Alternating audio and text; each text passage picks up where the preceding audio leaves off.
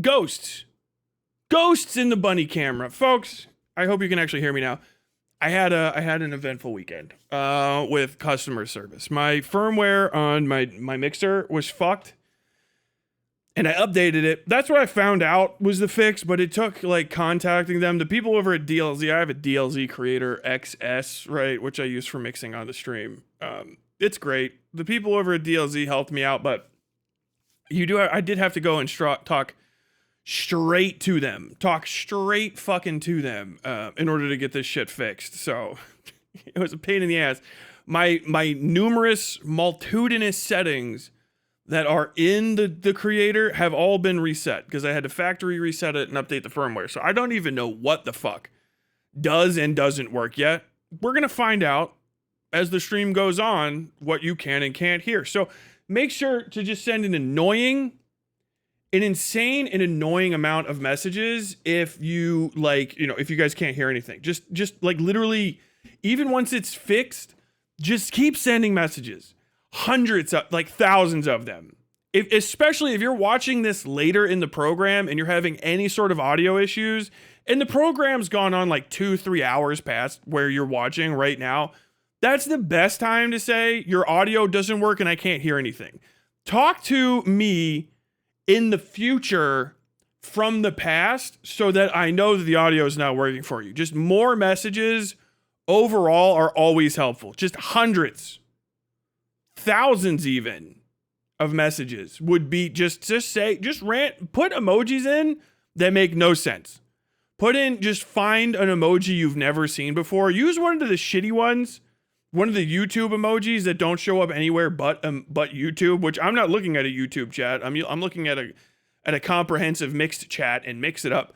So use one of those emojis. So just 2 colons and like coughing red palm face up shows up so that I know through your ability to communicate directly and succinctly to me that you're having an issue that I've already solved, or maybe that we could just reopen.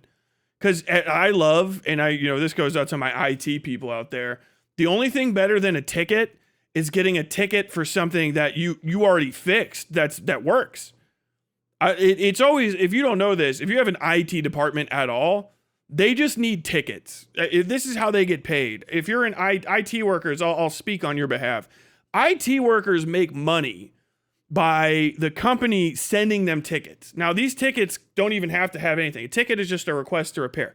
The best way to send one of these in is to just write confused scribbles on it. Like if you've ever thought like maybe you should try to talk to Cthulhu, how would you communicate with Cthulhu, the undying lord of the seas, sleeping forever outside the in deep Raleigh where Cthulhu sleeps? How would you communicate with him?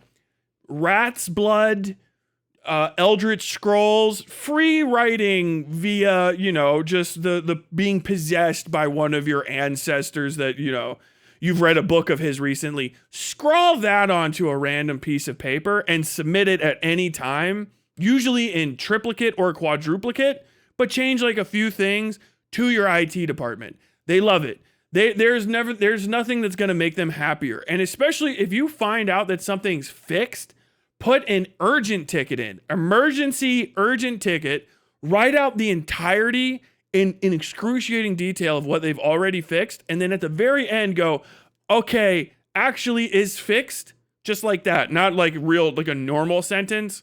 Write to them like you're a hurried like father that's running out on their child. I fixed probably. Good, thank you. And then just submit that. And if you can wait like 2 or 3 weeks, submit it again. Nobody in IT likes anything more. They love this. They live for this. Than getting like 4 to 5 weeks down the line, a ticket for something they fixed with urgent on it as though it hasn't been fixed. And then just the words, thank you for fixing it. Because the little heart attack you have when you're like, oh, is this like critical system component malfunctioning again? It took me hours to fix it weeks ago. It's always good to have that heart attack first thing in the morning because that's what keeps IT professionals alive and out of solidarity, workers' solidarity with IT professionals. I just want you to bring that energy to my stream. Just any confusion, any issue you have with the technical capabilities or like the presentation of the stream, just don't describe it accurately or like effective. Just like free associate concepts in a mix of emojis and words that are and aren't in English and have no grammatical connection to each other. It's best when you have any technical problem to submit your issue as a puzzle. If you can submit your issue as some sort of puzzle, if you can encode it, put some sort of like Turing rubric all around the outside of it, people love that shit. They love it. No one likes a succinct ask to fix a problem. Completely delay the amount of time before you issue it. Just consider like, what if the problem was happening, and send that ticket in. Just say, hey, what if this wasn't working? What would we do about it? And then ask for a meeting, an in-person meeting at your desk during lunch hour while you're eating and other people are hungry, and make sure that day is the day you eat like reheated fish. Reheated fish. That's what you need. You need to be eating reheated hot tuna melt, and make sure to breathe from your diaphragm while you're talking to the IT professional about what if the computers revolted? Just what happens if they just decide to stop printing things? Just ask those, and if they're like, oh, I think we've got that handled, don't worry. They're playing like what we call hard to get in the IT world, where they're like, it's like hard for them to get back to their desk. They're playing that, and you just need to reel them back in with additional questions. Make sure you never say their name correctly. Always use a slightly off name. Always use a white guy's name, no matter who you're talking to. It's a woman. It's a person of color. It's a foreign person. Just ask them if they're Kyle from IT. Even if there's no Kyle that works in IT, most IT people like to be referred to as, are you Kyle? Are you Kyle that I've been talking to? Because when they get to return to their lair and ask if a Kyle has ever even worked at this company, they can all spend 5 minutes wondering, if that's the case, or if you've actually been calling an IT department from outside the company. If you can call IT departments in other companies because you just happen to have the number, look them up and do this. If you can just call a different company's IT department and start placing tickets, this is also a win-win scenario for both you and the IT professionals, because it creates what we call insane confusion and a horrid workday, which IT people love. So just keep all those things in mind. Unplug stuff randomly. If you ever are concerned that something shouldn't be plugged in, unplug it. Do not tell anyone. You don't want to bother them yet, because if it's important, someone will come by and plug it in for you. If they ask you to plug it in, never say that you can do it. Tell them you're looking at it, but don't look. Just say, I can't. Right now, I'm not sure what you're talking about. This can be as easy as the USB socket that you're literally looking into. If they ever come up, the way to help an IT professional really feel like important and inspired to put their degree to use, their professional training, look them dead in the eye and say, I don't understand this. And then just keep turning a USB plug back and forth, even a USB-C, and just don't quite push it into any slots, or better, try to forcefully jam it into the HDMI port on a monitor. If you can have something disassembled completely, that's great.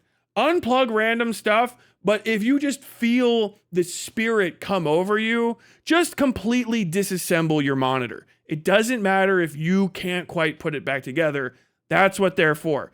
IT professionals love to arrive in a cubicle, an office, even better, an unair-conditioned off-site server room that you're not supposed to be in, and just find something completely disassembled. Carry small screwdrivers with unique bits you shouldn't even have access to, and the second you see one of those bits in the wild, particularly if there's electric anywhere near it, just start unscrewing stuff. And that's how you keep, IT professionals happy, employed, and engaged. This is a PSA from me to you, okay?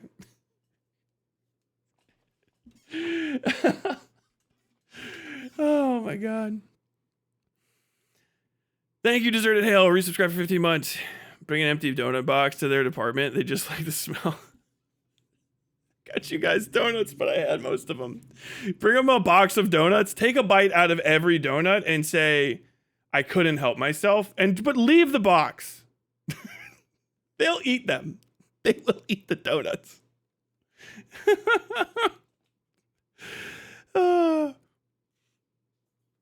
This clip would be so much more damning than the laser guided clip. This should lead to actual canceling. All the IT people are going to be when they hear that shibab shibab shibab shibab. Actually trying to summon a god to take me out. Hello, Tyler. Hello, Booble. Booble. Hello, Booble. Take all the keycaps off your keyboard. Also great.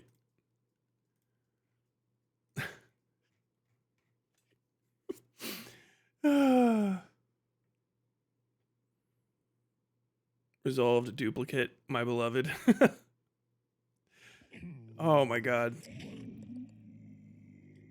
We get paid a lot, and IT professionals get paid whatever you think they shouldn't be paid the moment that you're talking to them. If you are, like my age and work with somebody, you'll probably guess like whatever it is they make. But if you're an older person, this is another PSA. If you're an older person, 50, 60, and you have any issues with the computer that can't be resolved by talking to your AI girlfriend, just never forget IT professionals usually make right around $100 more than you think they should.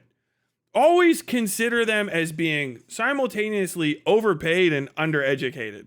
If you can, the second you see an IT professional anywhere around, ask them a question about anything that you can visibly see that you think is technology, and then say, well, why don't we do it the way that we did in the 90s?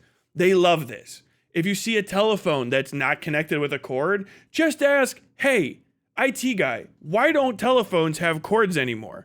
And then you say, oh wait, I guess they do. And you can plug it in and unplug the charger that you have, and then just stare at them.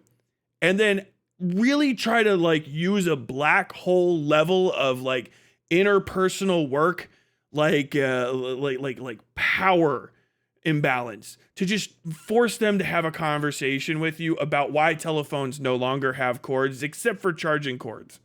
And then say, oh no, I forgot, as they're walking away, wireless chargers. What's up with those? And ask them about wireless chargers, and don't let them leave for like 35 to 40 minutes. If you can do this at 8 a.m. on Monday or 4:30 p.m. on Friday, best possible times. Quite literally unbeatable. Oh my god.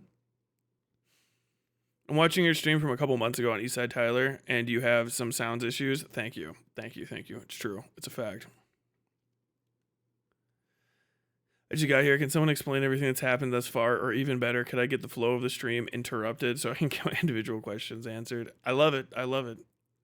It's always good. It's always good to ask a derailing question to me. Tyler, we were going to talk about some stuff. Now I'm actually paying for my statements because now I don't know what the hell is going on. I don't know if people are saying shit works or not.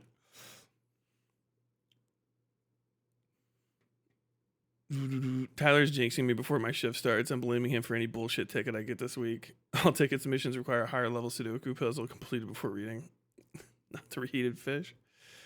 Gray J viewer, I know you're here. I see that you like the stream on Gray J. I am aware of you. What the fuck is that?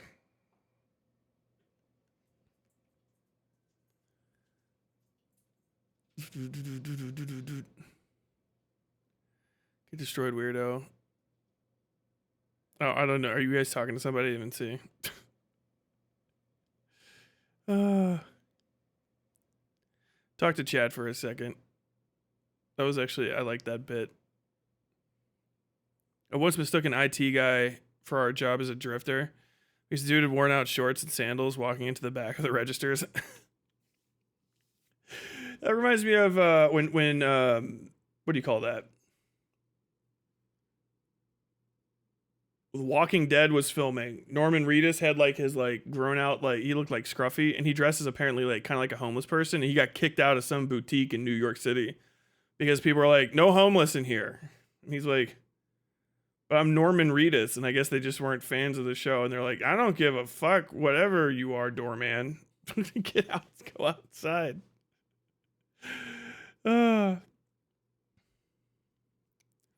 Tyler, can we get a new music track using the scream of torments this elicits? Absolutely. Tyler woke up and choose violence. Thank you for the $2 any profit.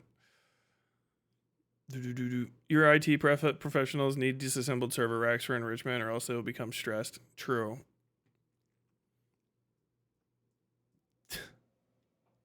Thank you. That impression was hilarious. Oh, I said, Bobo's in the chat. Has been watching for 60 hours. They call him old 60-hour bubble. Oh my God. I think somebody asked if I was going to debate Aiden. Oh yeah, let's just talk about the week. Upcoming attractions. Today we're going to be talking about a new serial killer being discovered in Philadelphia. It's just crazy, and like I just wanted to talk about it on stream because I'm endlessly fascinated by serial killers and horror type stuff. So we're going to be talking about that. We're going to be talking about the decline of Destiny via V, the whole like pondering politics and Pisco thing. I've been watching a little bit of it from the outside, but it seems like Destiny's alienating his last. I think those are the last of the what is there 4 more people total that have more than 5,000 subs that are talking to him. It's kind of crazy. We're gonna be talking about Hasan Piker suing some Kentuckian, Scott Jennings, right? Scott Jennings, who I don't know, but is I think somewhere out there in Lexington, like maybe right now. He went to U of L. And more and more and more and more. Wednesday evening, I am going to be, I don't know if it's really a debate. We're going to be having some sort of conversation. I don't know the level of like intensity that's going to be brought to it, but I am going to be talking with Aiden Underground, no longer Aiden Projects, Aiden Underground, Sunday, or fuck me, dude, Wednesday afternoon at 6 p.m. I believe it is. If I forgot that, I guess we'll see. But yeah, we're gonna be talking about doxing basically. So like, I hope you get excited for that. I'm gonna be trying to get him to take the dox pill. I should talk about it. Get a preview. I can just talk about what my standpoint is on it in a general sense from like right here. I think the internet. Did you see that players declared for the WNBA draft? I don't watch the WNBA. I don't watch the NBA. I don't watch basketball at all. Sorry. So no, I didn't see any of that. I didn't see a fucking thing about it. Let me fucking open this up in the dashboard. I don't know. So, how do I feel about doxing? Doxing, let me just explain this so people are prepared. Doxing in 2026 is a word without meaning. And more so even than it was 2 years ago when I already said it had basically lost all meaning. If we roll the clock back, what docs were documents, first off. That's what docs is, DOCS, but cutified in millennial internet speak from the aughts with DOX. Do you have his docs? Do you have this guy's documents? The documents in question would be like anything you could find on somebody at all. Usually it was arrest records. If you guys actually remember the ancient histories, one of the biggest doxes and the funniest, even though I hate that, it was when Nostalgia chick, Lindsay Ellis, was doxed because they found her docs, and that the docs they found was her drunk driving arrest. So that's what docs were. Docs were like medical documents. It was your deed to your house, your apartment lease contract, your ID, your school certification, whatever. It was all of the documents on you, and it was posting the docs specifically, which came with a whole series of issues because people would like, this is back in the true sociopath era of the internet. People would like find shit they should not find, or they would post docs on people they knew because they lived with them, and they would go and like post people's fucking social security cards and shit, or something like a DD-214 or a discharge paper that has someone's social security number, which if you're not from America, SSNs are very, very important. Social security numbers are very, very, that's basically like your government tax ID and employer certification. So they would post that, W-2s, W-4s, 1090s, whatever the fuck, all of that stuff. Anything that they could find, which had a lot of like, you never need that out there information. You know what I mean? Like they would post people's like medical histories and shit. And that was insanity, right? But it was also extremely rare, which is why the like, dude, you can't be doxing people came from, because it was psychotic behavior. That kind of doxing, I still think is psychotic. I don't even know what would possess you to hunt for and then post people's social security numbers. That's fucking nuts. Marriage license, all sorts of shit. Things that don't have anything to do with anything, okay? There's also phone booking, which became more popular, I guess, in the CWC wiki area, right? Phone booking is what we're calling doxing now. With phone booking is still even a touch far, which is everything that you can find in a phone book, right? So if you have a business, it's your business number and stuff. It's your name and your phone number. Maybe even your address. Okay? Because once upon a time, in the 90s, if people knew your name at all, they could find your shit because you were in the yellow pages, which is how I'm from. We used to look people up, like, oh, that's that girl from school. That's that guy from school. That's my one teacher. You can go look them up in the phone book. And that's why people used to do like crank calls and shit, because they knew your number because it was in a fucking book with your name in it next to your number. It was different then. Okay. It was different. It was really different. The 2000s, 2010s, I swear to God, my generation checked out of the internet. Or I did to a degree. I mean, that's when I was working full time and stuff, doing a bunch of like, IRA. I was working and installing aftermarket car parts and being a journalist and doing all kinds of stupid shit. Night security guard. And that subsection of the internet where people even talked about stuff like that went mainstream in a weird way, right? And none of the new people who I'm finding out now are like in their mid-20s, but at the time were in their mid-teens, I guess, in the 2010s. All of these people came up with a new version of doxing because a lot of the people that are my age and slightly older online, I guess at the time that were hanging out with young people, are pedophiles.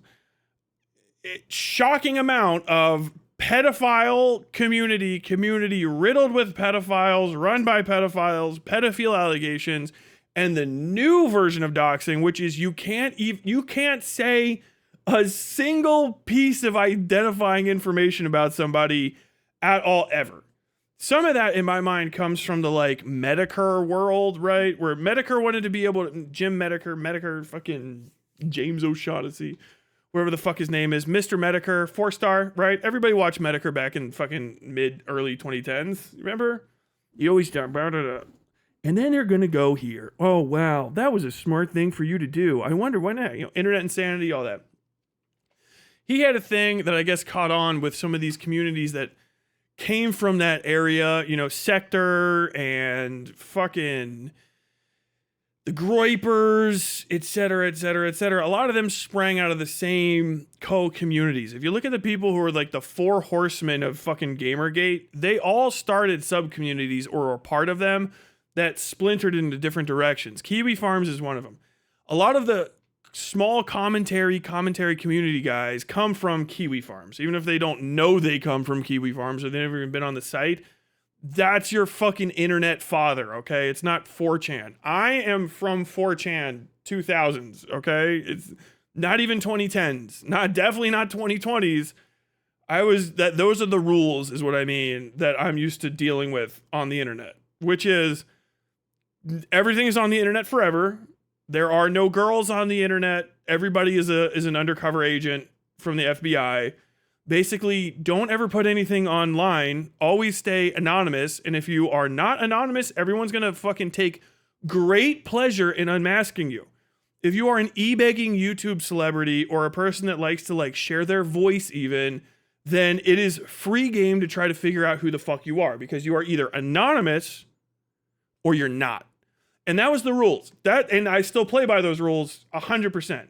I would not care to try to fucking IP dox an anonymous, 4chan fucking chatter, right? Whoever the fuck that is. Because it's anon, true anon. It is a post, it could be a bot, it could be a guy, it could be the same dude 30 times, you know what I mean? That's true anon shit. Anon is anon. You respect it, because anonymous means two things. A, you get to say whatever you want, but B, you can't get anything from it. You're literally doing it for love of the game. It's for lulz. It's for the sheer joy of trolling for somebody. It is not for money. It is not for clout. It is not for respect. You get nothing save what you leave with. And that's the old anonymity rules. And that's the kind of anonymous you didn't try to break, because you would just look like a psycho anyway. I can find your IP address. Get my daughter's names off the internet. I can't remember what that old freak out was. Or is the dude screaming over his daughter's shoulder while she's like live streaming in the fucking late 2000s. It was a meme. I never saw the original stream. We're going to find you. We're going to find you all. Whatever. And that was the thing, is truly being anonymous means you are actually immune to lol suits. You're immune to lol suits. You can troll. You can talk shit. You can say slurs, all that good stuff. But also you can't make any money from it. You can't make any clout from it. You can't, none of it. Which is why nobody respected trip code users. Nobody respected people that put shit up on YouTube. And if you ever tried to make a name for yourself online, selling things, being then it was always fair game, regardless of how good or bad or right or left or whatever you were, to try and fuck with you because you're fucking with the vibe of the internet. Now, Anonymous and 4chan lost that fight. And people make money on the internet now. And the internet sucks because you can make money on it. It's not an anonymous site. Almost all of the sites don't want you to have anonymity. Hosting has become prohibitively expensive / impossible. And also, like, anything that you try to get onto the internet, the fucking feds are going to be looking like directly into you. Okay. There is no actual privacy online. In the midst of all of like from that transition through the like Gamergate era, which is where a lot of these commentary creators come from, even if it's not like they are specifically like they covered Gamergate, the people who covered Gamergate and really blew it up and made careers off of them, they set the rules for these guys going down. And a lot of those communities on the for and against were just riddled with pedophiles for whatever fucking reason. Just riddled with them. Pedos, sex pests, and creeps. Like, you don't have to take my word for it. Just look at who got famous talking around and about Gamergate in the mid 2010s and how many of them survived sex crime allegations or didn't survive them over the next 6 years. It's a shocking Venn diagram. Now, not all of these people were, pedos or whatever the fuck. But for all of your, like, even, Oni Plays types, you have Shadman hanging out with Oni Plays. You know what I'm saying? So, like, not saying your name or knowing what people's real names were became not just an aspect of, like, hey, don't take the online world offline and fuck with people's money for shit they didn't make money for online. That was the point of it. It was, like, hey, they would change to all of a sudden, like, hey, don't expose people's real shit because actually I got money in this game. Don't talk about who Shadman really is because, like, if you actually make all of the revelations of Shadman public, it's going to blow up the careers of a bunch of people who are near him. That's the vibe that came.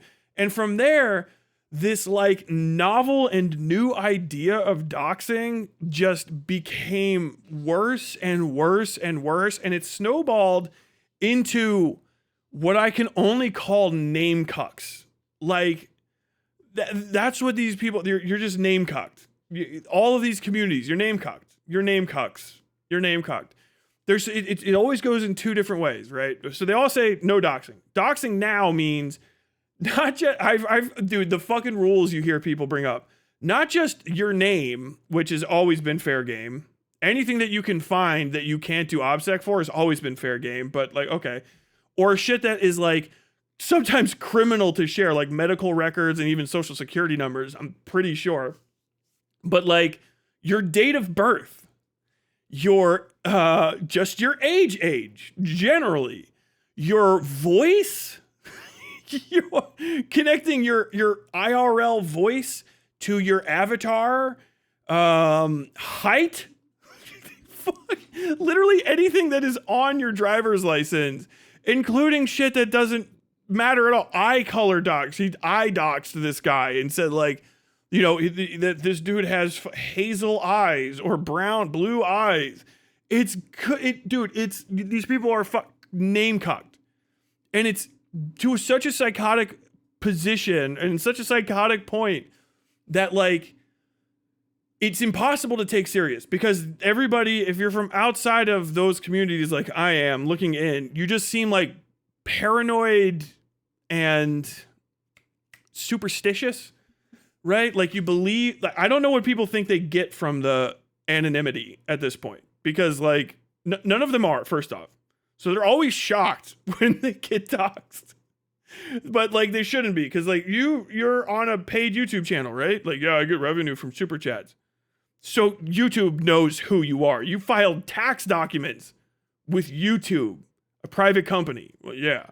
So all those people know exactly who you are, yes. But you're anonymous. Why? Well, I could be in danger. I say a lot of crazy things on the internet. I think if you said anything particularly crazy, YouTube would probably report you to the police. You know that, right? The police don't know who I am. YouTube will give them your information instantaneously. They work with the CIA. Do you think they're not going to give the fucking local police department your fucking name and address? You're out of your mind. They'll give them the bank account you thought was fucking secret. Like, they don't give a fuck. And so all these people think that they're like anonymous, but they're not. First off, which is always, that's bad policy from back in the day. Good luck, I'm behind 9 proxies. Like, good luck, I'm behind a VTuber avatar and no one said my name yet, even though like a bunch of people know it. So it's absurd, right? And it doesn't protect you, and it puts people in a position where if they should be anonymous, they're basically relying on like a thieves handshake of keeping all of their stuff secret, which is what I discovered even bouncing like across the side of the fucking commentary community, fucking President Sunday and the Groomer Defense League, Beckett and all them. They're a bunch of fucking dipshits. But what you have ultimately is a rule that can't even be enforced. This is the second thing. Nobody enforces the doxing rules because it's, first off, it's not illegal. I know the immediate response is going to be like, oh no, I looked up for 2 seconds. I looked up crimes in local areas. Hey, fucking Kentucky Revised Code, Kentucky Revised Statutes. We have a crime. It's a misdemeanor to dox people. But it's only if you do it maliciously for the intent of scaring someone. And I think it is specifically aimed at like politicians and police officers. But I looked it up. There's nobody that's ever been charged for it because it is impossible. You can always pass a law, but just because you pass a law doesn't mean you can enforce it. This is like a comment that's legislative, executive, judicial. There's 2 more fucking layers before anyone gets in trouble for this. And before you get to, oh, you have to pay the fine of $150, I think, or maybe it was $500. Before you got to pay the misdemeanor fine, okay, you're going to have to prove, the courts and anyone who's upset about it is going to have to prove that their right to not have their name said is more important than my constitutionally established First Amendment right to tell the truth if I feel like it ever, period, ever, which is almost impossible. It's the American Constitution. It is what constitutes America. As violated as it gets, those first 2 are hard to get past in this country. Even if you're talking about Republicans and stuff, they'll go fucking crazy. You're like, well, I don't know. Libertarians won't be on your side, and the only people that are going to be like for like some sort of reduction in free speech are psychos. You know what I mean? So it's never going to happen. There's no legal repercussions, which I've said forever. There are no legal repercussions whatsoever for saying my specific group of things, which is first and last name, the general like city, locale, province, where you live. So for me, Lexington, Kentucky, that's fine. I'd be one person among 200,000 others. It's a city and a state. That's basically it. Your name, your first and last name, and kind of where you're from, right? And then other less important stuff like your age, height, eye color, identifying characteristics that you could see of people. And so like I've always thought that was fine. I still think it's fine. We gave way more detailed information about random people all the time when I was in journalism. I'll tell you the fucking block number of the street where people are living, right? This guy's accused of a crime. He lives in the 600 block of Rybold Avenue, something like that. That's fine. It's a legally protected right to say the truth. There's no argument against it that holds any value outside of what you want to feel about something, right? And so when it comes to, God, I cannot get my hair out of my fucking eyes, man. I'm not used to having longer hair. So what you have is a rule that only exists between people who decide to follow it in their clusters of online groups, and no one follows it there either. When I was talking to the small commentary people, especially, I was talking to FPS Diesel. He's like, yeah, doxing is bad. And when you dox people, it's bad, which is why we give information that we don't want to leak ourselves to people like President Sunday, because President Sunday is going to leak it. And then you can talk about it once it's leaked. Then you have people like Destiny, who's like, hey, doxing's banned. These people have doxed. But if anybody else has ever doxed ever, then rules become the rules disappear. Rules vanish entirely. And then he can do it. And you have people like fucking Ethan Klein, who will call out people for doxing because it's a thing he can call people out for. And then he'll just do it anyway and never even address the fact that he doxed people. And people that are supposed to be like, Nick Diorio and such, who are these like anti-doxing individuals, will say nothing about it. Why? Because clout matters more. And everybody, I think, deeply understands, except for maybe a few superstitious and maybe overly dedicated to the rule folks, or people who have said so much in favor of the rule that they can't go back on what they've said because it's like constructively important to some beef they have with somebody or their own personality. Everyone else, they're just like, well, this is bad and you shouldn't have done it. But like, what's the repercussion? First off, what's the harm? None. There's none. People get doxxed every fucking day. People go around with their actual IDs out every fucking day and are not just fine. That's the natural way of things. You say your name when you go out and people and talk to folks. You're not anonymous online anymore, and you haven't been at all for over a decade now, if not 2 decades. You're just not. If you think you're anonymous to the point where like state governments can't find you, you're wrong. You are wrong. You're wrong. I have never used any advanced tools to find out any of the information I have on people. I've literally just Google searched them, and that's usually all that it takes to find them, because either somebody's already doxed them, their information is just out there, people do a bad job of covering their tracks, et cetera, but ultimately you are the person you are. So finding out who you are based on clues about you leads to you. That's it. I know who you know. I know who you've talked to. I triangulate that with interests you said you have, and then you find a name. This isn't like I'm an especially elite hacker man or even a particularly good researcher. Anybody can do this. If you guys think I'm fucking crazy at digging at you, just irritate one 42-year-old stay-at-home mom and see what the fuck they dig up on people. They're crazy as shit. On TikTok, that entire fucking platform has no platform-wide concern, care, or rules about they do it instantly. Is this you? Is the TikTok thing. So also just make sure that nobody's ever talked about you on TikTok, because you've probably already been doxxed there and you don't even know if you're a commentary person or some sort of high level, whatever. And so ultimately, like, this entire idea of doxing is bad, doxing is good, is based on nothing. It's a weird superstition harbored only by an increasingly dwindling amount of people who still don't actually abide by it. Like, we're counting on a few handfuls at this point left over of individuals who are like, you should never say another guy's name on the internet. It's like, no, you absolutely should, especially if it's fucking funny. You know what I mean? Hey, are you this guy? I'm gonna say this thing, but right now where we are, and this is me looking at J-Stock, Destiny, Aiden, Queeman, whatever the fuck, Snarkers or whatever the hell you're gonna call it. I guess we'll just say that versus Destiny's community.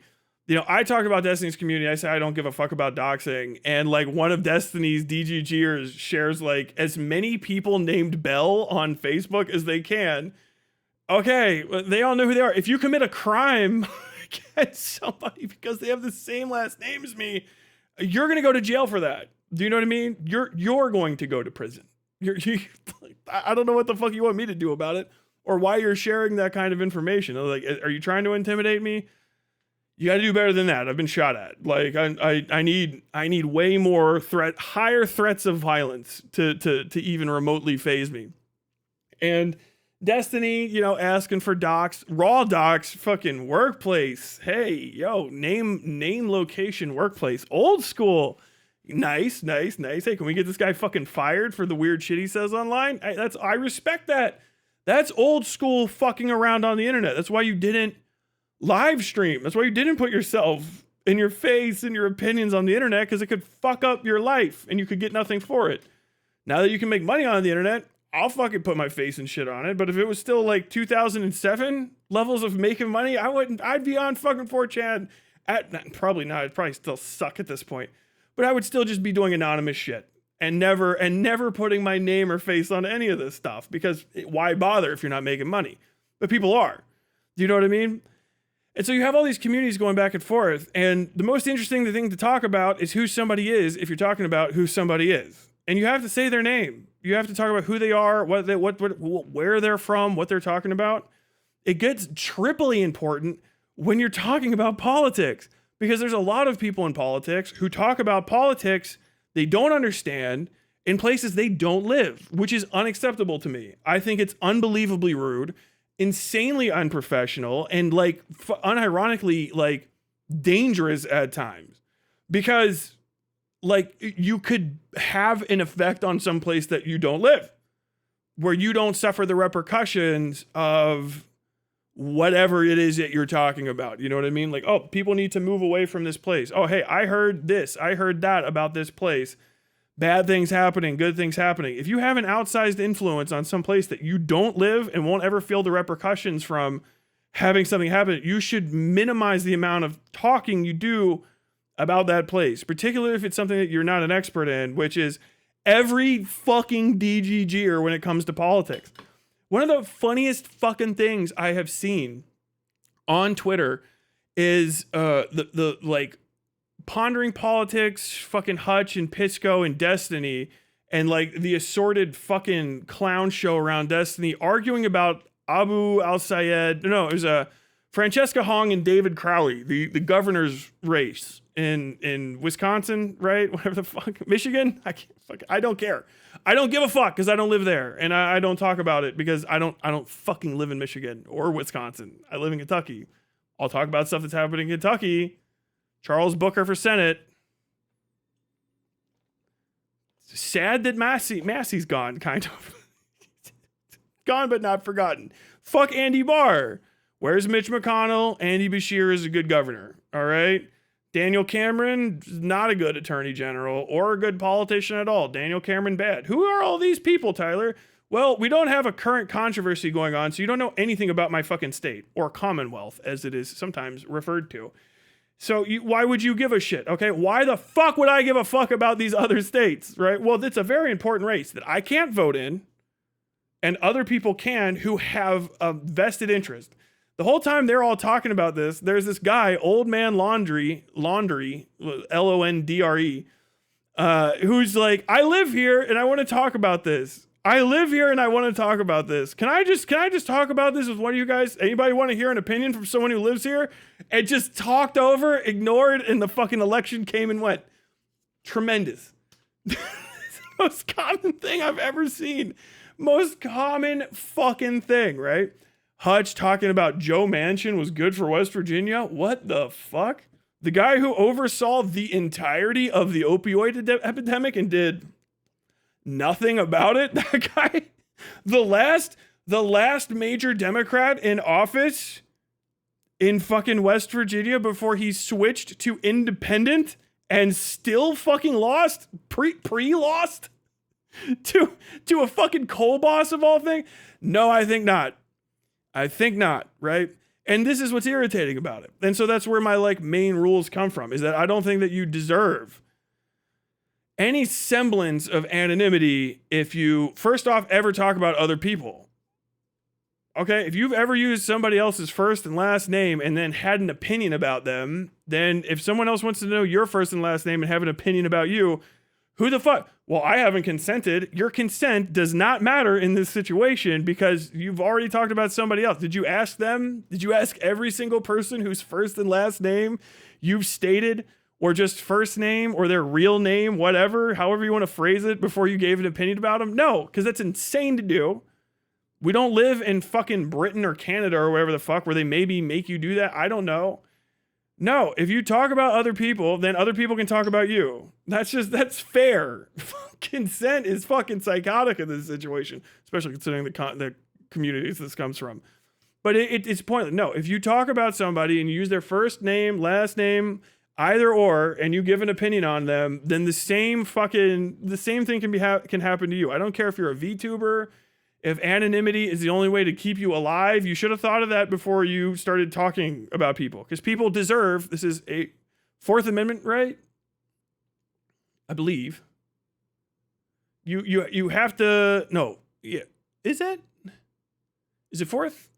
You have the right to face your accuser, ultimately, in criminal cases, but also I believe that should extend past the Constitution to interpersonal communications. If you are going to accuse somebody, if you're going to make a statement about somebody, and at all, even if it's truthful, even if it's fair, even if, you're like taking a risk by, like, oh God, if they find out I said this about them, I could get in serious trouble. None of that. They have the right to know who the fuck is saying it because they have a right to say how valid the fucking gossip is. You have the right to face your accuser because you do. I need to see and know who the fuck is talking about me. And I extend that all the time. And even if you're like, well, I don't feel like that should be the case, Tyler, I don't care.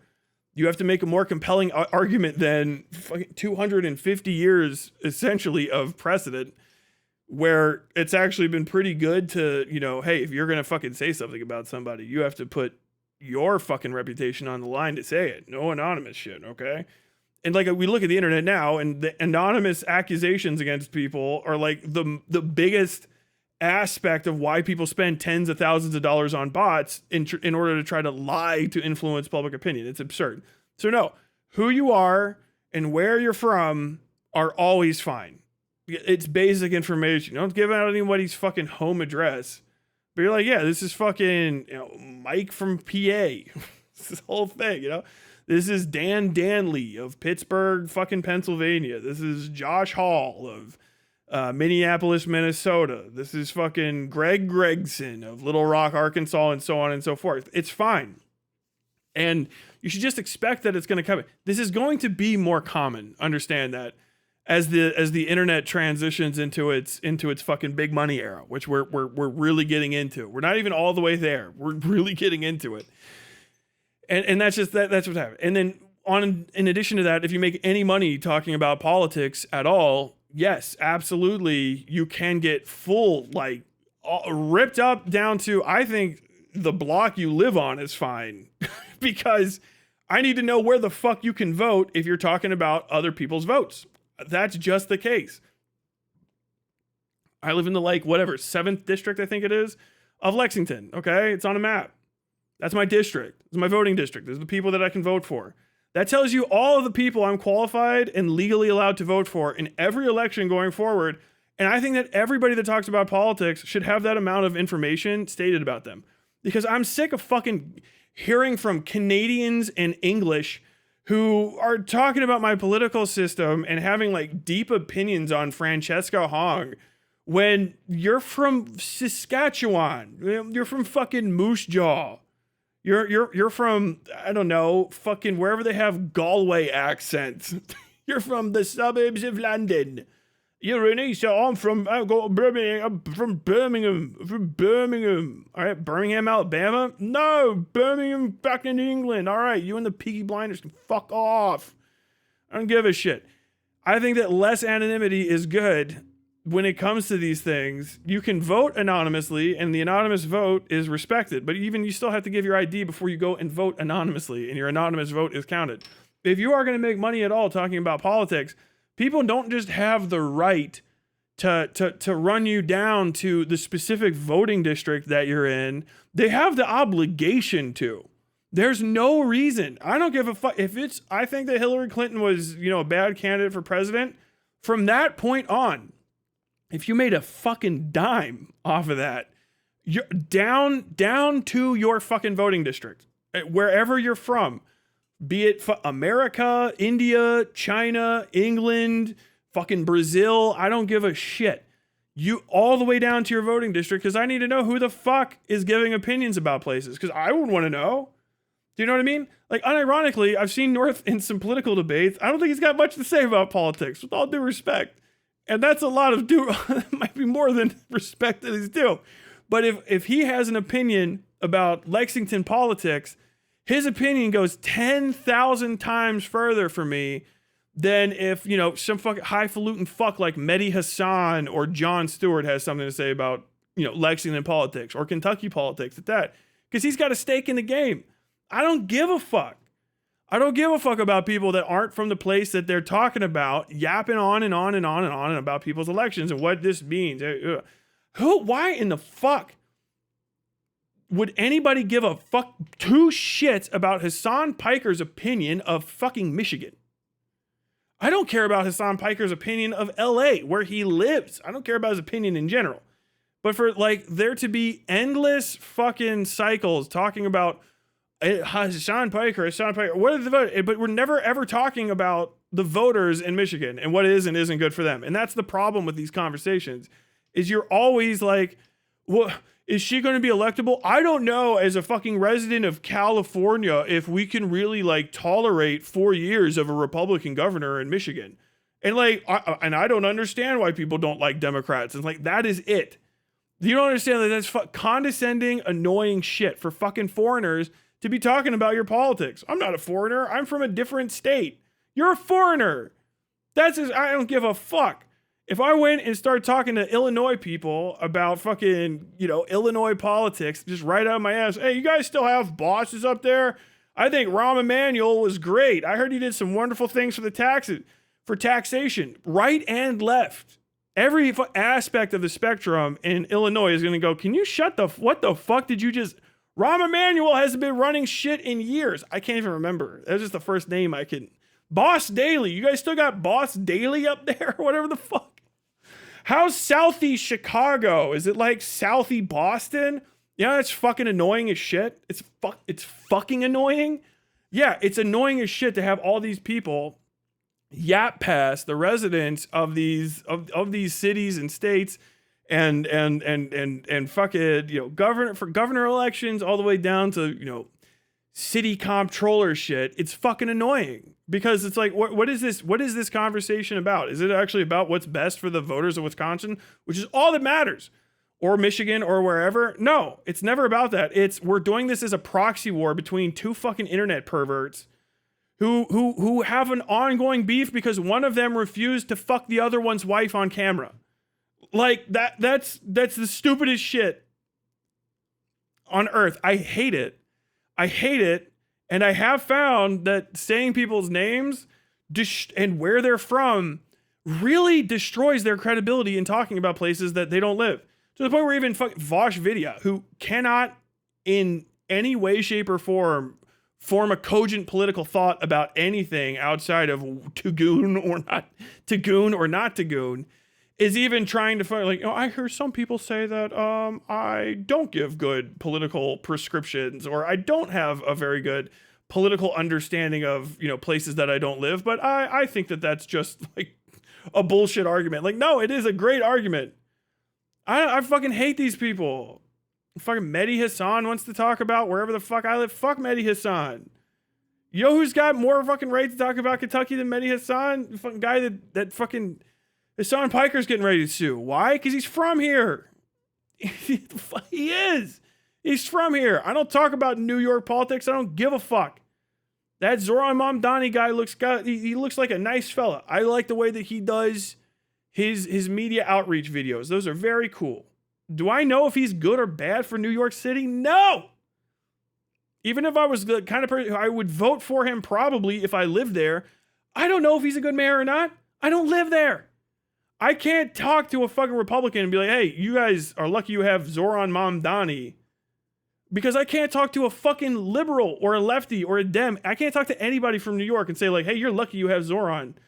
You know what I mean? Because I don't know if they are or not. I don't live there. I don't take the fucking subway.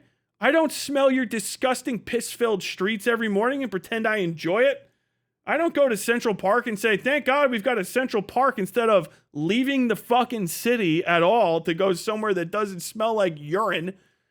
I don't live there, okay? I don't live in your polluted fucking shithole of a goddamn town. I visit sometimes, and I take it in, and then I fucking leave. I try to be as obnoxious to New Yorkers as possible. I speak in a triple Midwestern accent just so I walk slower. I walk as slow as I fucking can because New Yorkers will talk a lot of shit, but they never fucking hit you. That's why, all right? Fuck off. They might like, you gotta go uptown, right? You gotta go uptown. That's where all the fucking scrappers are. But like, no, man, I don't give a fuck. I don't give two fucking shits about any of these stupid fucking rules because they're fake. They're fake rules. They don't have repercussions for breaking them. There is no harm that has happened to anyone aside from like they got fucked up because somebody in their real life found out they were saying egregious shit they shouldn't be saying. Do you know what I mean? Like they didn't keep their dick in their fucking pants. And more often than not, when you actually start naming people, what you do get is, Demon Mama disappears. Which is a fucking win-win. You know what I mean? Like, Ungats, go with God, be the fuck gone. I think that's the end of that little segment, but like that's where my standpoint is. The whole doxing thing in this era is an absurdity. And it always ends up being like two fucking people permanently locked in a conversation about like, you doxed first, I doxed first, you doxed first.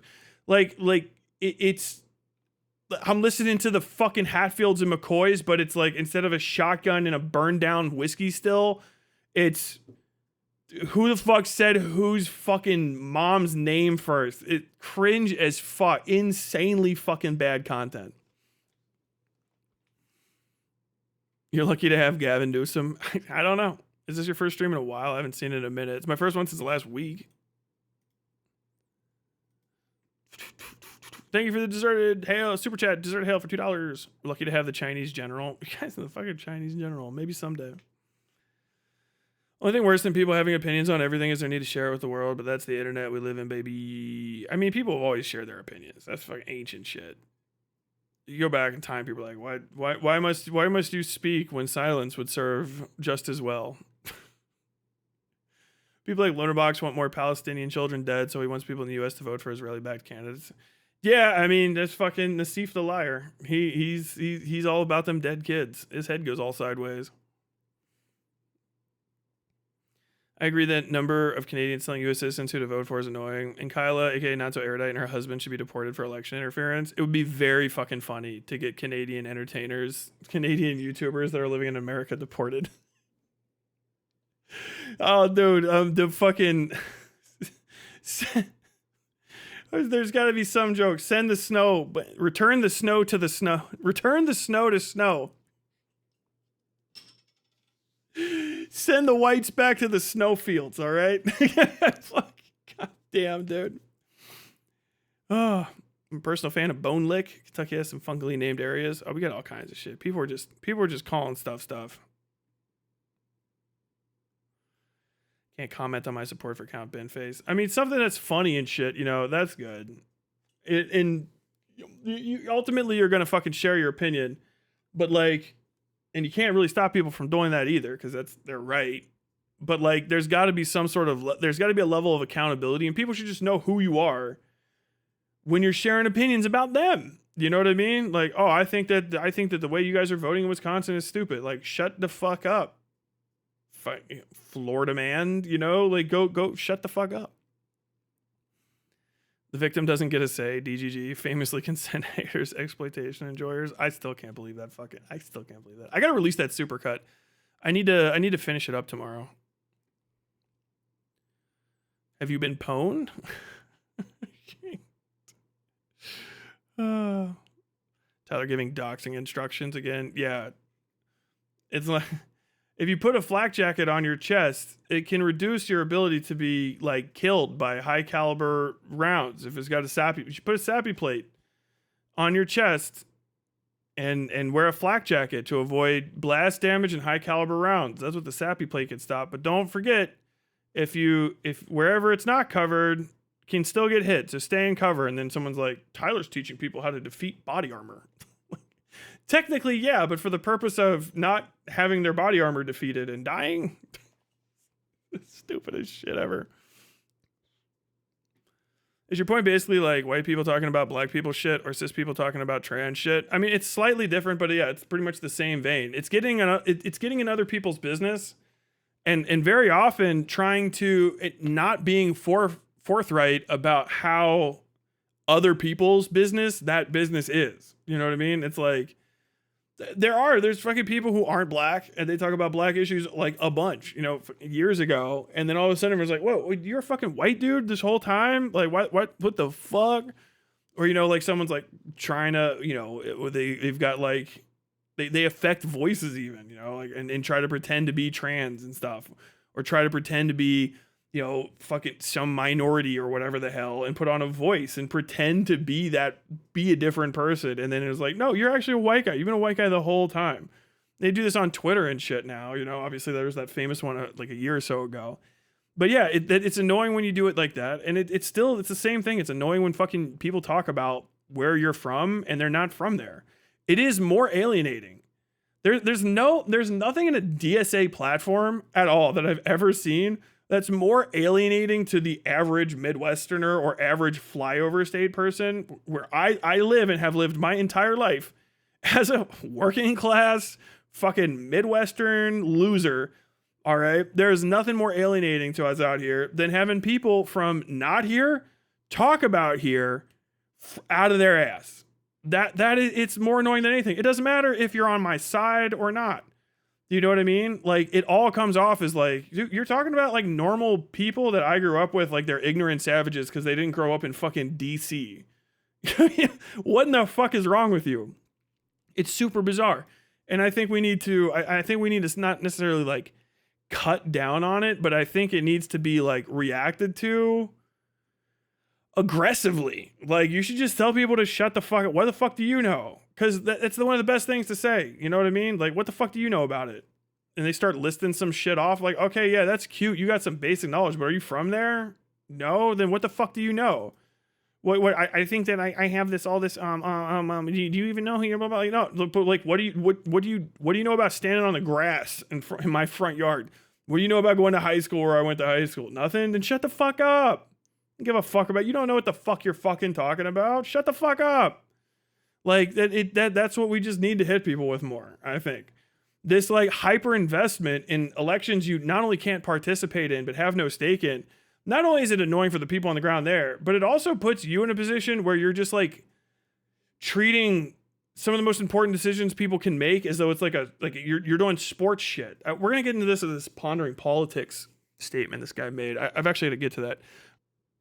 Pondering politics is a guy on the internet. I don't know anything about pondering politics other than he was one of the people that he was with PV, Progressive Victory, for a second, and he said one of the stupidest things I've ever heard in my life, which is to paraphrase it, Hutch, Sean Hutchinson, to some degree represents the average American voter. You know, we need more people like Hutch talking about politics because you can understand the American vibe by listening to Hutch. It was something along that lines.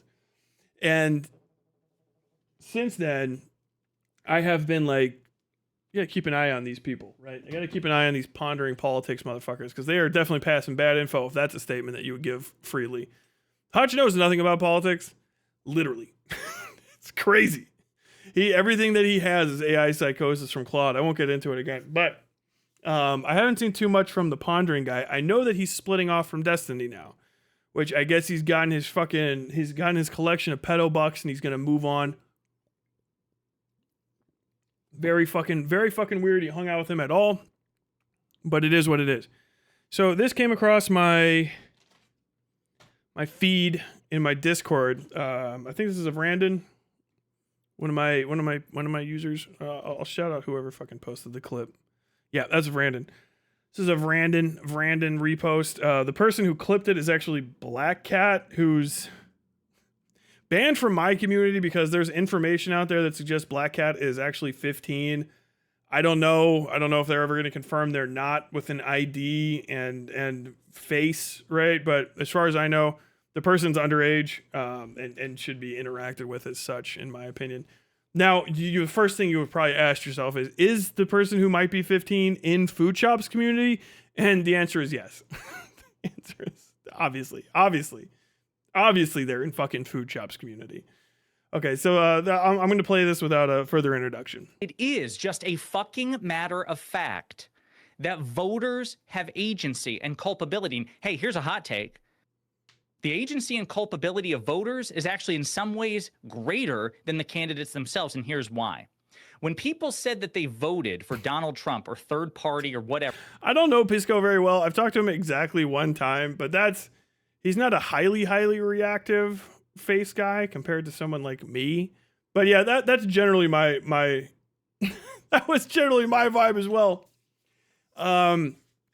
The voters do not have more agency or power than elected officials, whether or not those officials get elected, because they are not the politicians running for office. The only power voters ever have is voting, and once the vote is cast, they have no more power anymore, which is why it's so important to be able to and also engage in voting. The possibility that voters have more responsibility than the people that get voted into office for the who does and doesn't get voted into office is crazy to me. Because we constantly have to pass laws and enforce regulations and like literally send people to jail for violating that process. Whereas all the fucking people that vote can do is literally vote. That's it. That's what a voter is. Anything else is on top of it. You don't have to know shit about a candidate to vote. You can be a highly educated voter. That's why people spend money on their campaigns, is to educate the voting populace in order to get them to vote for them, to inspire their base, to rarely, if ever, flip a voter from one color to another, and generally just get people understanding that this vote is important and they need to get out there. That all of the effort to get elected is upon the person that is getting elected. If you run a failed campaign, you ran a failed campaign. Voters are essentially a universal. That's why people can talk so confidently about the voting or voters and in polls and shit ever at all. Is because voting is like kind of a mass delusion we all participate in that sometimes comes to fruition. I think that my guy's gonna win. I want my guy to win, and I have power here. For 5 seconds, I'm going to go to the local high school and I'm going to check some boxes and then I'm going to fuck off back home. That is the responsibility of the voter. It is the only responsibility of the voter. That is the only responsibility of a voter. Now, a good citizen, if you want to fucking start adding shit, should be educated.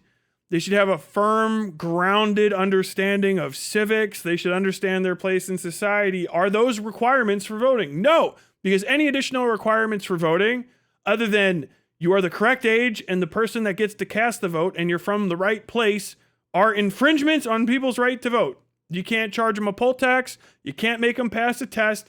You can't hold any expectations. You can't even fucking talk to them while they're getting ready to do their vote at the voting place. You have to leave them the fuck alone, because all they're doing is going to go vote.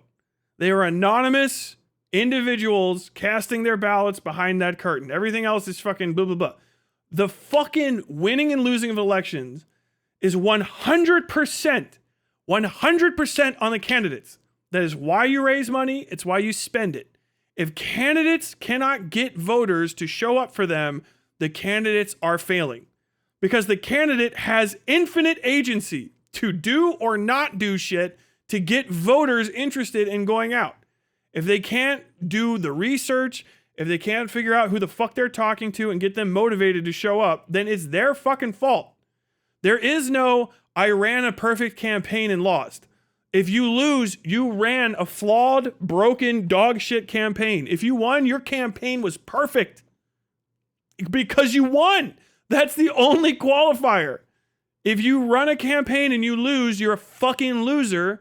And if you win, you are now an elected official. Those are the only fucking stipulations. You know what I mean? This is just keeps going back to this fucking Kamala Harris shit. I swear to God, I think this is where this is going to go. But it drives me nuts. Where people whose like current role in the political discourse is to just dick suck failures is the only way to describe it. It's like, what happened? Well, these people are failures. No one likes their policy. No one likes their platforms. No one likes them. They're inhuman lizard people that look like they go about in rubber masks, and everybody hates them. They hate the fact that they have to vote for them. It's like swallowing poison every time they have to cast their vote for these individuals. But swallowing the poison is better than having the poison injected straight into your eyeball. Sort of. But some of us don't even have eyeballs anymore, so it's actually functionally irrelevant. It actually doesn't matter. There's people who think that no matter who's elected, it doesn't matter who is or isn't the elected official of their state because no one cares about them. And the thing is, and this is going to blow your mind, they're fucking correct. They are right. They are right. Why? Because they're the voter. If they think that, and that's how they cast their vote, they're correct. They were correct. They're good. That's what you say. Oh, okay, I respect your decision. That is what you say as a politician. It's what you're supposed to say as a politico. Oh, I respect your decision. Why did you vote Democrat? Why did you vote Republican? I didn't vote for anyone. I wrote in Ronald McDonald because nobody gives a shit about me and these politicians suck. Okay. What did the politicians do to win your vote? I don't know. Nothing. I live in fucking Wabash County. I haven't seen a politician come here and talk in years. There's 3 that came to your county. Why didn't you go to the thing? Why would I go? I don't even know about that. When was it? Like Tuesday nights? That's when I have softball. I'm not going to go to I got softball. Why would I go listen to a politician talk? The fuck? And like, that's it. Yeah, no, that guy's right. He's correct. He's 100% correct. Why did you vote for Donald Trump? I like his funny voice. I think it's funny that he makes people upset. Okay, you're correct. That's your vote. You're correct. You're literally right. A voter that casts their vote is correct. Every time. The fucking people that are trying to get them to cast a vote differently, they are the people that are failing and succeeding. That is the game of politics. To put any of it on the voter is to just ask voters to not show up. Literally. I think that you're all stupid. I think that everybody that voted for Francesca Hong is stupid. Okay, well, what candidate do you like? I like the one that beat her. Okay, well then fuck that guy. And if you say fuck that guy and you get a Republican, you're correct. You are correct because it's your fucking vote. It's your vote. It's not anyone else's. You can do whatever the fuck you want with it. I think the stupidest thing to do is not use it because the more you vote, the funnier things get. If you're out there and you're like, I've never voted, go and write in candidates that are stupid. It doesn't matter. It's your vote. You can do whatever you want. But if 10,000 people show up to a shit ass election and 10,000 of them that weren't going to be there instead showed up and wrote in Ronald McDonald's dumbass as a fucking write-in candidate, that will get counted and tallied. Now there's 10,000 votes on there. I meant to say a different number earlier. Now there's 10,000 votes on there that are for a write-in candidate. What does that tell the candidates that won and lost? There's anomalous data here. There is a strange, what the fuck is happening? There's voters that are voting but unaccounted for. That is tremendous. That's one of the best votes you can cast, unironically. You can do protest votes and stuff. I think voting for Jill Stein is stupid because Jill Stein shouldn't be supported. If you have to choose between not voting red or blue and voting Jill Stein and writing in Sonic the Hedgehog, write in Sonic. Write it in SANIC with the backwards S. And if 50, 60, 100, 150, 2 million people do that, it's going to do way more than people throwing their votes at Jill Stein. Because a vote for Jill Stein is a vote for Jill Stein. She's thinking she did the right thing. And she did. You're correct. If you voted for Jill Stein, you're correct. That's your vote. Ultimately, right? There's different ways to talk about this. Now, is a decision a good decision? No. Is that your correct way for you to vote? Yes, it's your vote. It is your vote. But this idea that you can fucking bully voters by saying mean things about them to get them to do stuff is the most I'm a fucking Democrat from some blue state, and I live to literally just huff my own farts straight from a tube, straight from my ass. I don't want anyone to ever consider me like a voice of reason, or to think of me as a person that has their interests in mind, or that should be listened to. I'm here specifically for edgy Rick and Morty fans to vote the Rick candidate. I know more than anybody, Ricky. I'm the smartest guy. I'm the smartest one, Morty. I'm the smartest guy in politics, Morty. Look at me, Morty.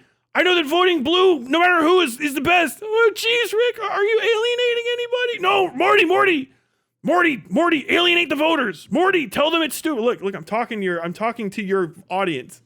Szechuan sauce ass fucking political takes. It's the stupidest shit. I've never heard. I've talked to fucking campaign managers, big and small.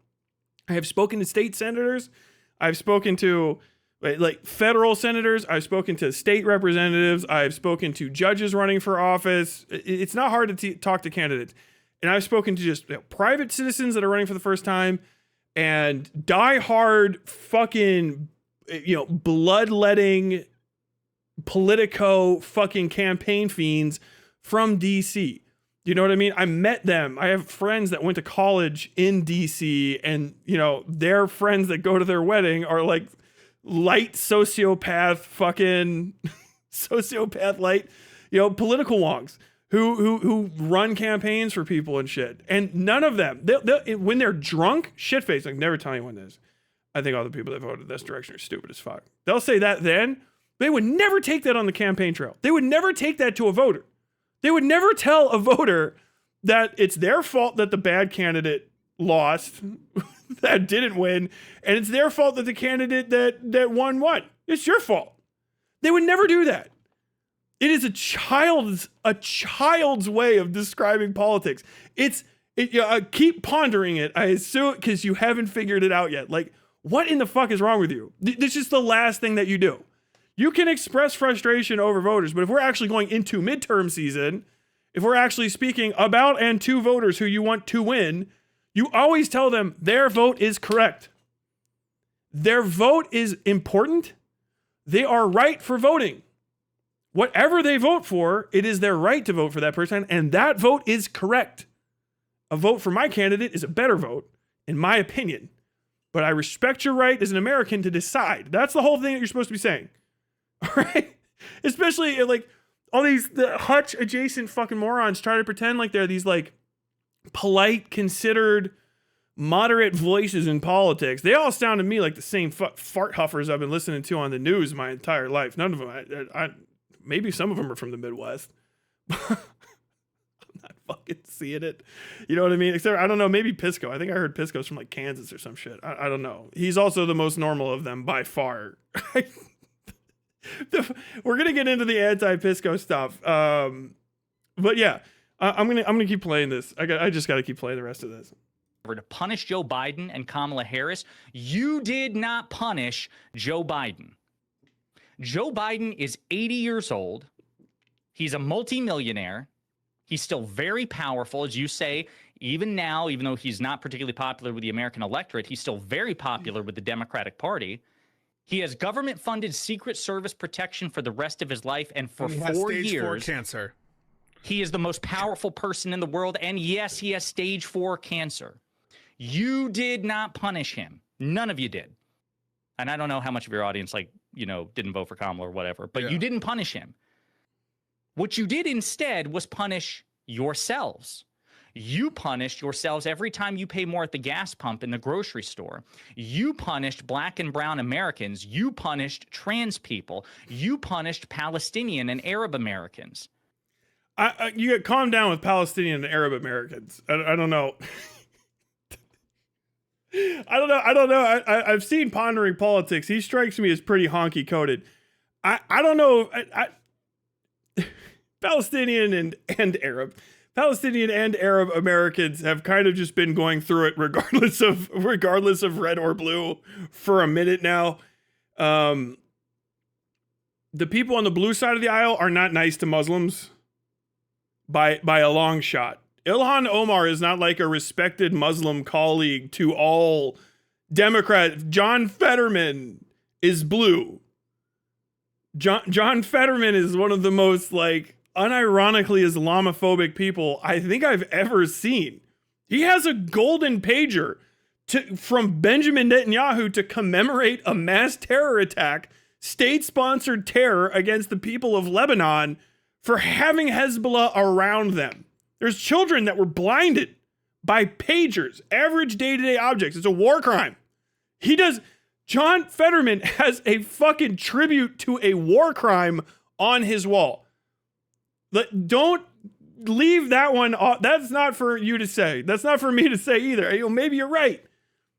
Palestinian and Arab Americans, maybe they're like, no, that shit, it was fucking great. The whole 4 years, half of which basically were October 7th and later, they were great. You know, since 9/11, things weren't great, but just that little bit of Joe Biden, where Palestine started getting genocided on full blast instead of, partial, bit by bit. It was all good. It was the best 2 years of my life. What the fuck are you talking about? Like the absolute lack of fucking authoritative voice here is shocking. I'm just gonna continue. So what Pisco is talking about is a matter of fact that the candidates themselves obviously have agency. They have to make a persuasive case. Political commentators such as myself, who wanted Kamala and the Democrats to win, we have agency, and we failed because we clearly didn't make a persuasive enough case. But yes, obviously the fucking voters have agency too.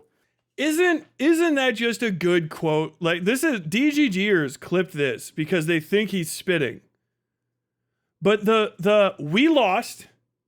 And we do have agency, and we just, I guess, failed to connect with the voters. But understand, it's the voters' fault. This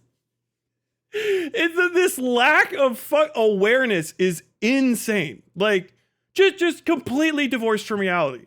Yeah, I did argue on behalf of Kamala Harris. And Kamala Harris got, hundreds of millions of dollars to argue on behalf of Kamala Harris, too, and also the tepid support of the dying man who was president, who forced himself into the race from the beginning in 2020, and no one really wanted him to do it, but he did it anyway. Very, very white Democrat guy from, the 90s type energy, but in 2026. Yeah. She had all those hundreds of $1 million in the support of the literal sitting president of the United States, and she just still couldn't quite pull it out. But the voters just was not able to connect to these stupid, lazy, don't know what's good for them voters. Now, do I know who these people are? No.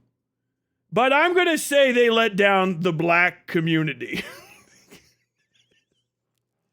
Black people know what's good for them. As a DGG, I know what black people need in this world, and you let down the black people. There's definitely no black people who don't know what's good for them and would have sat that race out. Same with Palestinians and Arabs. They know what's good for them. They wouldn't sit that race out. This must have been white people. What the fuck? Dude, it is absolutely fucking crazy. Did I stump for fucking Kamala Harris at the time? Absolutely. I wanted her to win. Was I like, fuck voter apathy? Yes. Because I didn't have anything else on. Okay, go out there and vote. Go vote. Go vote. You should always go and vote. Am I going to look back on a loser fucking candidacy and keep trying to fucking excuse it? Absolutely not. She's a loser. She lost. Should Kamala Harris ever run again for president? No. Losers don't get 2 tries. Unless they're Ralph Nader. Okay? Ralph Nader's big ear, that big ear fucking run as many times as he wants. And if Pisco were running for office, I agree. It would probably be stupid of him to publicly say, you stupid fucks. We would cut all this. We would have to like hide all this shit. Right. But Pisco's not running for office. So he can tell the truth the way I can tell the truth in a way that a Democratic politician never will be able to do so. Because I don't know about other electorates, but I do know this about the American electorate. We take responsibility for nothing. Nothing. It's crazy. And we don't want to be blamed for anything. And maybe that's just human nature. Maybe that's replicable in the Canadian electorate and the British electorate and the Australian electorate, wherever else. What the fuck? Can I just... What the fuck is the American voter responsible for? What is the American electorate responsible for? I don't run Harvard. I don't have $100 million to gamble on candidates. I have the ability to vote. It is not the responsibility of the American electorate. It really isn't. Because there's so... I don't know what the fuck. These people are so stupid. There's giant chunks of the country where you can't vote in half of the primaries that are happening. You can't even vote for the other people that might be running for office. If you choose to be an independent, you can't vote in Democratic or Republican primaries. So people will join parties they don't even agree with just so they can try to pick the candidate that goes. The candidates aren't even selected before that point by the voters. There's maybe like, maybe they'll fucking trot someone out and like have them, they do the book tour thing and they'll see like, oh, are voters responding to this guy? But the product is bad product. And you don't get to choose what they're fucking putting out. So you get shit sandwiches and giant douches. This isn't even a remotely new concept. It's been like this for a minute. That's why Zoran Mamdani. Why did Zoran Mamdani win? Because he's got good policies and stuff. Maybe a little bit. Zoran Mamdani won because he talked to people. That's 100% of it. All those little videos where he's talking in Spanish and Chinese and in Indian and in his native tongue and Ugandan, all this crazy. He's talking to the residents of an international community in their own language about what he's going to do. And that is something that none of these candidates do. They sound like fucking sociopaths. They sound weird, stilted, and creepy. And like the people that can get excited for those kind of candidates are fucking weirdos. You know, like, oh my God, what did fucking Kamala Harris come out with? Oh, it's the voters' fault. It's the voters' fault. Remember Kamala Harris is like, joy. We're running on joy. What the fuck is joy? What the fuck is that? Joy? How about healthcare, you goofy bitch? I want fucking healthcare. I want mandatory schooling for all children. I want people to have to learn trades. Everybody has to learn one trade in high school. Doesn't matter how complicated. You just have to learn how to sew. You have to learn how to, something like that. Like Tyler, that's like forcing people to do stuff. Yeah, that's leadership. That's what I want. I want commands. What are you going to give us? It's the same thing with the DNC. Oh, well, we'll give you joy and we'll give Israel just another $20 billion. Hey, can we fix the roads in middle America? The bridges are falling on people. That's not very joyful. Can we focus on joy and just another $25 billion to Israel? The number just went up $5 billion and it'll go up more. It'll go up more. Like that. How is it anyone's fault that they see these fucking crocodile people and just go like, I'm not really interested in politics. Is it important to be interested, invested in politics? Yes. And it starts at the local level? Yes. The idea that the American electorate has no responsibility for the people that are elected isn't some sort of not. It's the facts of the matter. They are selecting each other behind closed doors, and then they show up and they're like, "Hey, if you know what's good for you, you'll vote for me." And then eventually people go, "You know what? I don't care what's good for me.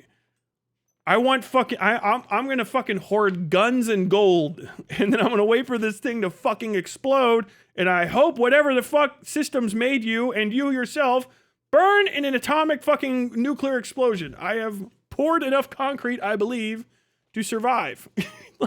like that's what, on what earth? On what earth is this like a sensible, sane, or just like revelatory thing to say about the American electorate?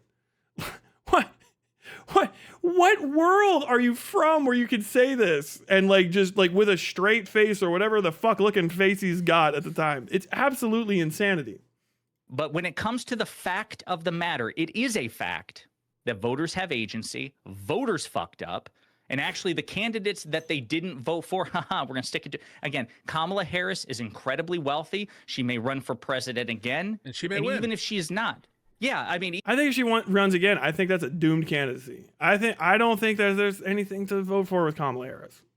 Did I say there wasn't time? Absolutely, because I didn't want more Trump. I knew where Trump was going to go. But Kamala Harris is a terrible, terrible, terrible politician. Vice presidents are dragged on. They're not necessarily the best people for any kind of job, right? They're dragged in there. Or they're Dick Cheney, and they drag in the president that they want to fucking rule from the shadows. She's not that good of a politician. She just vanished after she lost. She just gave up on the American people. Why the fuck no one is going to be happy to see her. People are going to be even less happy to see Hillary Clinton. No one wanted to vote for Hillary Clinton, and Hillary Clinton just did this stupid shit where she's like, well, if you know it's good for you, do you want 4 years of Republican? Do you want like, dude, bitch, you fucking bombed Libya. What the fuck are you talking about? What? Your husband could have tried to fucking push it. You're married to a guy that didn't push gay rights. You're married to the guy that did the crime bill. What the fuck are you talking about? Don't need some dude's fucking wife running after he already sucked at the job?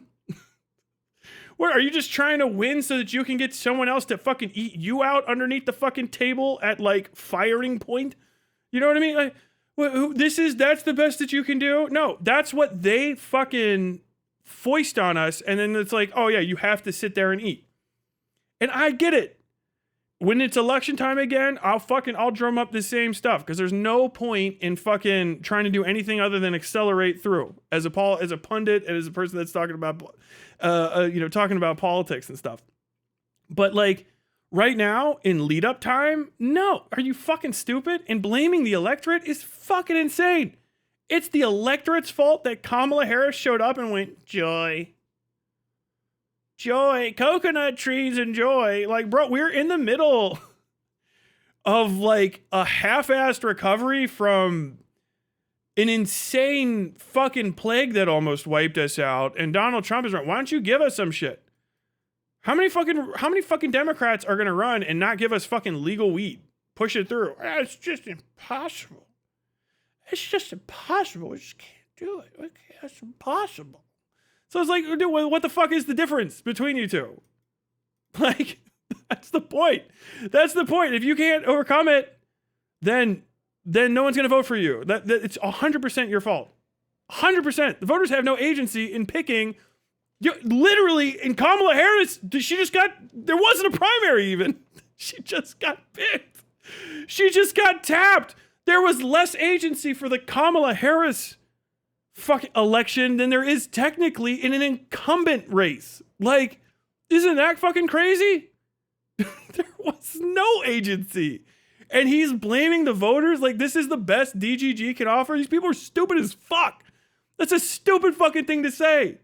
Like, what a little kid idea of politics. Even if she doesn't, how is she punished? It's so stupid when people are like, I don't know. I just really want to emphasize this because I talk about this a lot in my videos. I go in these like little rants because I get it in my comments too. You can't attack MAGA voters like this. You can't attack Democrats. I mean, the punishment is you're not president. Stupid fuck. Like, can we just say, also, how is she punished? How are they punished? She's not president of the United States of America. That's she's a millionaire. I'd hit. She got good hair. She got family who loves her still. How did you get vengeance on her? Why did you punish her? The vote was for her to or not to be president, and the punishment was you don't get to be president. That's the punishment. That's the vote. That's what it is. Yes or no. You can go with this or you can go with that. How about I pick neither? Okay. Then we're going to go with that. Whatever. Already did it for 4 years. Fuck it. I hope COVID 2 wipes out all of us. And that's their right as a voter. This is like predisposing yourself to losing the next election by learning nothing from it. This is the most psychotic takeaway I think I've ever seen. Like from milk toast. This is crazy. This is like pudding saying a slur. Like what the fuck? What a fucking moron. Like this. Well, I agree the candidates can't and shouldn't, but I can. But I can. Oh, damn it. That's the end of it. Okay. Well, that's the end of the clip. I don't know. I guess I got to start paying more attention to these fucking people because even the orbiters are idiots. You know what I mean? I was looking for like Destiny talking about these people, and then this is the clip that comes in, and this is spitting. This is spitting to these guys, and it just starts to, it smacks of either they're so stupid they don't realize they're tools for the establishment that does not want, the establishment doesn't care about red or blue either. That's kind of the point, because Northrop Grumman makes money when it's blue or red. They're fine. So Northrop Grumman doesn't give a fuck. You know, Wall Street doesn't fucking care. Lockheed Martin doesn't give a shit. Academy doesn't fucking give a shit. So Alphabet doesn't care if it's blue or red. Not really, because they can always still just do bribes. As a matter of fact, for a lot of those major corporations, it's easier to deal with Trump because now you know exactly how much you have to spend, and it's always you get what you want. It's going to be $10 million bribe, and then you can have what you want. Like, dude, we're just turning into an Eastern Bloc country in the 90s. Like, it's good for business because it's pro oligarchy. If the candidates that are coming out aren't going to be something that people are interested in voting for or give a fuck about, then there's going to be no steam behind their campaign. This is fundamental knowledge of how campaigns work. Like, what you're going to start off insulting the voter and saying they don't know what's good for them. Fuck morons. And it's their fault somehow that an idiot ran a losing campaign where the voters were like, I don't even understand why I should vote for you. I still haven't had that explained. Some guy that hangs out with a pedophile just kept calling me an idiot. I've learned nothing. It's like, what is happening here? Why is this? Why do you think this is political thought? I don't know. Maybe I'll have to talk to this guy. I might reach out. Fucking in debate. Hey, I don't know if you know this, but you're a fucking idiot for saying that. Respond. Segment. Oh my god. I got all this stuff. I got all this goddamn shit to go through. Man. It's relentless with the DGGers. It's oh yeah, this is the next thing with this Keith Edwards guy. It's weird for a community that's like, we're hyper politically involved and we know a lot about politics. It's crazy how divorced from political realities they are. It's like, I think they think that like Destiny talking about like, you know, like imagine a black guy, imagine a pedophile. Now imagine a pedophile black guy. Like, I think they think that those like hypotheticals and stuff are real. Like I'm almost 40. I'm a taxpayer. I'm a business owner, regardless of how you feel about that. That's just the case. I pay taxes. I own a business. I have a history in the military. I have a deep connection to my country. Very, very deep connection to my country, and a very, very strong set of political principles that I tried to abide by and share on occasion when I think that people want to be receptive to it. Right? And so I look for stuff when it comes to political thought for anything that's an election that's going to involve me, right? It's less important at the fucking national level. It just is. National level elections are the least important elections because they're the ones you have the least amount of say in. Most important elections are the ones in your state. We have state sovereignty in America. Your state elections are some of the most important elections that will affect your life immediately. Immediately. Fucking DA and governor are like hyper important. And then underneath that, every legislative seat. Like crushingly important elections. I cannot fathom a single DGGer that has anything of value to bring to talking about stuff that I care about, right? Because I hear these people all the time. When I went to go do public comment and stuff, and I didn't get to give one because the line was literally out the door and then also out past the overflow seating, which was full. I still talk to local political activists who are part of the anti-data center, like group that's like no data center KY, right? No more data centers in Kentucky moratorium stuff. They all talked about political realities. Do you know what I mean? They discussed the situation at hand. They gave me information. They had packets. Hey, here's some facts about data centers. None of that, not one of them was like, hey, would you rather vote for Hasan Piker or Jeffrey Epstein? I don't know if you know this, but I have a Confederate ancestor. Isn't that cool? Like, first off, we're in Lexington, but also like, no, not really. Like, what the fuck are you talking about? Could you imagine, like, okay, so imagine data centers are like, and now imagine like you have a black guy and a white girl. What the fuck? Like, what is it? I might need to fucking like get some DGGers in here or something. I need to be pitched on the value of his community. And I wonder if they can do it without asking me a question that goes immediately to Hasan Piker. Well, have you ever considered... well, let me ask you. I know you asked me a question that would just have a foundational answer. But let me ask you, if like I had a plumber come over to my house and be like, hey, man, sink's fucked up. Can you fix that? And these guys goes, probably just... You looks like you got a crimp in your hot water line. It's like old copper. Did you put something in the closet too hard? It's just gonna fuck up your water flow. I could fix that. Here's exactly how much it'll cost, parts and labor. Okay, cool. Hey, DGGer, can you tell me what you bring to politics? Are you aware of Hasan Piker? Have you ever considered what if a black guy? It's like it's so fucking not even in the weeds. It's just like degen moron double speak about nothing from these people. It's crazy. You know what I mean? Like I hear them talking about elections in other states, and even that shit is not convincing in any valuable way. Voting for Francesca Hong, Jesus Christ, this is gonna make Republicans win. A vote for Francesca Hong is like voting for Hasan Piker for president. I don't know. I think it's like voting. I feel like governor is like it's a gubernatorial race. It's kind of like not the president. It's not necessarily the opposite, but it's like the other type of executive power we have in this country. Because we have a separation of, we have state sovereignty. So it's like a different thing. It's not like that. It would be like if Hasan Piker became the governor of California. Right? No! What? No, president. You see Hutch complaining. He's like, nobody asked Hasan Piker how he feels about Vladimir Lenin. Like, dog, people are worried about their fucking, like, do you know what a mill is? For flour? No. Do you know what a housing tax mill is?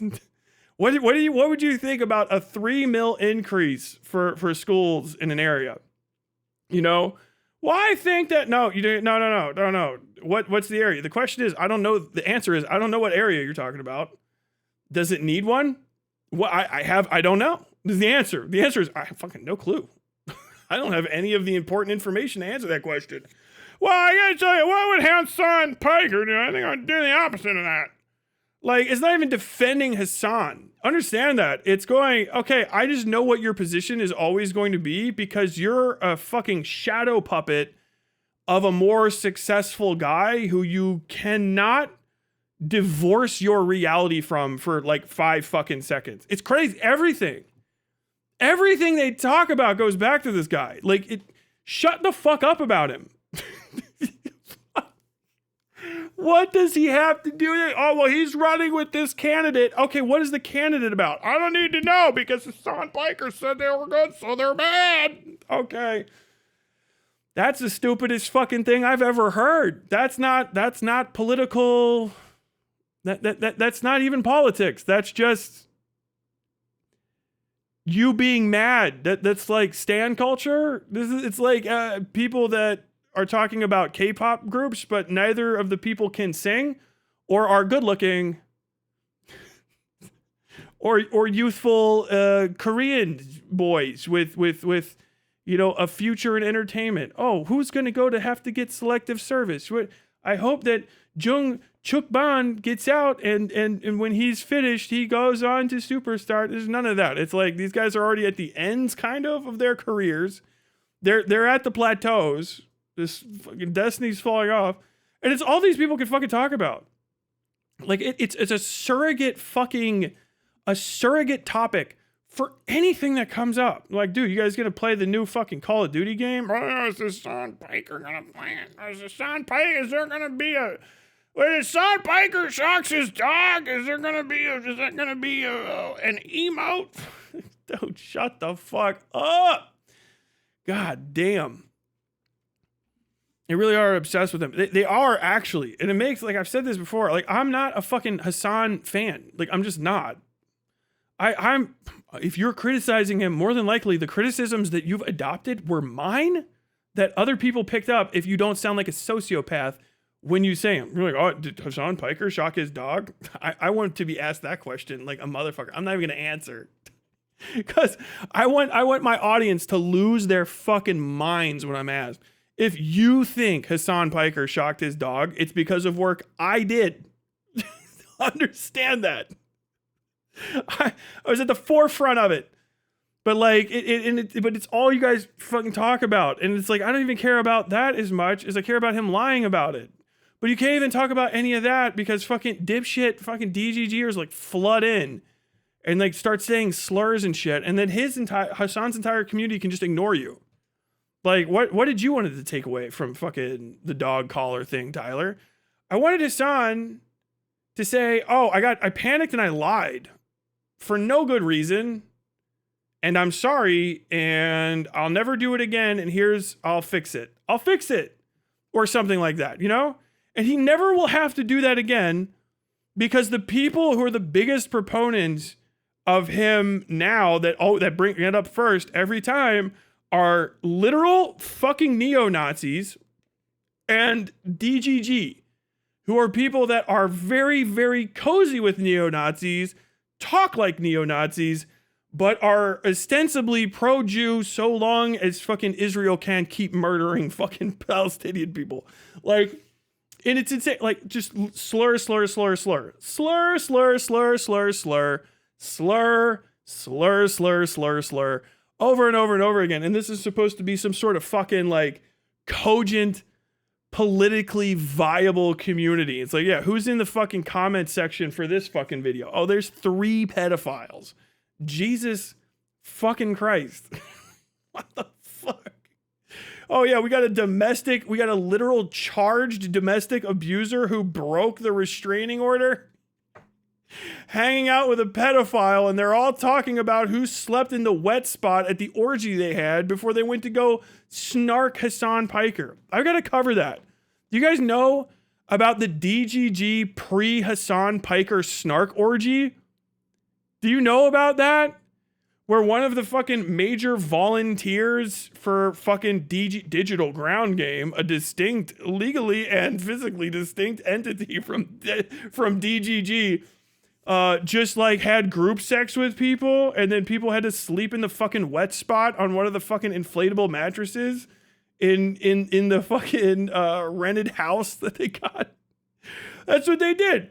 We're going to go to LibCon and then we'll have like some sort of this ugly people orgy on a fucking air mattress. One of you will sleep in the wet spot and then we're going to go harass Hasan Piker the next day. And like, well, okay, yeah, you guys are really concerned about the dog collar. You guys are just concerned about the optics and the propriety of everything. Like, Jesus fucking Christ, man. Oh. Tyler, I did not want to know this. Now you know. I'm going to have to cover that like next week. It's just got to get out there. Every time you look deeper into the digital ground game thing, Destiny's literally just a sock puppet alt account for Destiny to continue harassing Hasan with, as though there's two people and not just one. You know what I mean? It's just like, it's the worst act of play pretend I've ever seen. Is like sometimes the DGG digital ground game account will be like, oh, political typing. You know what I mean? Hey, I could see this in a press release, and then it's just literally Destiny. This is literally I can hear his little rat fuck voice in my head when I'm reading this out. I know it's him. Like, it's not. It's just named after this. It's just named after my community and I own it. But it's different. It's different. It's really different. The fuck it's not, dude. Absolute embarrassment, bro. Oh my God. Okay, I gotta bring this up so I can actually read these things. Old man, everything is fine. .jpg, yeah. Ugh. Did you ever see Erudite talking about consulting for the Dems and telling them they need to start saying slurs? God, I gotta cover that video too. Stupid fucking soy pill video. God damn. Okay, yeah. My DGG coverage arc, I guess, has truly begun. We're in it. I can't even remember this is just Keith Edwards crashes the Live and Learn podcast, where he's asked, are you afraid as a liberal joining DSA that you can open the door for some of the more extremist stuff by legitimizing them? We're going to hop into this clip. I don't have a good intro. What? Oh, fuck, it's muted. Okay. As a liberal, are you a socialist? Keith, I assume you're a liberal. I'm not trying to... and is that correct? Do you identify as a liberal? Are you a socialist? Like, how do you... Yeah, liberal, yeah. Liberal. So, yeah. Are you afraid that as a liberal joining DSA that you could open the door for some of the more extremist stuff by legitimizing them? No. I mean, I don't, what do you mean? So you've heard some of their national... legitimized? No. But I think the concern is that we're kind of sane washing some of the more extreme stuff while you're not hearing that from the people on the ground at the meetings you're going to, but people are concerned that it's a Trojan horse to bring in. Dude, like this is what you gotta fucking stall out the entire, this DGG operates like this in all of their fucking arguments. All of this is preconceived notions, preconceived reality. Like, okay, no, we're gonna, before we say anything, we're actually accepting a lot of this is true. People are saying, who? Who did I do this in the debate with? Wick? Might have been North. I think it was North. You know, people are saying, who people? What people? Who are they? You stop them there. Any journalist would. What people? Who? Are they authoritative? Like, who's saying this? Well, you know, there's just some concern. Who's concerned by it? Why is there concern? Well, they're going to do a Trojan horse. That's some pretty aggressive language. Why would you assume this? Well, it's all preconceptions that this is an inherent negative, and you have to accept those. Otherwise, like, the DGGers are going to be like, you're a fucking slur. Very serious political actors. They'll say slurs in your comment to basically just let themselves ignore the fact that there was any counter argument at all, because you have to accept their framing before you even start answering the question. And if you stop to even go like, what? Okay, so hold on, this is like seriously loaded. So inherently bad thing that people are saying is a serious concern now, all of a sudden, in the last few months, that a losing organization like the DNC that can barely fucking field candidates and went fucking bankrupt a few times, I believe recently in the last decade or so, that they're going to be, I don't know, what, infiltrated by people who vote? And you're sane washing them? So the ideas are already insane. What are these ideas? Have you seen their national political platform? Is that valuable?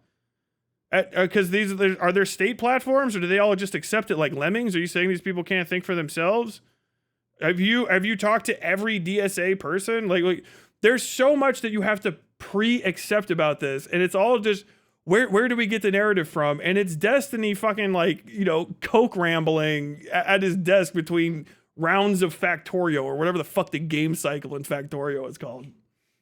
This group and this ideology that undermines capitalism and liberalism, does that concern you at all, joining a local chapter? No, I mean, I think I personally think capitalism capitalism deserves to be undermined. I don't think it is serving us. Yeah, this is why I wanted to cover.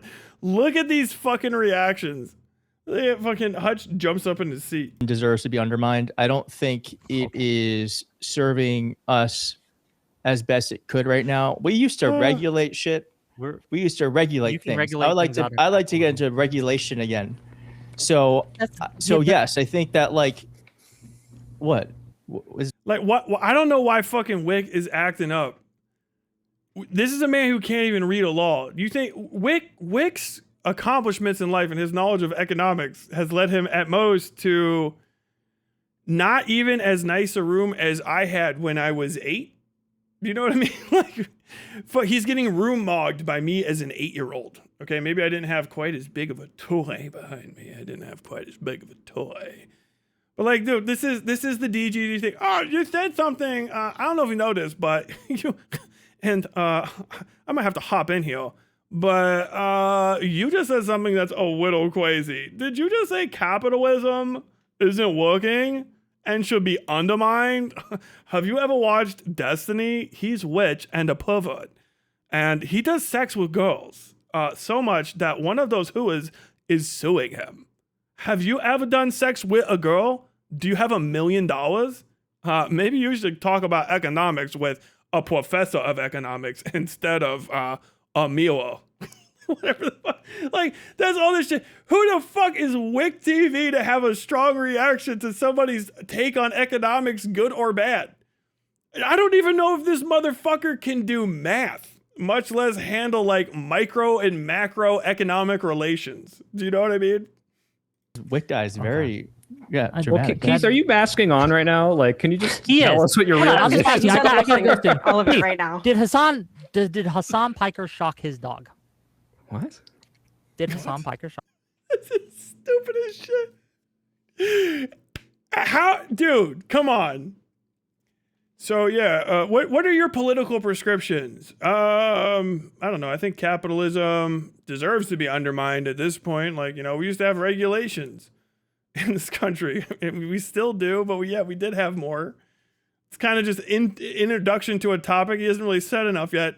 Okay, excuse me, but can we get a slow zoom on me? Did Hasan Piker shock his dog? Can we get to the brass tacks? Can we get to the brass tacks here? Buddy, did Hasan Piker shock his dog? Can we get a statement talking about economics? Did Hasan Piker shock his dog? What the fuck? Dude, this is the most discounted shit ever. I cannot take it seriously at all. He says he didn't. No. He says he didn't. What are we doing here? Anyway, I just need. That's all I needed. I don't know guys, if I gotta Keith go. traffic I in love that. you all. Keith, I don't. Do you follow Hasan? I have no drama? idea what that. Okay, I don't know. Wick, ask him a different question because Sure. that's Do you a think bit more you think niche. failed. Hasan The Piker answer is is yes. Do you think Hasan Piker is a threat to the Democratic Party? No. Okay. Yep. That's all I needed. Okay. I'll see you guys later. Dude, this is discounting. So how do you feel about economics in America? And do you want to talk about all this stuff? Okay, yeah, well, I think capitalism isn't good. It should be undermined. Oh, I don't know about that. Can I ask the whale question? We can get to the bottom of this whale quick. Did Hasan Piker shock his dog? No, I don't know. He said he didn't. I don't care is a completely reasonable answer. I don't give a fuck if he did or not. I care. Personally, literally me. Any other fucking random person says, I don't give a shit. Because it's got nothing to do with me. That's a reasonable answer as well. That's actually a perfectly normal thing to say. I don't know. What? That's a weird thing. We were talking about economics. You want to talk about an e-celeb's animal abuse? Okay. Do you think Hasan Piker is a threat to the Democratic Party? No. I think I've heard enough. I'll be weaving, gentlemen. What the fuck is this, dude? It's so fucking cringe. It is beyond the ken of mortal man. I can't believe it's real. Like, I don't get it. I don't understand how there's anybody left watching this shit. It has to be botted. It has to be botted. It has to be botted and relying on like a few fucking outliers, viewers coming in to watch. Because there's no one on earth that can watch Wick talking about this and be over like 20 years old and go like, damn, homie's spitting. This makes sense. This is good fucking topics. We're really getting to the bottom of what we need to do to win the next election. We got to talk about a fucking internet celebrity who's just a fucking anchor that Fox News is hyper fixated on and most Americans don't know about or could give two shits about. Mr. President, are you going to disavow Matt Damon? What? Matt Damon has said some pretty crazy things. Are you going to disavow Matt Damon? Will you be disavowing Ben Affleck? Did you know Ben Affleck kind of lost his marbles on Bill Maher one time? That was crazy. Are you going to disavow Ben Affleck? It's just so it's so beyond unserious that it's like shocking, right? I never paid attention to these guys because they're fucking clowns, right? It's literally Hutch's fault for me getting dragged back into this for saying Joe Manchin was good, because I was like, okay, anybody that can get away with that opinion next to these people needs to get, I need to look into this community. I've got to see what the fuck's going on.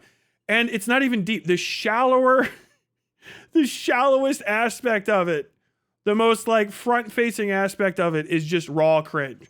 Like, this is their clip. This is DGG's like, we fucking rocked this guy. Dude, Keith Edwards, yesterday's news more like dude, this shit is so fucking inconsequential. This is the kind of stuff that gets you fucking laughed out of the room in politics for real, is hyperfixation on your pet project. Especially when your pet project isn't even something that's valuable. You know what I mean? It's like, you'd be better off, if you guys don't want Hasan Piker in the Democratic Party, you'd be better off just actually buckling down, making money and saying like, hey, we'll give you $1 million donation if you guys just disavow Hasan Piker, like explicitly. Because you can do that. That happens in politics all the time. Just like, yeah, we'll donate 100K. You could probably get it for 100K. We'll give you a 100K donation if you just raw disavow Hasan Piker. Raw, just no, we don't want him around anymore. Just say he's not going to be in our, and we'll give you 100K. We'll give you 10 right now just for hearing us out. But like that's all you need to do. But no, it's like every fucking conversation has to go back to this guy. It's fucking psychotic. I was fucking Hutch up in the debate we had, beating his fucking ass. And he's like, you just remind me of a Hasan Piker fan. You're like one of these Destiny anti-fans. Like, dude, I'm criticizing you. How are Destiny or Hasan part of this conversation? Like, my life revolves around them. They are my moon and sun. Okay. Jesus Christ. So Keith, now I would disagree on that. I mean, I think that his Keith Edwards has 1.3 million subs. Oh my god! So this is actually a big fish. I don't know him. See what I mean? Like, he's got a 1.3 million. Very big guy. Probably then taking, this is if you're huge, going downstream to talk to smaller people It can be a bit of a sacrifice, and sometimes you're kind of like making it for them. So yeah, this is you got a guy with that much clout to talk to directly, and you wasted it with, are you gonna disavow Hasan Piker on stream? Can we get a disavowal? What the fuck? Oh my god. Dude, it's real A-logging. This is true A-logging. Like from this is the biblically accurate A-logging. Biblically accurate. This is the same thing as the real A-log, Andrew Legato going to a fucking amateur stand-up hour and just telling Chris Chan jokes to normies. This is the same thing. Have you guys ever heard of Chris? It's crazy. I don't know if you know about Chris Chan, but he took us on another house tour again. Everyone's going like, what? I think it's okay if some people wear diapers, but Chris Chan doesn't look very good in them. What's going on here? Okay. Have you guys ever heard of Hasan Piker? Not my cup of tea. Everyone's going, bro. What the fuck are you talking about? Like, this is raw A-logging. Raw biblical grade A-logging. It's absurd. I can't believe I'm seeing it happen. And dude, it's a fucking lolcow community. Like, at this point, DGG is raw a lolcow community run by a goon cow. There's not much else to say, but you have to keep saying it because mostly to keep other people from making the mistake of talking to them, right? Like, they need to be completely fucking cut off at this point, I think, from polite society. But like, this is what, if you're like, oh man, what if Chris Chan got everything that he or she, I can't remember what Chris Chan's pronouns are at the moment. I think they're fluctuant. But what if the original Chris Chan of like 2013, 2014 achieved everything and got everything that they wanted in life? They would have become Destiny. That's it. They would have a community exactly like Destiny's. It would be a weird, slightly racist, slur-filled goon community of fucking like chronic masturbators who all pretend like they have a direct line to God. It's the same fucking thing. It's insanity. It's fucking insanity. Your best guys are A-loggers for Hasan Piker. He's mad, from what I understand, that Pondering Politics and Pisco and the rest of these guys won't just A-log Hasan with him because he's mad that Hasan Piker went mainstream overnight after seemingly destroying his connection to the mainstream a couple years ago. He just used money, influence, and shutting the fuck up every once in a while to reconnect with the mainstream. Wow. Not hard to do. Hire a PR firm, hire a consultant, ask around. Oh yeah, but what if Destiny wants to go and be mainstream, what should he do? Definitely stop harassing the victim of the court case he's in. He should probably stop doing Me Too grade fucking harassment of Pixie every day. Break it up month by month. Jesus Christ. I think that Hasan's, from my experience, and I don't obsess about him quite like some of the others on this panel, but some of the shit that he has said is not just illiberal in terms of policy, but like the apologia for Chairman Mao and shit like this, and you know, other things. Like he's pretty fucking radical, I think it's fair to say. And also like his answer over the Gavin Newsom, JD Vance shit. I mean, I question to what extent he takes MAGA seriously. I mean, Adam Mockler confronted him on this, our mutual buddy Adam, and Adam dog walked him for the first half of that conversation by forcing him to confront the fact that Democrats just really are the superior party. So I would to what extent, and you know, like some of the experience, and I don't is Bye, Wig. Yep, that's all I needed. Okay, I'll see you guys later. I love you. Bye, Wig. So Keith, now I would disagree on that. I mean, I think that Hasan's, from my experience, and I don't obsess about him quite like some of the others on this panel, but some of the shit that he has said is not.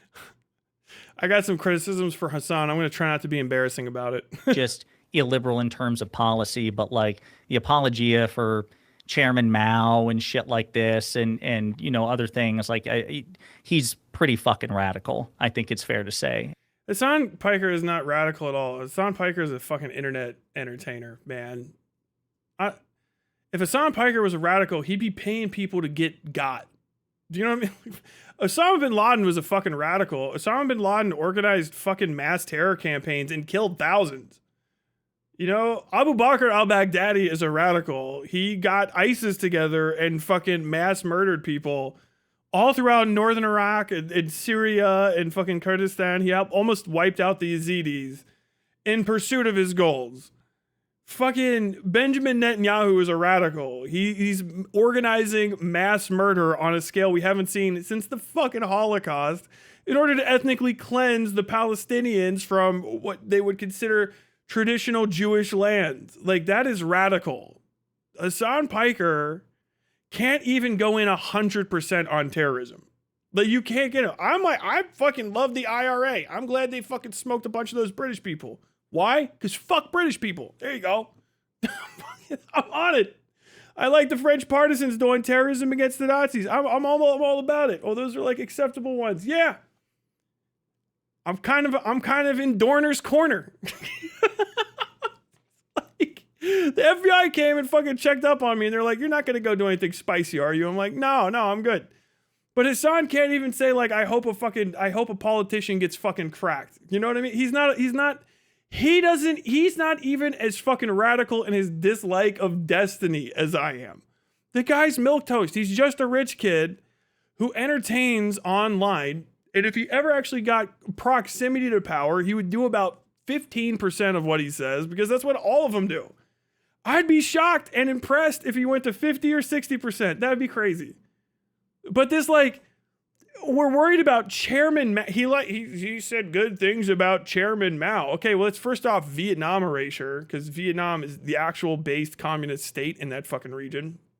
And also, who gives a I don't fucking care. Like, how long has Mao been dead?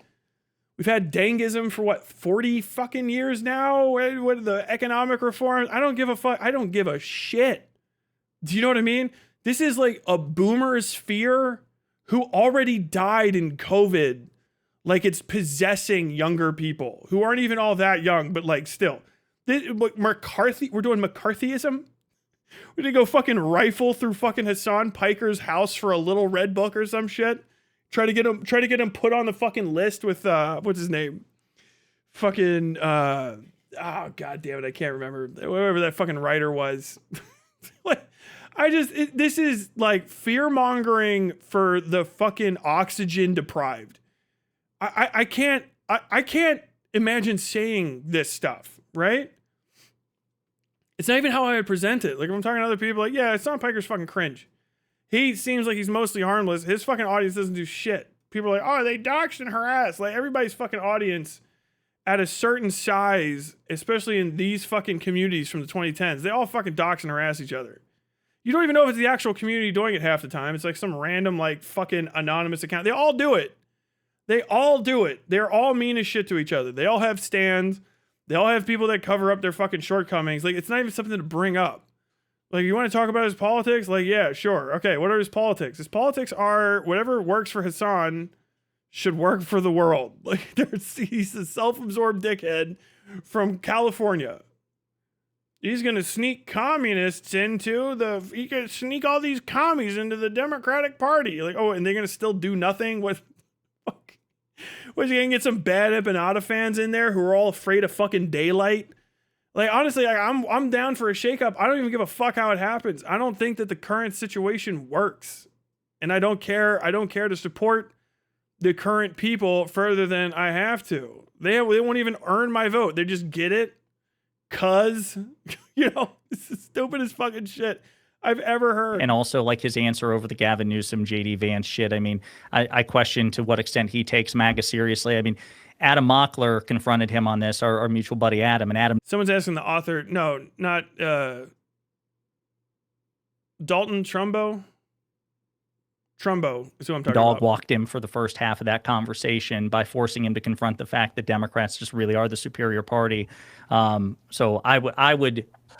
peer-to-peer, friend-to-friend, encourage you to revisit Hasan, but... Oh, yeah. Well, I think, I don't think Hasan Piker is hurting the Democratic Party. And I believe in a majority. I just want I want a coalition that can win majorities. They cut off the normal guy. All right, what is the like? Oh, I don't know if you know this, but Adam Mockler, like, who fuck gives a fuck what Adam Mockler's saying? I don't watch that shit. Is Adam Mockler next on Destiny's Goon List? Is that a fucking preview? Next time, you start playing fucking Yes Roundabout. Ding ding ding ding ding ding ding ding ding ding ding boom boom boom boom boom boom.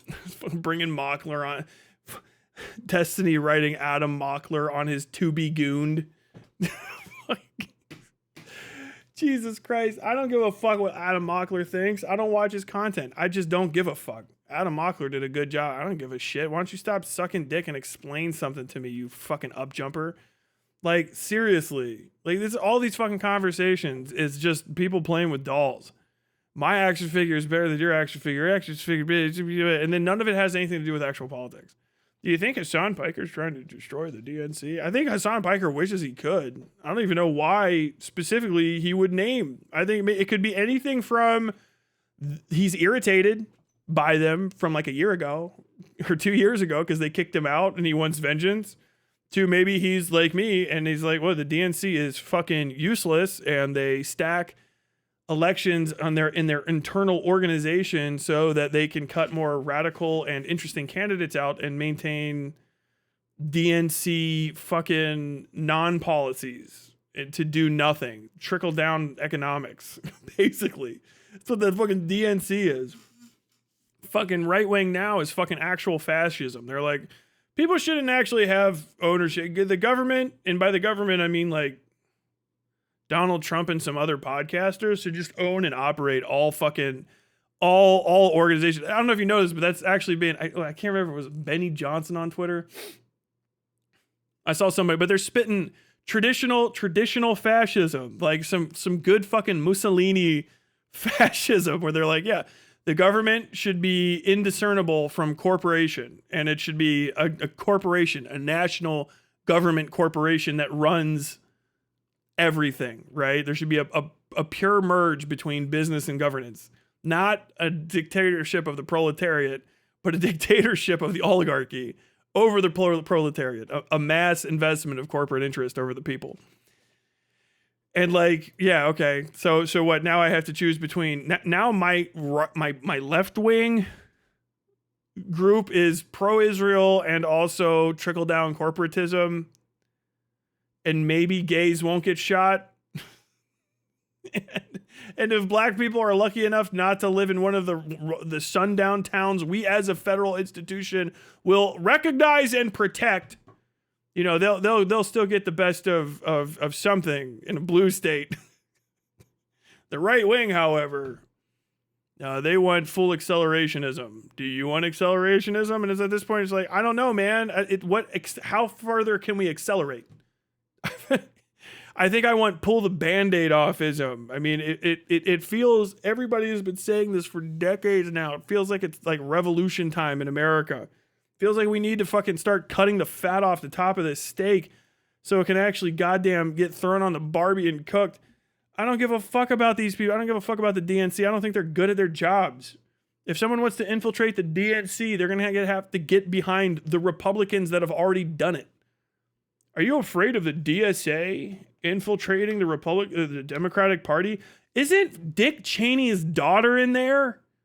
Didn't you fucking lift up the velvet rope for Dick Cheney's fucking daughter, who was a Republican? Like, what the fuck are you talking about? They're just trying to maintain this corpus, and I think all these guys are in on it. None of them give a fuck about working class people. They don't. That Pondering Politics is straight up with it.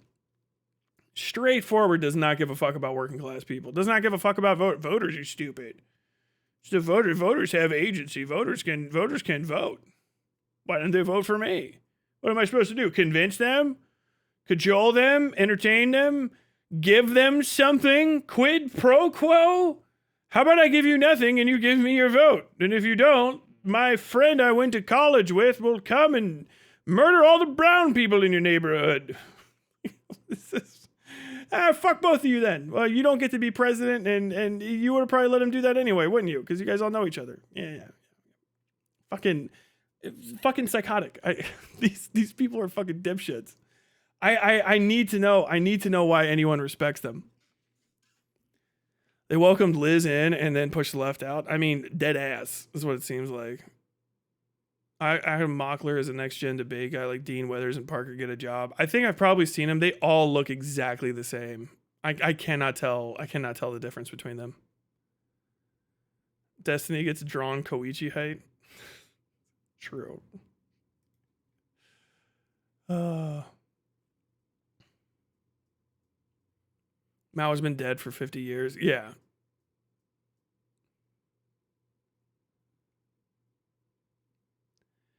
Keith got 48,000 views in an hour. Wick got 325 in 2 hours. And it's probably nobody in Keith's audience gave a fuck about that video, did they? Tyler, did you up the amount of ads during stream? Is that even a thing? Or is my YouTube just deciding to make me watch an ungodly amount of ads right now? I have my ads on like max so I can make money. So get premium. I need to make money off this shit, okay? I'm not doing this for free. Get premium. Get premium. I get more money from premium now. Apparently, they changed our thing. So like premium watchers give you more money, and I guess probably get you an algo boost. Premium watchers give you more money than ad watchers. And if you lose ads, you still get premium. So like run all the ads you want. They also don't let you decrease the ad amount, by the way. I have it on max, but there's a limit that it goes up to, but they already said that they were like doubling the amount of ads regardless. So they don't care. If you start running no ads or less ads, they take your shit out of the algorithm completely anyway, because they're like, why the fuck would we algo push something we're not going to make money off of?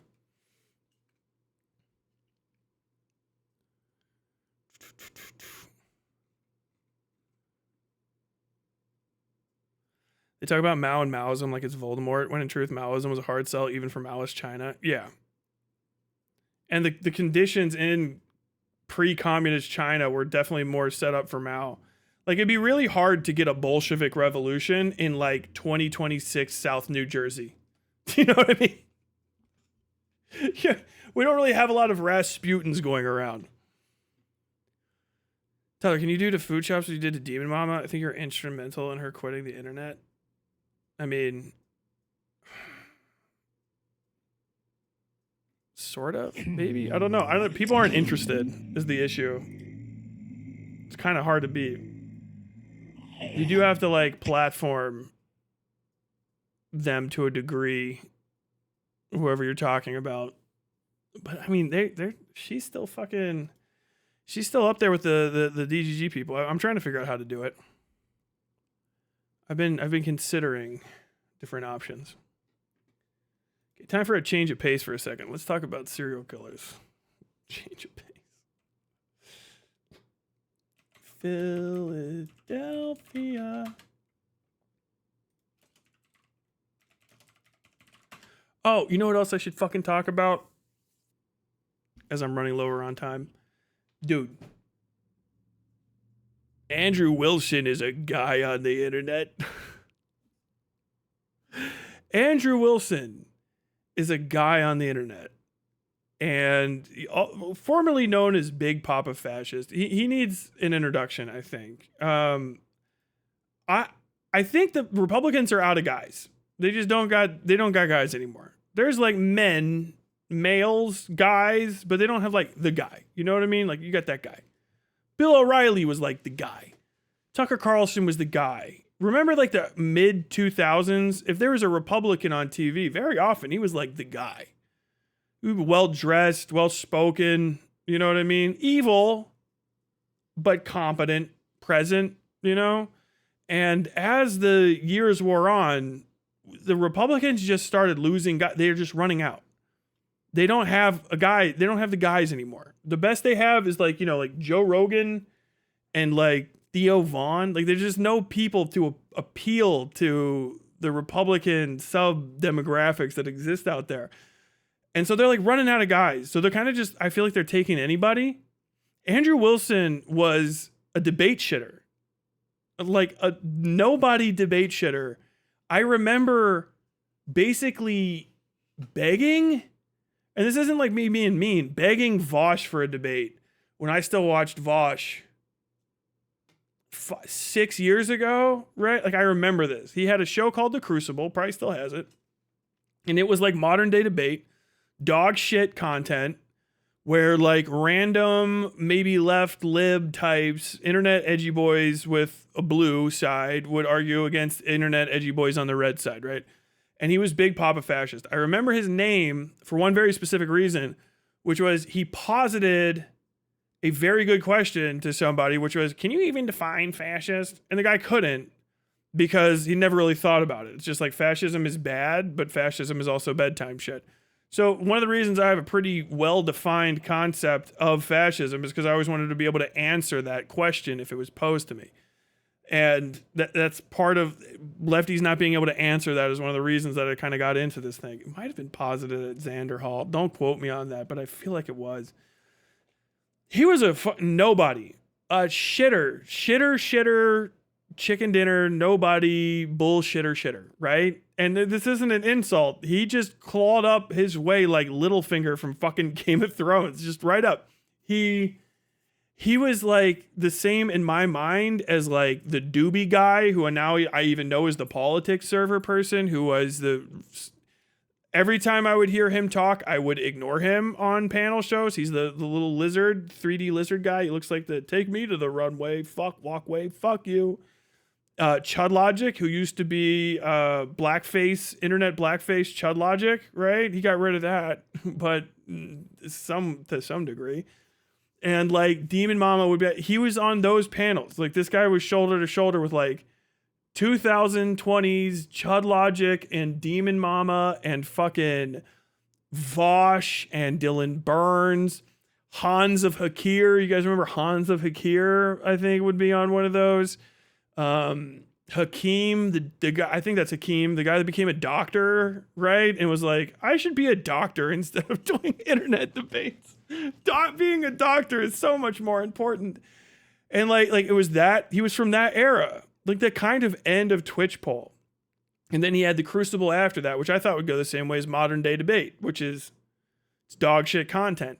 But somehow he parlayed, I mean, this is a guy that's in DMs with President Sunday, by Sunday's own admission, and responds to them. So he was a fucking internet nobody at some point and worked his way up. He eventually ended up on whatever, the At Whatever podcast, which still, I don't know what the fuck that is. I have had to clip chunks of it for videos before. I have tried watching it because some sort of newsworthy thing happened on it. It is dreck. It's basically like a humiliation panel for OnlyFans women who want to like find future Johns and subscribers. That's all that it seems like to me. He parlayed himself into a permanent position on whatever. He calls in sometimes. I think he started like living in California, maybe. I don't know, wherever the fuck that is. And he would be on the show. And he parlayed that into, a lot of like owning women compilations that we have not seen the likes of since the 2014, 2013 era of YouTube, and eventually not being able to open a can of pickles or a jar of pickles and getting absolutely tilted by a woman saying like, hey, your fucking wife kind of got ran through by 3 dudes and you're raising their kids. That's not very Christian, is it? You like sniz. You like sniz. He parlayed all of that into getting on to Joe Rogan because they need guys in the Republican Party. They need guys. They need someone. Theo Von, fucking Mark Maron said Theo Von would interview Hitler, and Theo Von had a breakdown. Theo Von may have nearly killed himself. No one knows. Shane Gillis is like, hey, I was wrong, I think maybe about everything for this president, and I don't ever want to talk about that. And I'm pretty embarrassed. Joe Rogan is no longer cool by even the uncool dad standards of cool. Like, he's talking to like politicians and sucking their dicks. He had like JD Vance on, and it was embarrassing for everybody. Nobody likes Joe Rogan anymore, but he's got billions of fucking viewers. It doesn't matter. But like, they're out of guys. You know what I mean? If you actually look at the current Republican lineup, especially since somebody got like a year ago. Am I making a video on it? Did I write a song for that video? Yes. But, you know, they're out of people. Remember, Dave Rubin can't even go on Joe Rogan anymore because he's too fucking cringe. He's too gay. He's out. He's gay. Can't do it. Ben Shapiro, he's out. Sorry, right wing's starting to not like Jews anymore because of Israel and also because they never liked them. So now, like, Ben Shapiro's not going anywhere. Candace Owens is not a guy. She's a black woman. She's out, but also one of the most important and largest right-wing figures on Earth. Not even just in America, on Earth. Alex Jones got sued into oblivion and is living in the ruins of his own life while Tim Heidecker runs his show. Benny Johnson is a closet homosexual. Michael Knowles is a closet homosexual. I just could keep naming names. Lindsey Graham was a closet homosexual. You know, they're just closet gay guys who are the most obvious closeted gay guys. And there's somewhere in there, they need a white, straight male to connect to the demographic that gets Republicans elected, which are white, straight men who kind of just fucking hate women. And like Andrew Wilson's like the last guy they've got because the other dudes are like, you know, they got like maybe like a normal marriage. They got like a strong love of women, gay, you know, whatever. They're fucking not white. They're just not, like, the fucking filtering process just gives you Andrew Wilson. So Andrew Wilson's the guy now. I feel like maybe picked specifically by like a Peter Thiel because I have no idea how the fuck Andrew Wilson ends up on Joe Rogan. I haven't watched the episode. Maybe it's explained. Joe's like, hey, I really like mid-low tier internet debate content. Some of the worst possible content to make with the viewership in the millions total. You know, and I've always just wanted a guy who can't open a jar of pickles on my show to talk about how fucking lame women are. That's a cool thing that comedians do. If George Carlin were here right now, he'd go, this is fucking awesome. This is the best content possible. All of my comic heroes would be proud of me. Bill fucking Hicks would just be smiling outside the studio window, giving me a thumbs up to be talking to you. He's on fucking Joe Rogan because we just got there's no guys left. And while he's on Joe Rogan, as I understand it, Andrew Wilson has embraced the pro-Israel grift to some degree. I don't know how or what, but he's got that Fetterman vibe now. And he's supposed to be the guy that says Charlie Kirk was assassinated by a leftist, which unironically, and without reservation, I believe. I am in. I think from everything that I heard, because I listened to the entirety of the debate with one ear, everything that I heard, I think, yeah, I agree with all of his standpoints, which are just the available evidence. Yeah, Tyler Robinson crawled up on a building, shot Charlie Kirk in the neck with a fucking, hydrolock bullet or whatever the fuck they're called. An expanding hunting round with a fucking round tip. It just blew up in his fucking neck and blew the internals of his neck apart and went, and all the pressure went out. Okay, and then he got caught and arrested, and now he's on trial. The true right-wing opinion of this is Israel is an insidious and pernicious force on earth that are trying to destroy everything, right? And so it fucking... Charlie Kirk caught wind of it, and he was going to go against Israel, and because of this, Israel had him taken out by some sort of magic bullet scenario, okay? Exploding pen, microphone with a 9mm bullet in it, camera with a laser, shirt collar, lav mic with a bomb, just a series of different things. Now, if you know anything about the right wing, they're full of shit all the time, right? They're conspiracy theorists. That's what they do. And they don't give a fuck. Now, if you're a lefty and you're trying to argue against, Israel killed Charlie Kirk, what's your evidence? I have none. you know, you may be somewhat forgiven for not understanding that the right wing are a bunch of conspiracy theorists, nut jobs, especially that far right, that don't give a fuck about evidence. They are not evidence-based people. They are vibes-based people, and what they love more than anything is a good story, and especially a story that confirms their biases, and they don't have to like look too hard because they don't give a shit. And that's what that is. Going from left to right and arguing against almost anything, you run into this same conspiracy theory nonsense all the time, where they're like, okay, well, how do you feel? Like, well, my vibes are my vibes. Okay, well, you know, you can't do anything about that, but like, be mean to the person and try to fuck up their weird worldview and turn it into good content. Now, Candace Owens is a pro-conspiracy theorist. Candace Owens is vibrating on the same fifth plane of existence that Alex Jones once inhabited before he got jellified by the survivors of the Sandy Hook massacres. Candace Owens is a fucking... if she were only born a white man, she could fucking run the Klan like a champ. I'm not saying that to be racist. She could turn it into whatever she wanted. They would eat out of her hand. It's like nuts. It's kind of cool because, you know, like Black Excellence, she Black Excellenced white people out of esoteric racism. And that's fucking phenomenal. Like, I'm not even really 100% joking. She's shockingly effective at it. She does esoteric Nazism better than most white Nazis I've ever seen. To the point where I've actually heard neo-Nazis talking about her like, it's fucked up she's stealing jobs. But like dead ass. Like, nobody could do that better than her. And she knocked the fucking top of the people out of the league. She is to a white sport racism what Eminem was to rap. The same sort of thing. Like, how the fuck? Like, you shouldn't be there at the top of this. And like, racially, this is fucking strange. And it's kind of fucked up. Like, you just took over our whole space. But for her to go in that direction is way more impressive. Like, it's crazy. Because I've always studied esoteric racists. Like, they're a fascinating topic to me. And I know an insurmountable amount of shit about them for anyone else but probably Candace Owens.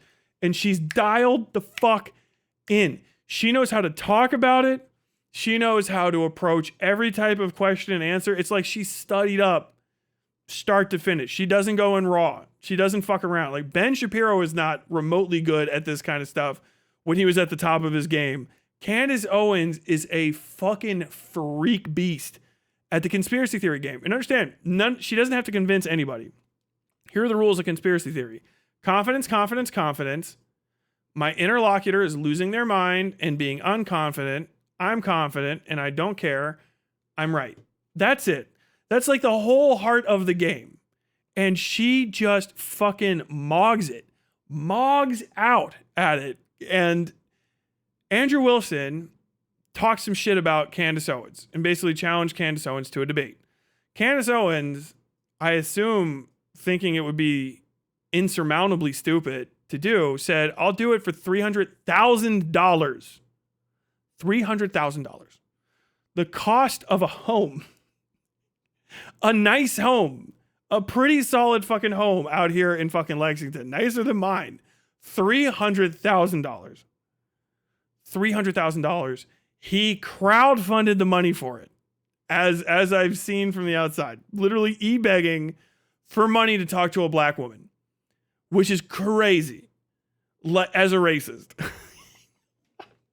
This guy has made his career off of misogyny and entertaining, you know, race science and all that sort of shit, whatever. If he heard me talking about him, like, I disagree with that. When do I ever, blah, blah, blah, blah, blah, blah, blah. He's that guy. That's his kind of audience. Those are the people that are around him, right? Candace Owens is so good at racism that she got a misogynist to pay her, a black woman, $300,000 to lose a debate. And I'll never get over it. It's like, I don't like her. I don't like her opinions. She's like fundamentally evil. But that's the coolest fucking shit you cannot hate that game. You can't. Because let me just break it down. The whole debate is 3 hours, 2 1.5 hour segments. I did the math, And I think it came out to basically Candace Owens being paid $1,600 per minute to have a preconditioned talk with Andrew Wilson, right? Where they both go on their sides and present their cases. She eats him alive the entire time. And his whole thing, let me break this down in a series of ways. So when you have debates online, whoever asks for the debate is the person that's on the lower end, right? If you're like, I want to talk to you, I'm challenging you, you are, whatever it is, whatever side of the chessboard has second play, right? You have the deficit there because you've asked to talk. So the way that the other person conducts themselves when they deign to speak with you, unless it's like really mutual, and especially if they beg for it, like you have an advantage, a serious advantage, because anything that they complain about, you can still go like, well, you asked to have this conversation. I can't really be held accountable for how it's going for you. Awesome. Like it's a great position to put yourself in. If you have somebody pay to debate you, it goes way higher. You paid me $20,000 to come here and talk to me. I mean, what did you think you were going to get? You can just say that and no one can argue with it. Even if the other person's like, yeah, well, you agreed to some preconditions. And it's like, yeah, well, I don't really give a fuck. You paid me to be here. So this is my speaking fee. $300,000, you start off in a cuck chair. I've never seen an appearance fee like that in my life for anyone aside from no, I can't even. I think the highest speaking fees I've seen are like 100 to 150K for like maybe 300 for like a former president. Like Barack Obama is going to go and speak to Wells Fargo's like round table of CEOs type deal, This is for an internet debate on YouTube. It's the largest amount of money I think I've ever seen offered between two people for anything on YouTube. I mean, there's probably higher for something, but this is insane. There is no way to recoup that money. It's impossible. The amount of YouTube views you have to get to make $300,000 is high. As an investment for the future of your career, if you could raise $300,000, you should just make a documentary or a movie or something, because then it'll have infinite return. Like you can do the Matt Walsh thing. You can write it off on your taxes. A $300,000 appearance fee. Oh shit. Well, I'm still recording. A $300,000 appearance fee. God damn, it keeps making noise. Okay, you guys probably just got cut off, but don't worry, it works. A $300,000 appearance fee is monumental. It's unrecoverable amount of money. It's more money than most people could stand, and it just puts you in such a deficit because you're begging, paying, and pleading to be a part of it. Do you know what I mean? That is the only thing else that you could have done was engage in some sort of debased sexual activity on camera or something. It is beyond reckoning how bad of a position you set yourself up in. And then on top of this, his position is unwinnable from the get-go. Because Candace Owens doesn't give a shit. And she tells him this 5 seconds into the debate. We're not going to watch it. I'm just going to explain this. She tells him this 5-6 seconds into the debate, right at the start. Well, I don't care what you think. I don't care how you determine how you think and feel about stuff. I determine how I think and feel about stuff in my own way. And you'll never take that from me, basically. Literally telling him, oh, I don't give a shit what you have to say. I'm here to hear you out because you paid me $300,000 to do so. And $1,600 a minute is not a small amount of money to walk away from. So I'm here, but you're not going to convince me of anything, nor am I going to permit you to convince me of anything. And he just doesn't. Is he right? Yes. Are all of his points accurate? Yes. Does that matter? No, because he has been doing the same thing that people like DGG have been doing, which is no matter how he performs in a debate, he has his community come out and be supportive of him. Right? Oh no, you won, which he's doing now, right? He's co-posting about it. Even if he was correct, that's not how you win a debate. You win a debate by being the more entertaining party, or just being more grounded, or generally just having the larger audience. Do you know what I mean? Candace Owens' audience is millions, I think maybe times larger than his.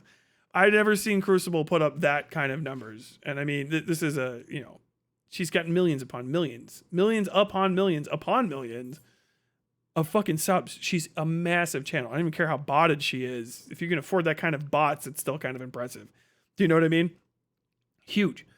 And he is used to this DGG style, that Twitch poll style, which comes from DGG, of like, no, I'm right. I had the more factual bait. You're being irrational. You're doing this, but he can't mog her because he paid $300,000 just for the chance to talk to her, and she won't let him talk down to her because she just has better everything.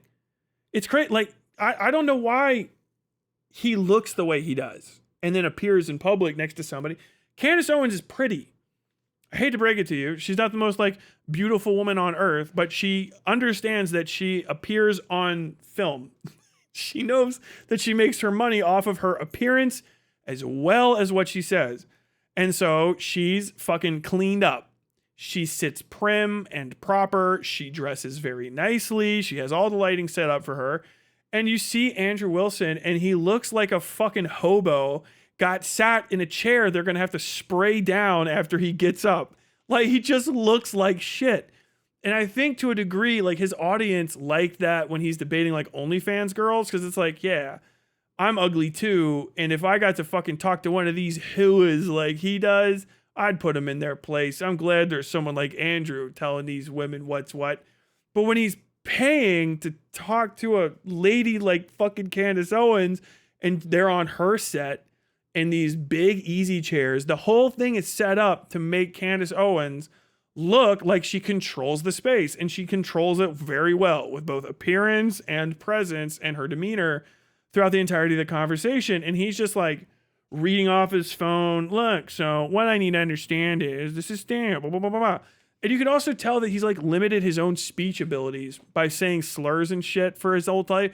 You can hear hiccups when he's talking, where he's trying to avoid things he would normally be saying because he's so fucking brain rotted from saying slurs and curses and shit that when you get onto like a higher value program like Candace's, he gets tripped because it's like, normally I would just say that this is slur. You know, you're being a stupid cunt. You like sniz. You can't fucking pull that parachute out when the lady sitting across from you is wearing more money in her outfit and shoes than like the value of the car you fucking probably drive every day. Like, dude, she is radiating all of the stuff about right-wing politics that is supposed to be a self-made woman. Even if that's not necessarily true, you're not going to convince anyone else otherwise. Fucking respectable, godly in her appearance and comportment, well-spoken, educated, polite, you know, like unfailingly so. And then you're over there hiccuping your way through what the facts of the matter are, and you just look like shit the whole time. You're going to lose. The best fucking thing that happens during this, I don't care if somebody was saying they were feeding the answer to her in her headphones or something. I don't give a shit because it fucking rocked. This kind of sums up the whole debate. He at one point is like, and you don't even fucking know. He tries to do one of those Andrew Wilsonisms. It's a Destinyism. I think maybe Andrew thinks that he does it, but like it's just it's like seeing him skinwalk Destiny. You know, there's like people that pretend to be Mr. Medicare, and you'll hear them talk, and like you're trying to sound like Medicare or worse, Chud Logic. This is the same thing, but you can see it's Andrew Wilson impersonating fucking Destiny. It's like, oh god. See, and you don't even know what the charges are. You don't even know what the charges are in this. Like all 7 of them. And she goes, oh, I don't. Oh, and he goes, well, say him. She goes, I don't want to. And like at that point, the trap is sprung. And it's the most vicious 15 minutes of a debate. Like I took notes in my mind. I was like, I'm going to hold that one. I haven't heard a debate or a conversation on YouTube where I went, fuck, that's good. That's good.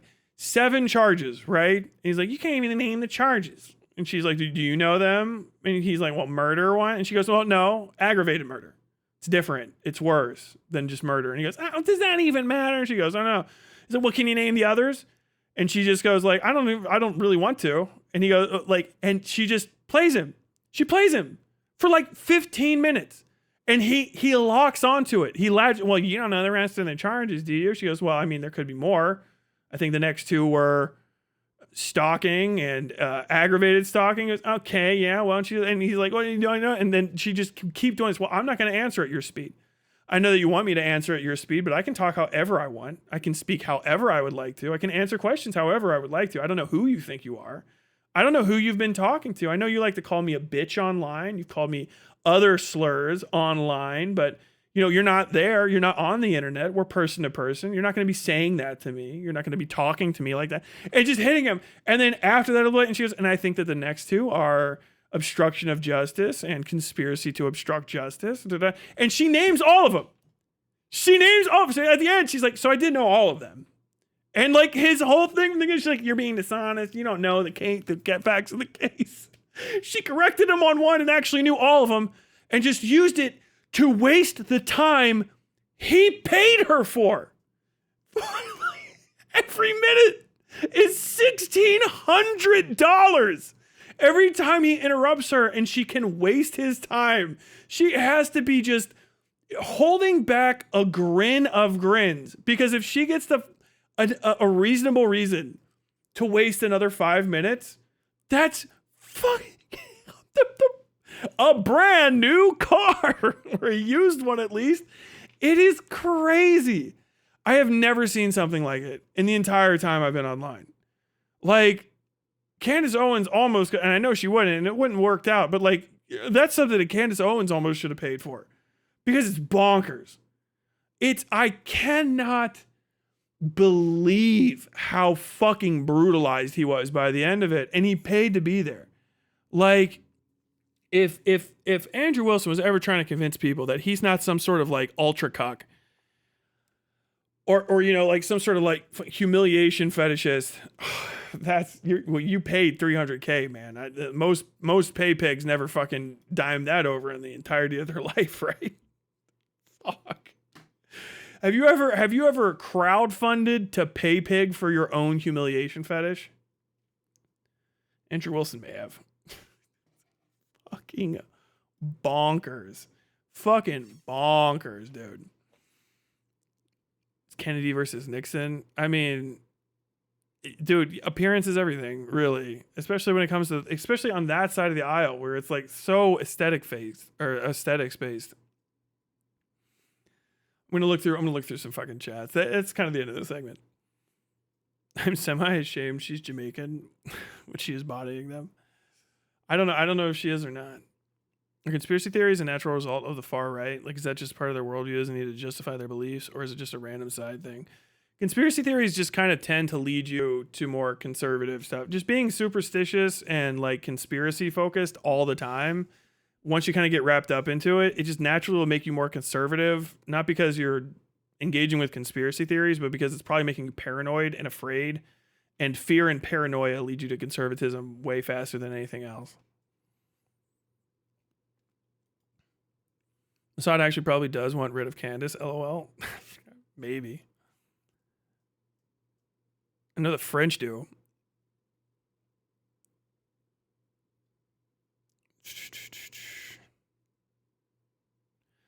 I love Candace to debate Destiny. I think Candace Owens already debated Destiny on something. It's DGG paying for George Santos to debate. Yeah. Oh yeah. We owned George Santos. Like, bro, you paid his appearance fee. He owns you. You fucking paid him to be there. I had to dip out for a minute. We're talking about Candace and who else? Fucking Andrew Wilson. She got the clips because he wouldn't name the charges, which was funny. Yeah.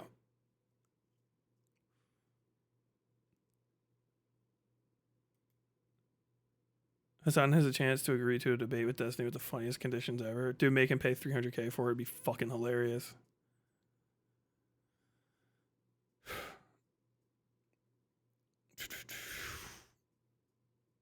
Should have stuck to dunking on not so erudite.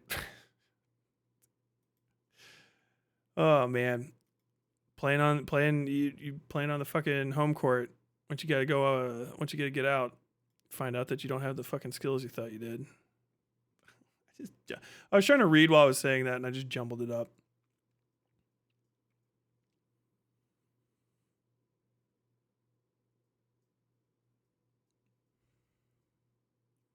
He was so cucked that she interrupted him twice to run her own ads. I know, the ads throughout the entirety was fucking nuts. She managed to thrive after the Daily Wire anti-Semitism cancellation, and people still don't take her seriously. I know, like, dude, that was fucking writing on the wall. She obliterated fucking Ben Shapiro. Like, just absolute win. She did debate Destiny. It was a total one-sided demolishing by Candace. I can't remember what it was like. I might have skipped that one, honestly. I should do some Miss Fennec fan art. If you guys want to do Miss Fennec fan art, there is a area for Miss Fennec's fan art and Gorpo's fan art. My little slug guy that pops up here every once in a while. Okay. So, Destiny is a sex criminal on the internet. I really stand behind that. It is the case. So what happened with Destiny and Pixie is that what should have been illegal for a long time was not made illegal until just it's by happenstance a little after Destiny obviously did in every respect of the way what is now a crime. So what he did is now a crime, and it's a thing that he has no repentance for and is taking no responsibility for, and would very likely have done again and again and again and again, even if the law had been passed after the fact. You know what I mean? So what he did was he non-consensually shared several women's nude images and pornographic material of them. Now, another person non-consensually shared his stuff, which is also illegal. However, it has no bearing on this case whatsoever, because that is a different illegal act by a different person. So discounted. Destiny tries to use that as a defense for why Destiny tries to use that as a defense for why it's okay that he committed this crime before it was a crime on the books. And there's every possibility he's probably still doing the same shit. He is a piece of shit. He's a bad person, which is why he was doing it in the first place. It's something you should have known was wrong. And it seems like he knew it was wrong if you read the logs that were released alongside all of this pornography by this solo Tiny Leaks thing. If you want to know more about this, watch my documentary video essay I made on it a year and some change ago called Slop Mafia. It's on, I think it's actually on this channel. Still, it should be. So what he did was he non-consensually shared pornographic images without consent. I think North asked me this question when I talked to him in person. So what, you have to ask consent every time? Yes, that's what consent is. For every discrete action where another person's acquiescence is required, you have to ask for consent. Consent is not necessarily ongoing in a lot of situations, and any time where the situation where consent was given could reasonably change, even if it's just over the course of time, you should ask for consent again, because consent might not be given. Now, there's absolutely no way on fucking God's green earth anyone consented to having Destiny exchange their pornographic material with a rando on the internet who they didn't know. Period. That's just it. That's the end of it. There was no like, oh yeah, you should just share this with anyone. You should just share this with anybody. Now, Destiny's lied several times during this, either before at the start or later, where he said that he had talked to Rose, the minor in question in this situation. He had talked to Rose a number of times on the phone, and like they were cool, which is why he sent stuff. Now, he did start sending the stuff within like 2 weeks of talking to this person, Rose, for the first time. And there's a series of excuses and stuff that he's given. Most of his audience, I guess, have not read the court filings at all or looked into any of the information released during the leaks. If they have, most of them are lying, and I don't know why they do these lies, because they're very obviously lying. It's all provably wrong. Oh, I know why.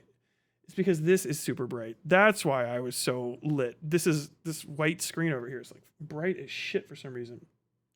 I digress.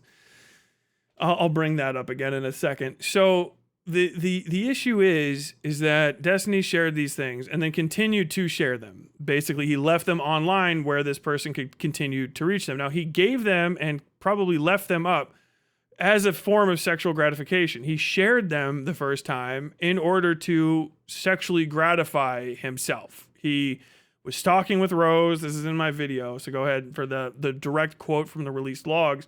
He's talking with Rose and said, oh yeah, there was this person. She was new to it. She was like not very good at giving head. And like, yeah, I think I want to share that with you. So like, yes, for the purposes of mutual sexual gratification. During the other parts of these logs, aspects of this were age play, where someone pretends to be an underage person, mutual supportive comments about masturbating, talking about masturbating to each other.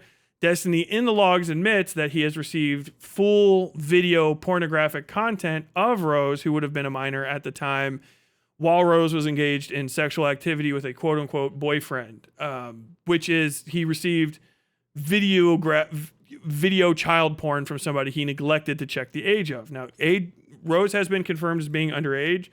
The videos that Destiny has admitted in the logs to masturbating to, while also sending videos of him engaged in sexual activities to this person, Rose would have been underage at the time. So he has received and trafficked in multiple items of child pornography. The statutes that I've looked up in Florida do not, in any way, shape, or form, suggest that if you don't put the due diligence in to check for somebody's age, that you're off the hook because someone lied to you.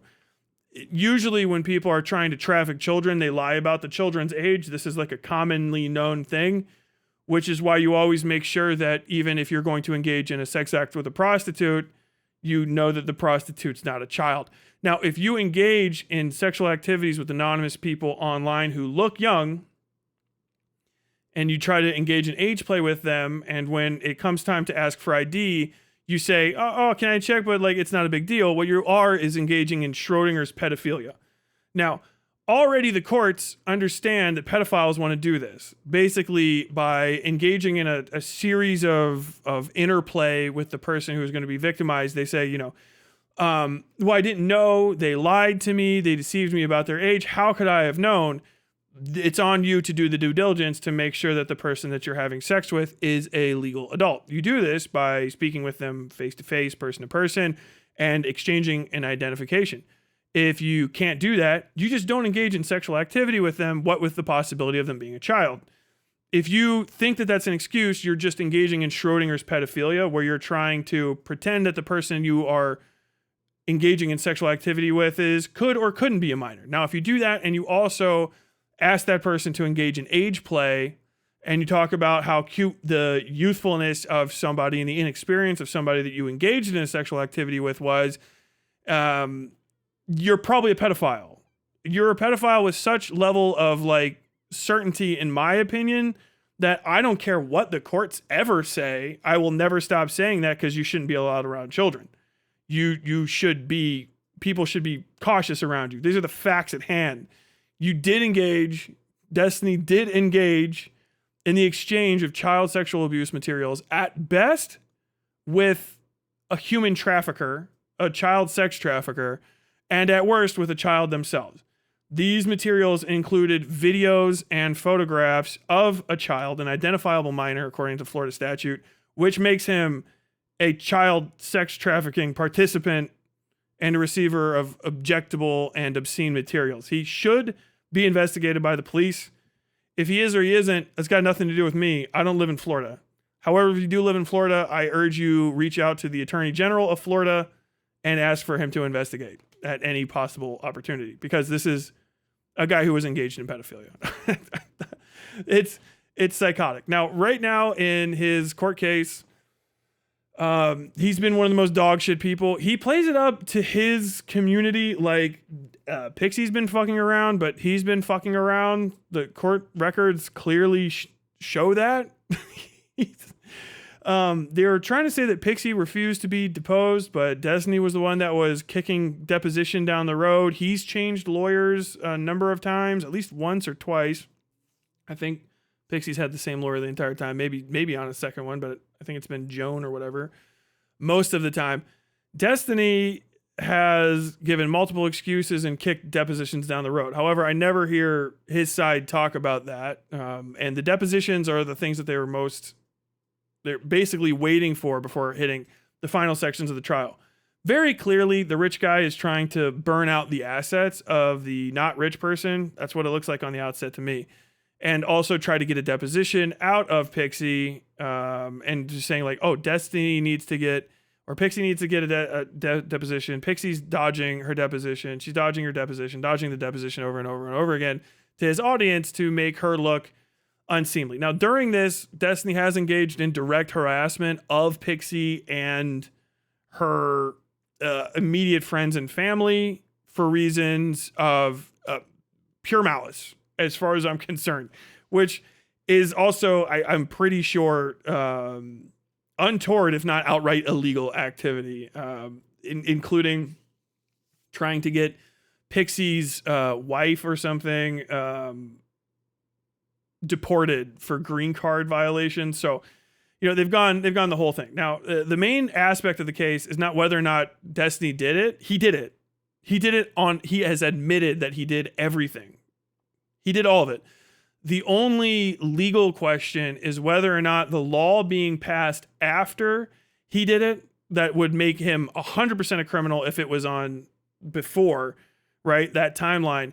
Just because that law was passed after, because he left all of those images and materials up and accessible to this person after the fact, was every time that those things were, he logged into his account, that he knew that those items were still in the possession of a person who should not have them because he did not have consent for that person to have them, was every aspect of that a violation of the law now, which is just a neat legal question that probably the courts are excited to, kind of delve into, because it is one of those things where normally, like, if he had done it, he had disseminated these materials and then taken them down, say the law is passed 2021, he does it in 2020, 2022 comes around, it's no longer accessible to the person, but the person maybe has a copy of it. Is he at fault? I would say no. Is he disgusting for doing it? Absolutely. Should his reputation permanently reflect his activities for the rest of his life? Absolutely, 100%. And that's what you can do as a person is make sure that his reputation in the eyes of all people who behold him reflect the truth of his activities. He did, by his own admission, without any permission whatsoever, share these videos that were mass disseminated with this person. He committed that act, okay? Is that person also guilty and culpable for sharing stuff with him and Pixie? Yeah, they both committed crimes. Like the crime that's more egregious that you assisted in the commission of does not detract from you committing a crime. I don't know why that argument comes up. Both of the things are bad.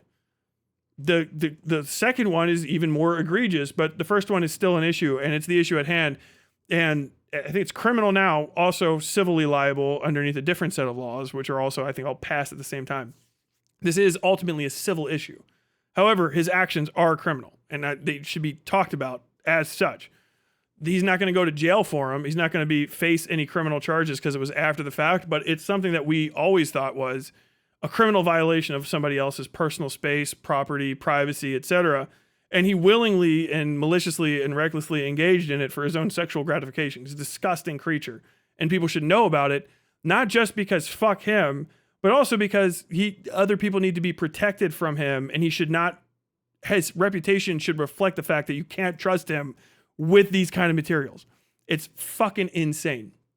So this is a civil case. She's suing him for damages. And it's how that works is going to be down the line. Right now, the issue for Wednesday is spoliation of evidence.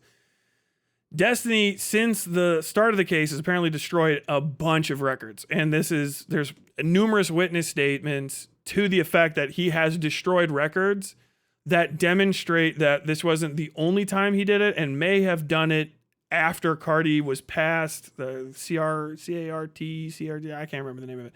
Doesn't really matter. After the law was passed, he may have done it as well, right? But also it was a pattern of violation. So he very much did not do this on accident. He was intentionally, negligently disseminating other people's private and sensitive material in order to sexually gratify himself, which would make him civilly liable for the damages in the opinion of the plaintiff. So I think that he did it. I believe that he did it. And I believe that his reputation should never recover from this, because his reputation recovering and this not becoming part of the permanent story of his life will leave him open to victimize others. He's a criminal in his heart. That's it.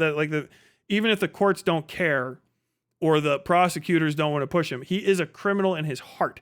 He is the kind of person who will violate this consent again and again and again. He does not give a shit. He wants to get away with it. Pay somebody off and do it again. That's the kind of person he is. I will not be dissuaded from my opinion in this matter. I don't give a fuck. He is disgusting. And the matter at hand in the courts is, it might not go in Pixie's way. It is an interesting interpretation of how technology works in relation with the law. I hope that this court sides with her, not just because fuck Destiny, but because fuck any guy who does this. You know, you can't grandfather in your fucking hard drive of porn you've sent to other people. It's disgusting.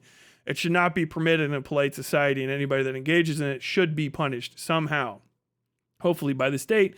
Because, you know, I'd say if somebody did this to someone that was close to me, I would just go fucking tat, tat, tat. And that would be it. Put me in jail, man. Fucking Jesus Christ.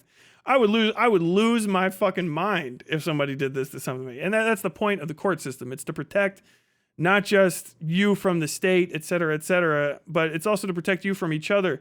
Even if you're the guilty party is the one that needs to be protected from the currently innocent. It's like, yeah, you guys got to fucking punish this guy because he's done something that's unforgivable. So and no one's going to let this go. You know, politer people will let it go. You do something like this out in the Midwest or out where they got pig farms, that you might just go poof, disappear someday. You know what I mean? Try that shit in rural North Dakota. That might be it for you. And that's kind of the case. Like it should never be understated that he's disgusting, reprehensible, and that you should despise him for this behavior, and you should tell people that he engaged in it, because he did engage in it. The question at hand with the courts is whether or not him maintaining those videos via the way that they were uploaded and that access was kept, you know, online forever, or for up until the issues happened in November of 2024. Whether or not that was a violation of the law as it stands. You know, if it does or doesn't go that way, it is. August 21st, the ruling is on spoliation, because it's got to go out of, it's all stuff going for the motion for summary judgment. Destiny wants the thing, obviously, just like dismissed with prejudice and maybe even some money for him. More than likely, both sides are going to be out money on this. I doubt even if Pixie wins that she's going to be able to get she's going to get the money that she asked for, but maybe she will. But Destiny has been pretty clearly, in my opinion, given the stuff that's in the court documents, unless it's all raw perjury, which is kind of hard, he has been deleting evidence of his activities that people have memory of. You know, they received these things. There's other stuff that I guess he didn't manage to delete in time, and people have seen it get deleted.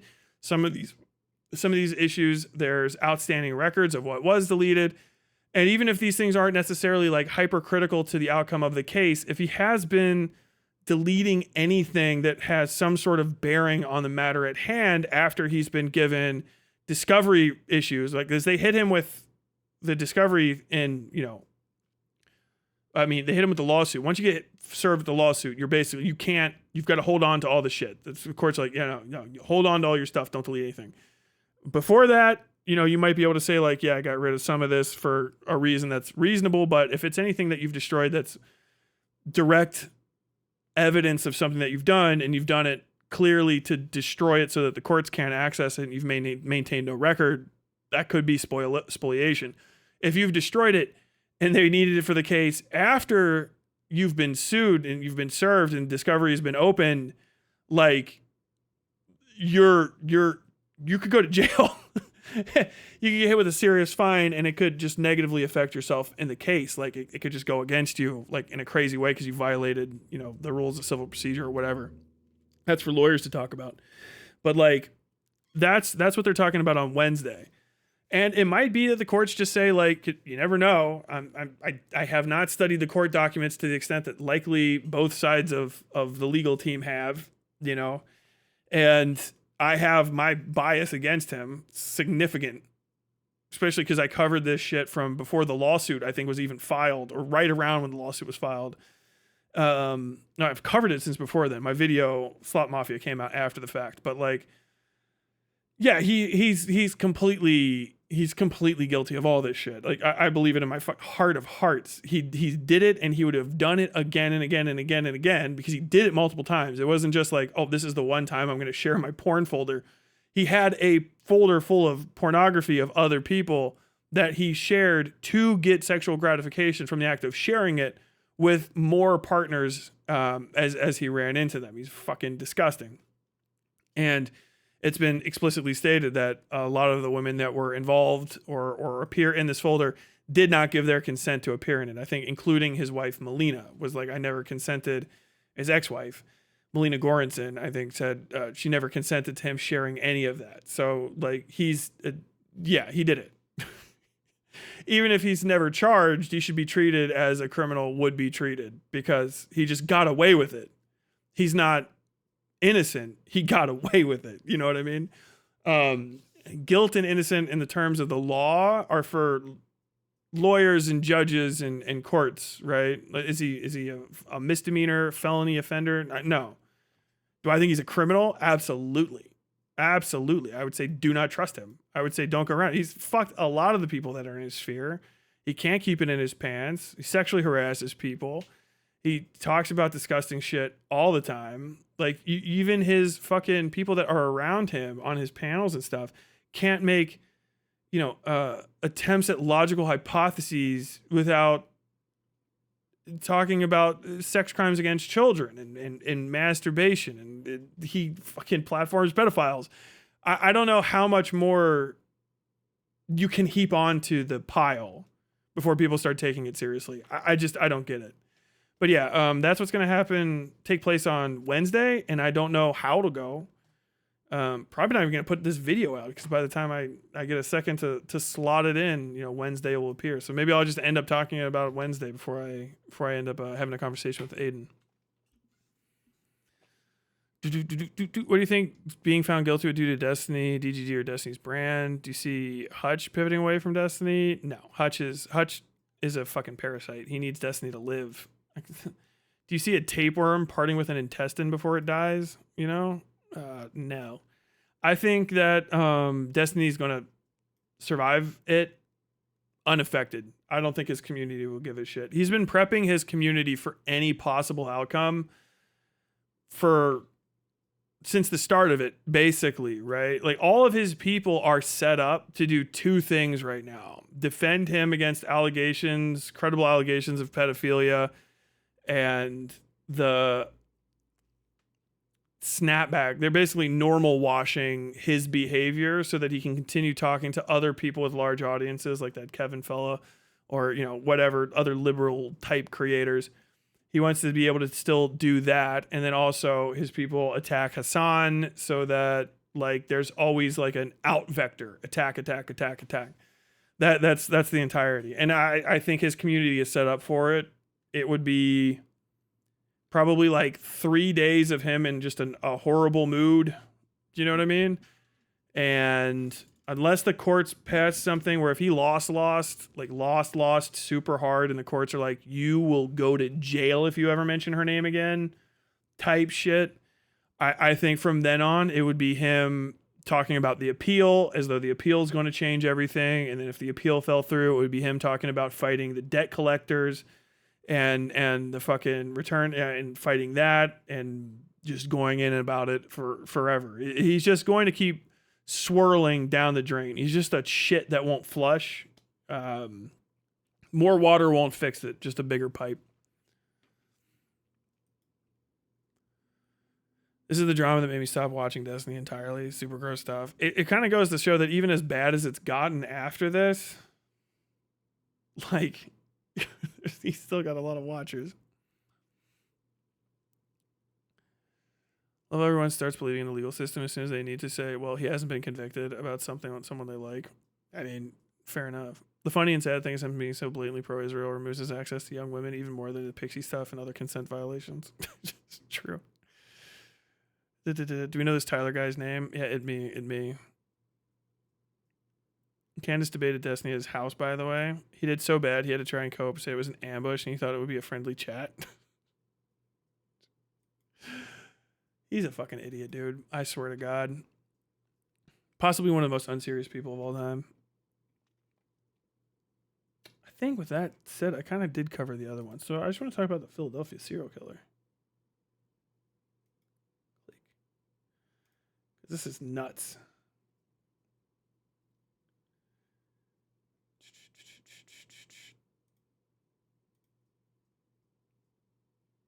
Okay, I would like this video to stop playing. There we go. Okay, so Philadelphia is a city in Pennsylvania.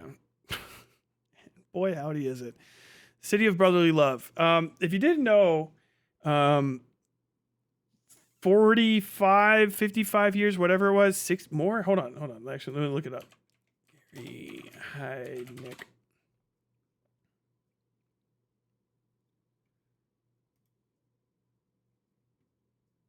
Let's see, when was he arrested?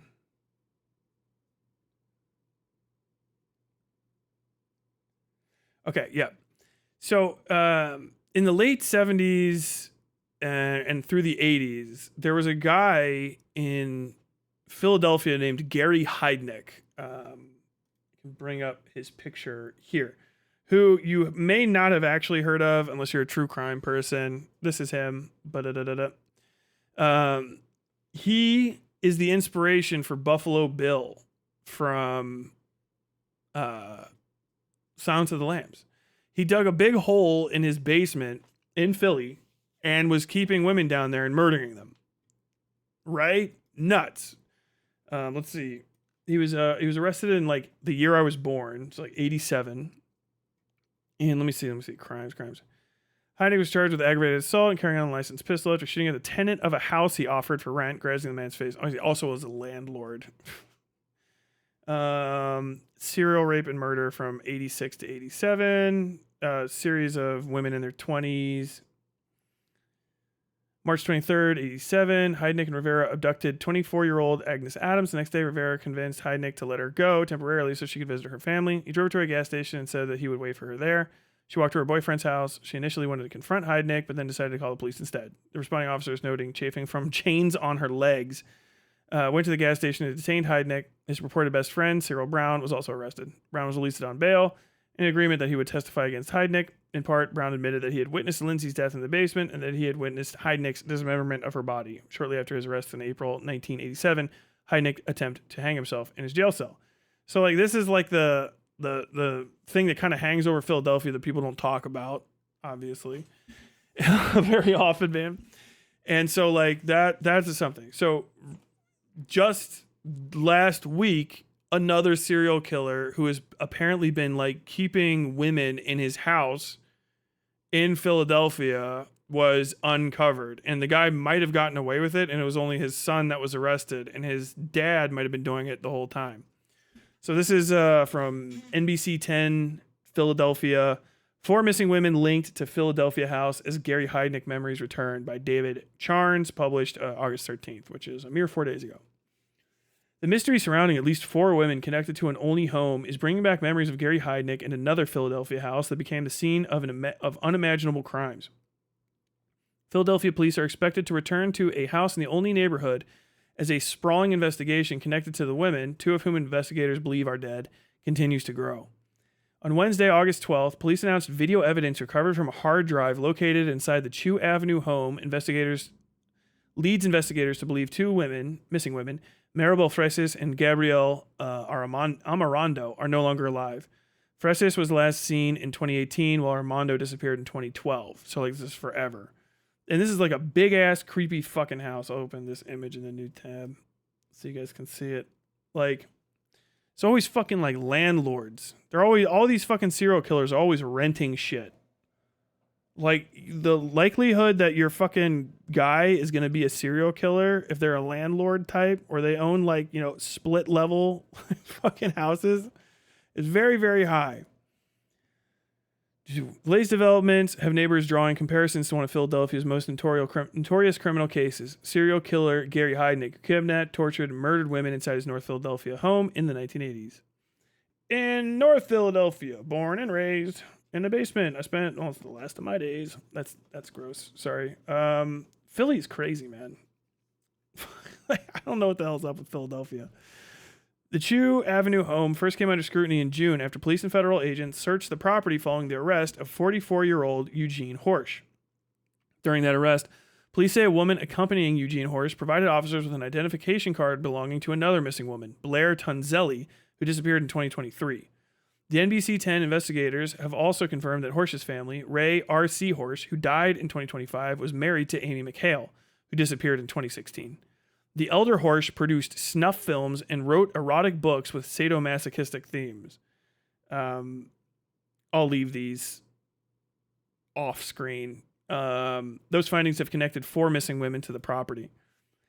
Comparisons to serial killer Gary Heidnik. The investigation into the Chew Avenue home brings up memories of Gary Heidnik, whose crimes shocked the region nearly 4 decades ago.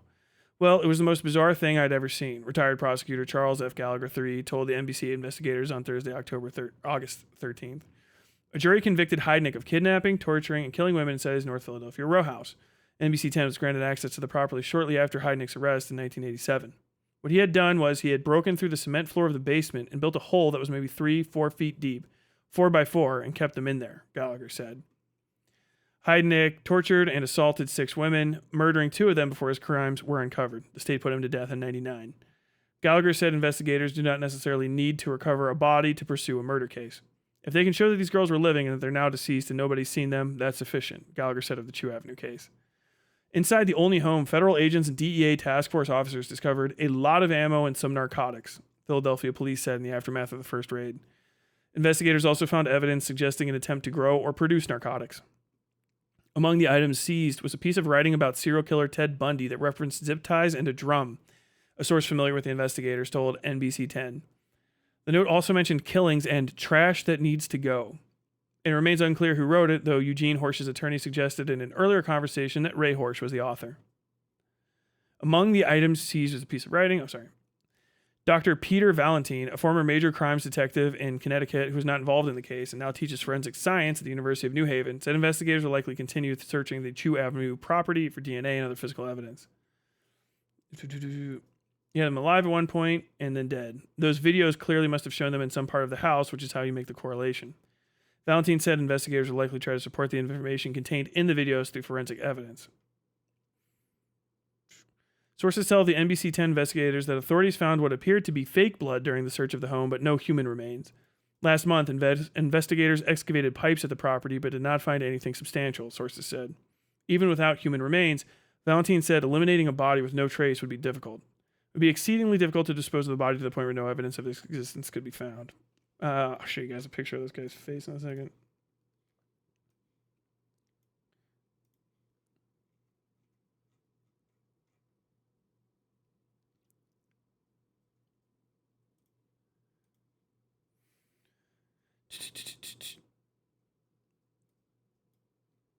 So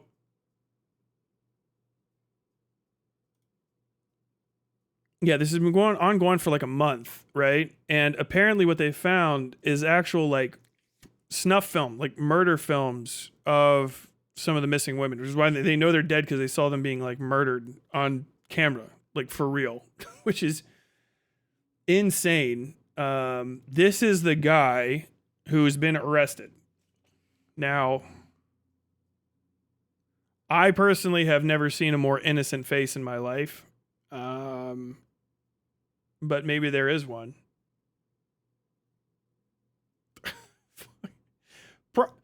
I don't know. I don't know if he did it.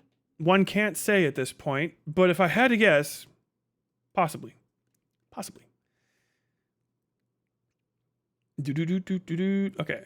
FBI. So this is from David Charnes from July. So this is the start of it. Now it's starting to pick up steam now. By the way, I saw this on TikTok No, yesterday, like literally yesterday, I saw it on TikTok where they're like, what the hell's going on over here? What's happening? There's a serial killer in Philadelphia, and apparently people have known about it forever.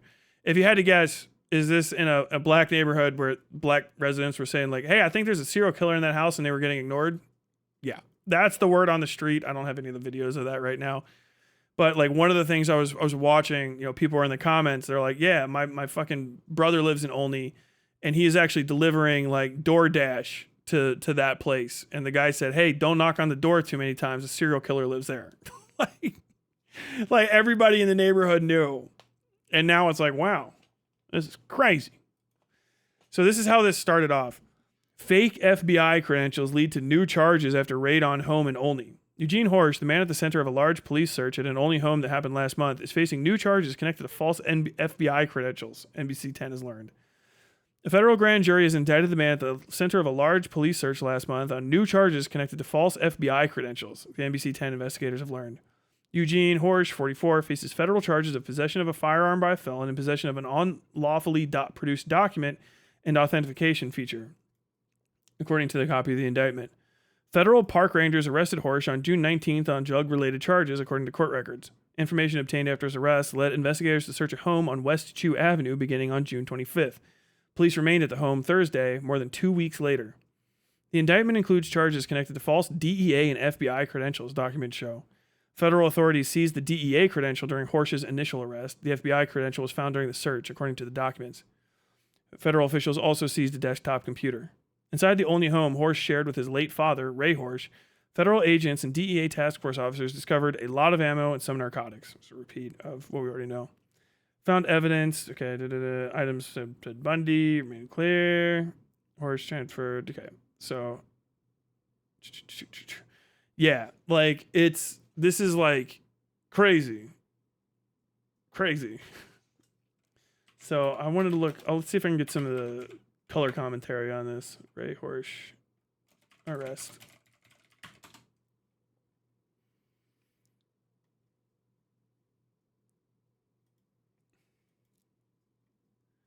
Fuck you, Facebook, man. I don't want to look. I don't want to fucking log in.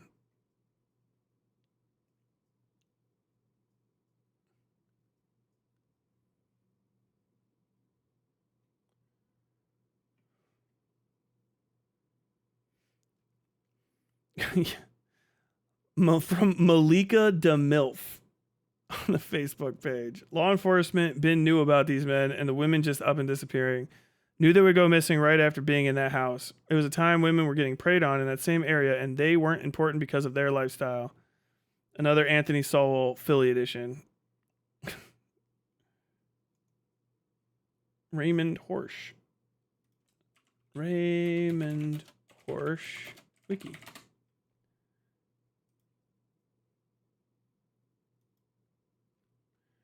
Okay, well, there's his dad.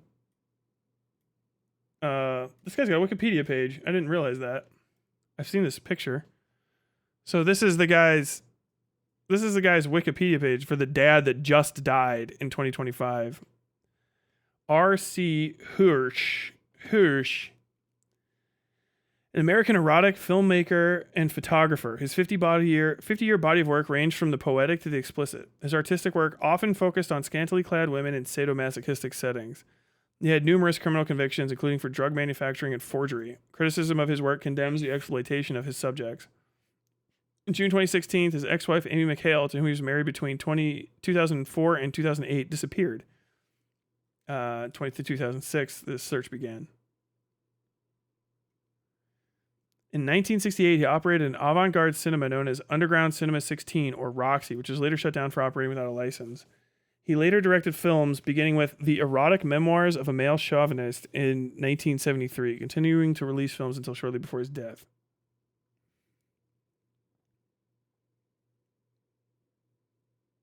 What the fuck? Bro. My man, this is him shortly before his death. I guess as a character for a film role in 2014, so about 10 years. The dude, what's going on here? Horse died of COPD in 2025 at the age of 82.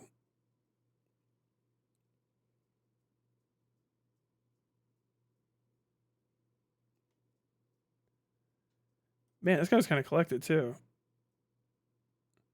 The Mammoth Book of Erotic Photography, Maxim Jakubowski, 4th edition. This is anthologies. The Mammoth Book of Erotic Women, Photo Sex, David Steinberg, editor, Down There Press, San Francisco. Sex in the City, an illustrated history by Allison Maddox with foreword by Camille Paglia. Okay. Rizzoli Universe Publishing, ISBN, Empathy, The Memoirs of an Empathetic Serial Killer, 2014. CreateSpace Independent Publishing Platform, ISBN. What the fuck? Can I can get this book?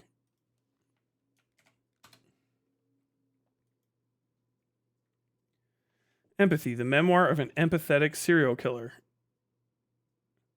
What?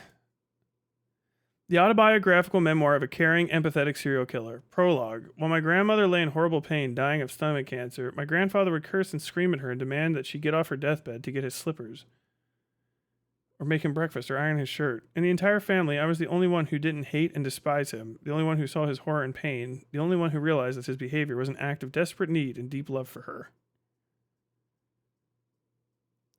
What the 130 pages. Customer reviews 5. Verified purchase, Anthony W. Lohman. Hold on, is that a Anthony Lohman?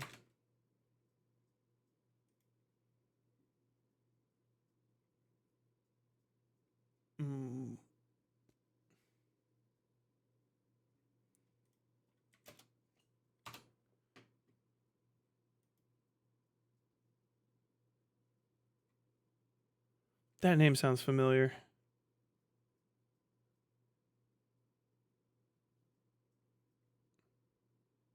I'm well, 4 stars. Not what I expected, but it was still interesting. Now he has since passed, and his son is currently in jail while the Philly police are tearing the house apart, looking for all the bodies. Little did we know we were reading what appears to be a descriptive admission of guilt. Is it on EPUB? I kind of want to read this. What? Audible? Who read it?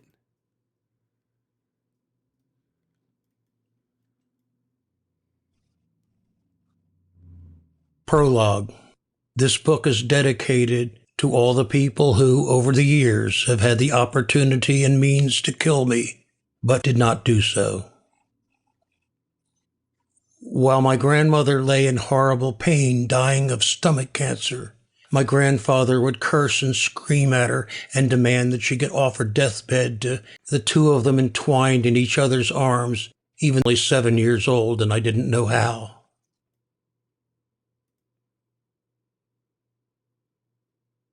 Okay, well, I guess he has a confession. I don't even know. I don't even know how to react to that. So that's the father, right? And yeah, all the stuff that I'm reading about them, friend speaks out.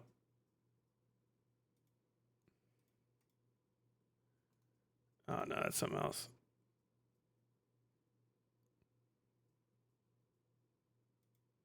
Inquirer, Philly Inquirer. No. I mean, I guess the fucking headline's enough. Police searched only home last summer, so a year ago, but only for drugs and made no mention of missing women. Despite the fact that relatives and friends had told police years earlier that at least something had probably gone missing.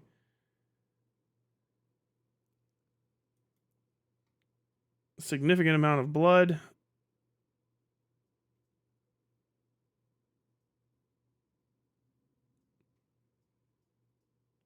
Philly mom went into House of Horrors and never came out.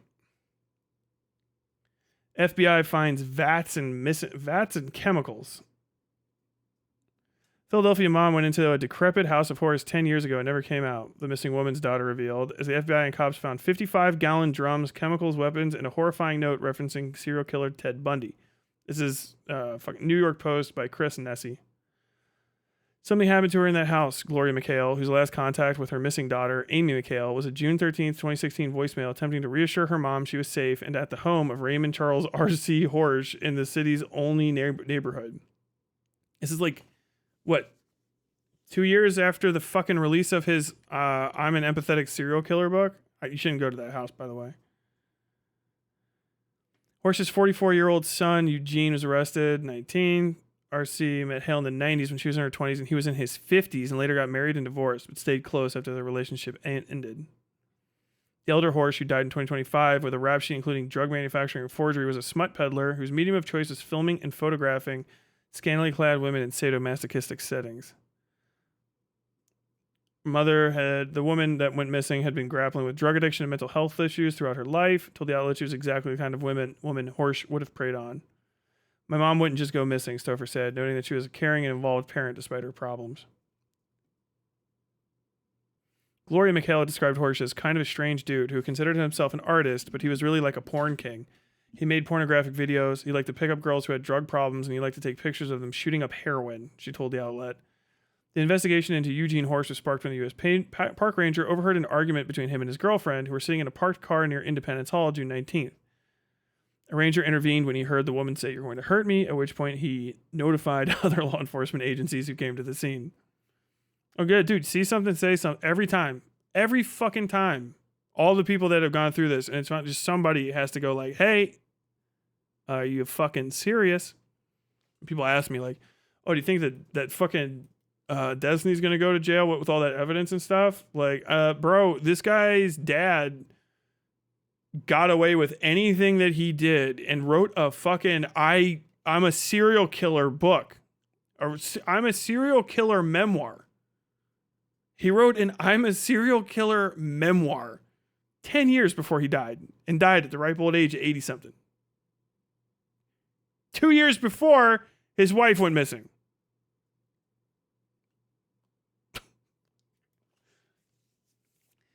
His girlfriend had a fake ID featuring her photo but bearing the name of a woman who had been reported missing in February 2023 from the Kensington area.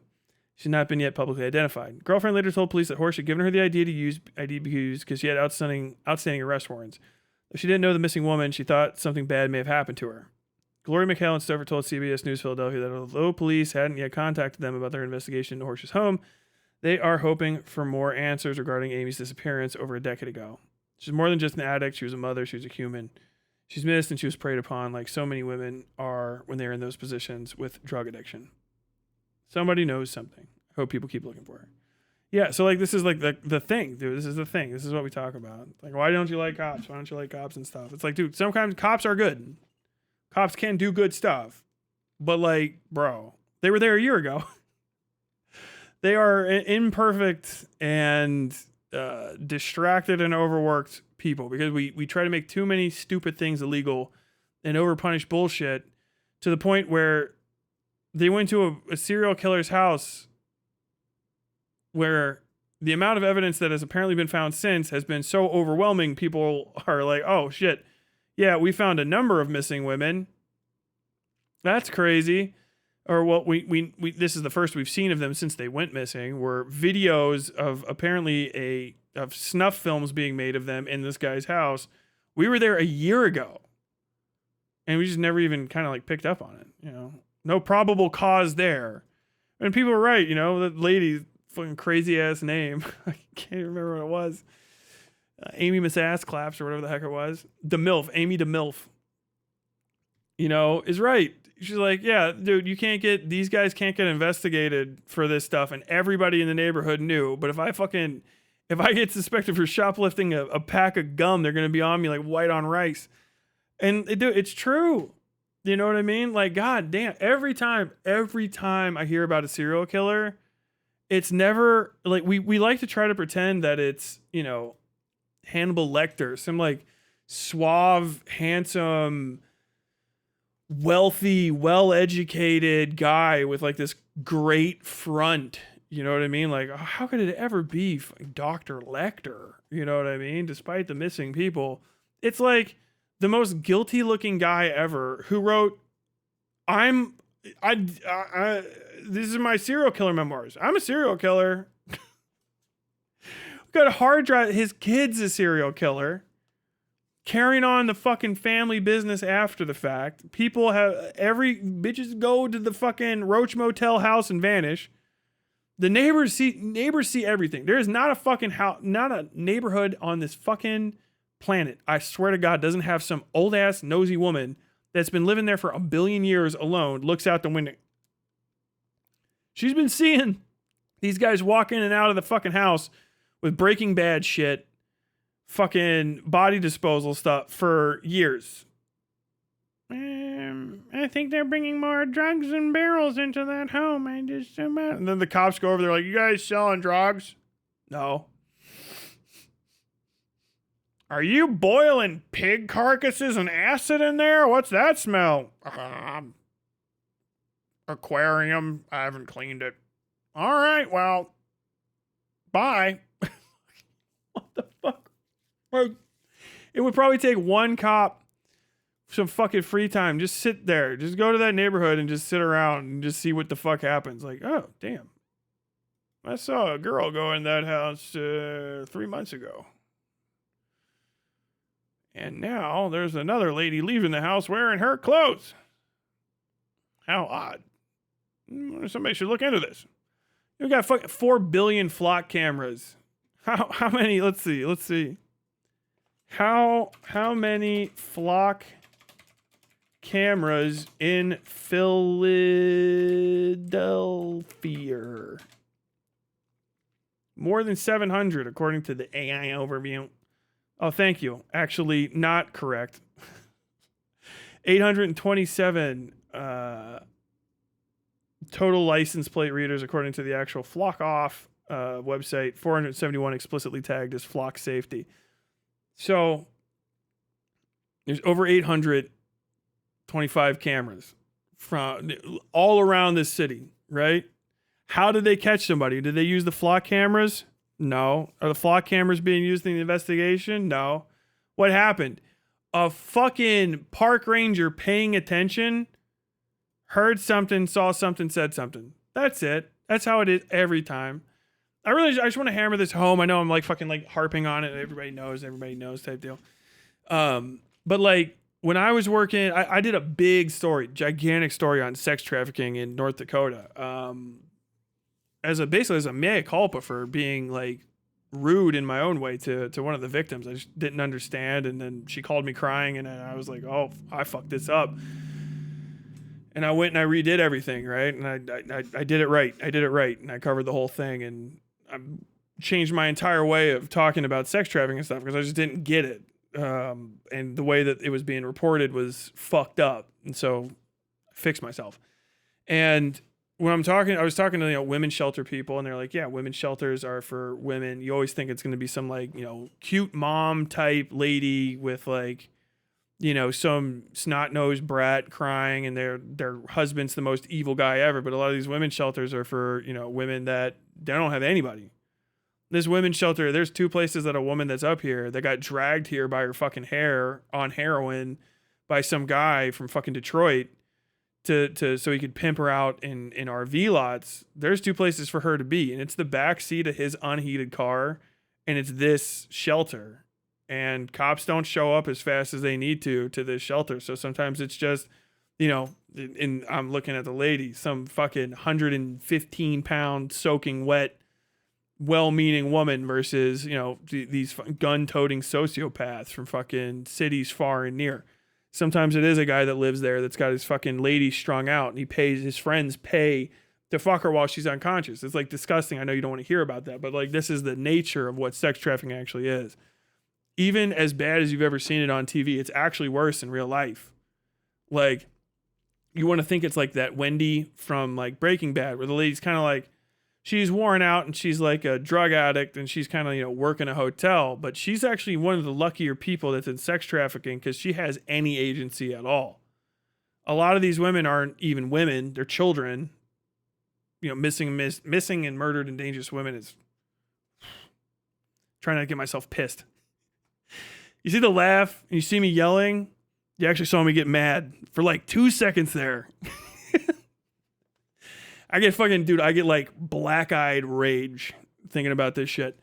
But like, it's these, girls that are like 13, 14, 15 years old. They maybe have a grandma, mom and dad left, they died, something changed, dad's a drunk, mom ran away, mom never wanted to have her, just some circumstance that some kid shouldn't have to deal with. And like the kid's only got one person, they meet a boyfriend who's in or off the res, and they hang out with him, and then they just happen to go out into town one time, and she gets drunk and wakes up someplace that she's never seen before, and now she's a whore, she's a prostitute. Someone's got her locked in a room. They don't necessarily like chain her to a bed, but they're like, if you try to fucking leave, I'm gonna beat your ass. Like, I like nice. They're nice to you. They don't. It's not like get the fuck out. They're like, oh look, I'm gonna do you a favor and tell you how this is now. You can have all that. You can have some drugs this morning. If you try to leave this room and I find out, I'm gonna have to hurt you because this is your life now. You understand that? I'll hurt you. And they're like, what? And then if they fuck up, they get hurt, and there'll be a bottom bitch type lady who's been a prostitute, and you're like, oh, can I hate her? Like, dude, she was 13 years old once now too, and she looks like she's 45, but she's actually 26. And she's been PTSD'd out of her mind. That's not even a whole person anymore. And yeah, she fucking wails on these girls, but she wants to leave too, and she gets wailed on if she doesn't get anything. And it's just this cycle of like vicious abuse in like motel rooms and fucking, trailer parks and shit. And there's nothing about it that's glamorous or forgivable. And 99.9% of the time, every fucking story I've heard, it's not remotely the woman's fault that they wound up like that. It's crazy. You see a 35-year-old prostitute, you're like, oh, it's a fucking lot lizard out in fucking Love's truck stop. She's been doing that since she was 12, and her dad put her on the street. Do you know what I mean? Like, she never had a fucking chance. Maybe there's some prostitutes out there, you know what I mean, where they're like, oh, no, I just figured I would start in the fucking bottom leagues. Like, I had my whole life together, and then I just figured truck stop, why not at 25? Or maybe sometimes, it is just like a drug addict who tries to pick it up, but like a lot of those, and there's no reason to ever not treat it as there's a person who was like a kid that got taken advantage of and just dragged out of where everyone they know. I mean, think about it right now. Like, how resourceful are you? I'm very resourceful, but I'm also 6'4". I work out all the time. I'm well educated. And if I want to physically hurt most people on earth, there's not shit they can do about it. So if you try to keep me in a room with just your fists, I'm going to fucking put your eyes out through the back of your skull with my thumbs, and I'm going to fucking leave. Some like 115-pound, 15-year-old girl can't do that. Do you know what I mean? She'll get fucking hurt. She didn't even think about it. 15 years old, where were you when you were 15? Even me when I was 15. If you lost your ID and you didn't know any of the numbers of the people that are around you, or like they just didn't call and you got one call, what do? Just say you don't even go straight to the place where you get trafficked. You get, you accidentally hang out with your friends out in town. Oh shit, I feel bad. I need to get home. Okay. Yeah. We'll come back for you. Like, there's only like enough room in the car, and you get left, and then like they never come back because they're like irresponsible kids. Now you're just like alone. You don't have a cell phone. You don't even have any money. You start wandering around town. What do? Maybe you get lucky. Maybe a cop finds you, and maybe it's a good cop. Maybe it's a bad cop, and the cop just hurts you and does something like unforgivable that you just can't even think your way through. Maybe you go to a shelter and you get lucky, and like the shelter's like, oh shit, what the fuck? You're a kid? Maybe you just wander around and you fall asleep in an alley. And then like you wake up and someone stole your shoes, and now you're homeless. You didn't think you were going to be homeless. You went to a party once, but now you're homeless.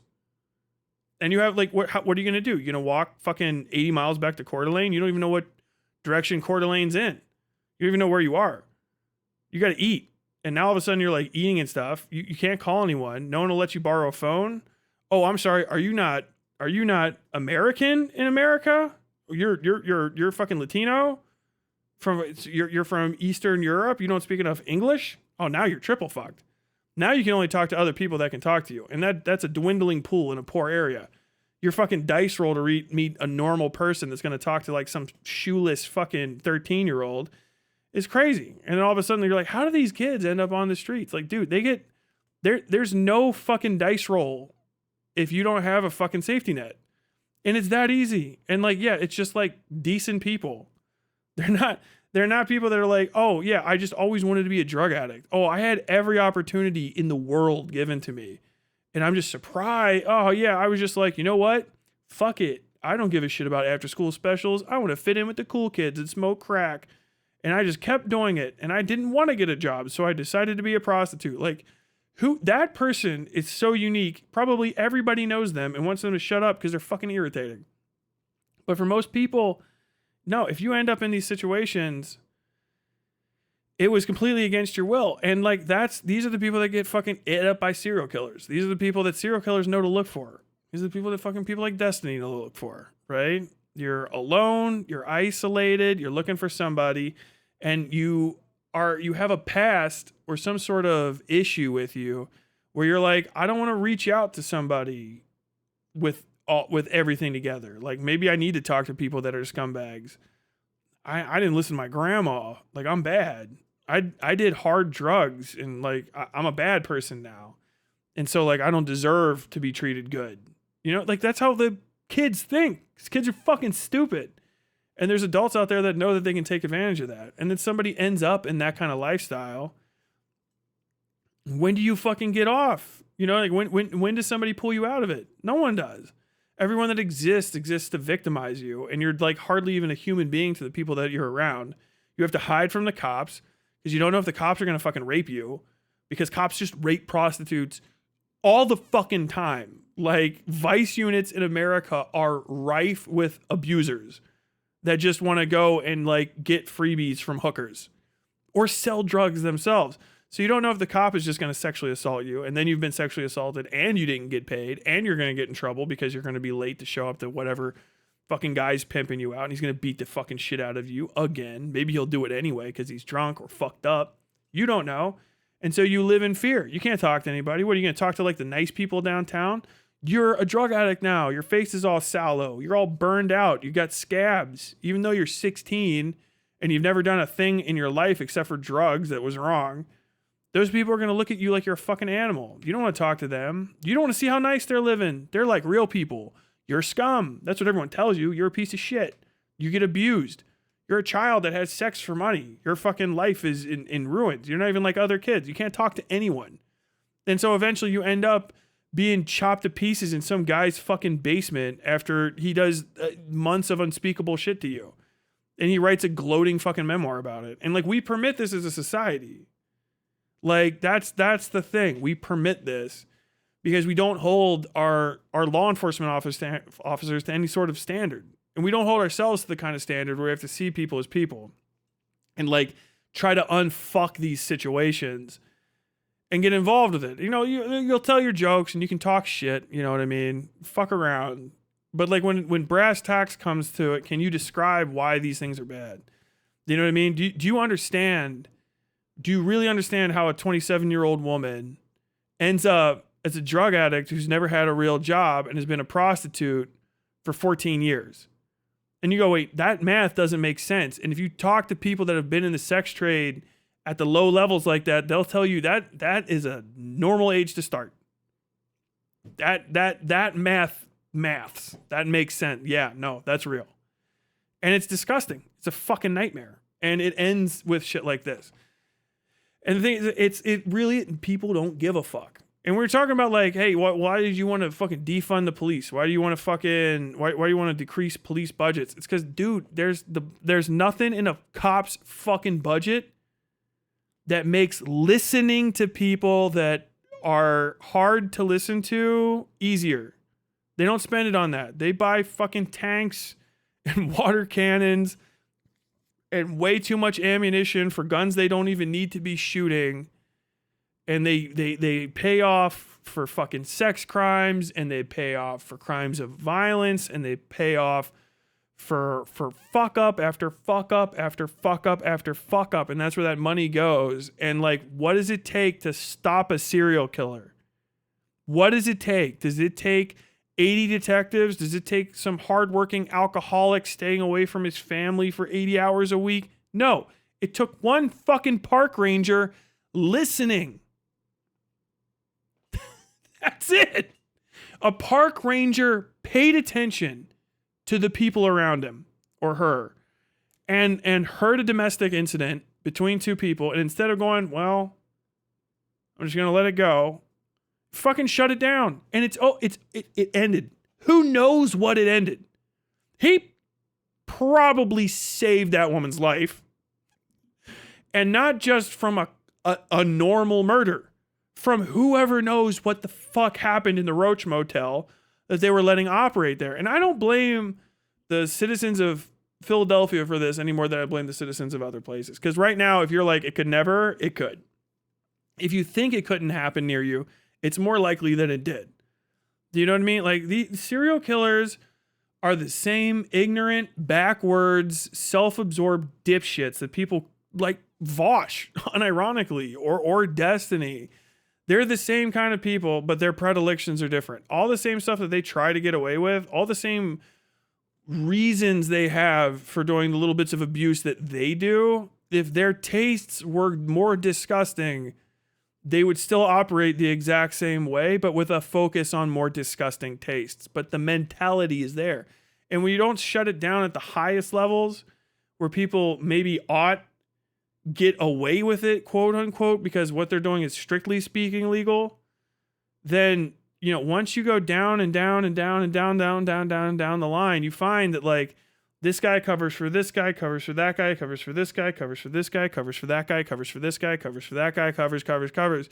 And it's a cycle from the top of a Republican who won't call out the president for being a fucking rapist and not work with him. It's a cycle from that guy down through all of the chains of command and all of the sideways glances and all the fucking hand up and the blinders to cops were at the fucking serial killer's house a year ago and who knows how many other times and just never managed to find all of the shit that was going on. And it's never been the one time. Almost every serial killer that you find is like this. It's always some non-cop, not the person you would think is stopping a serial killer. Almost always who's stopping them. There was a serial killer in West Virginia that got stopped when I was in West Virginia working on the newspaper. You know how he got stopped? He tried to fucking abduct a woman and she grabbed a fucking axe and she cut his fucking head in half. I believe. Hold on. Let me just double check this. West Virginia serial killer murdered. No, that's 1920.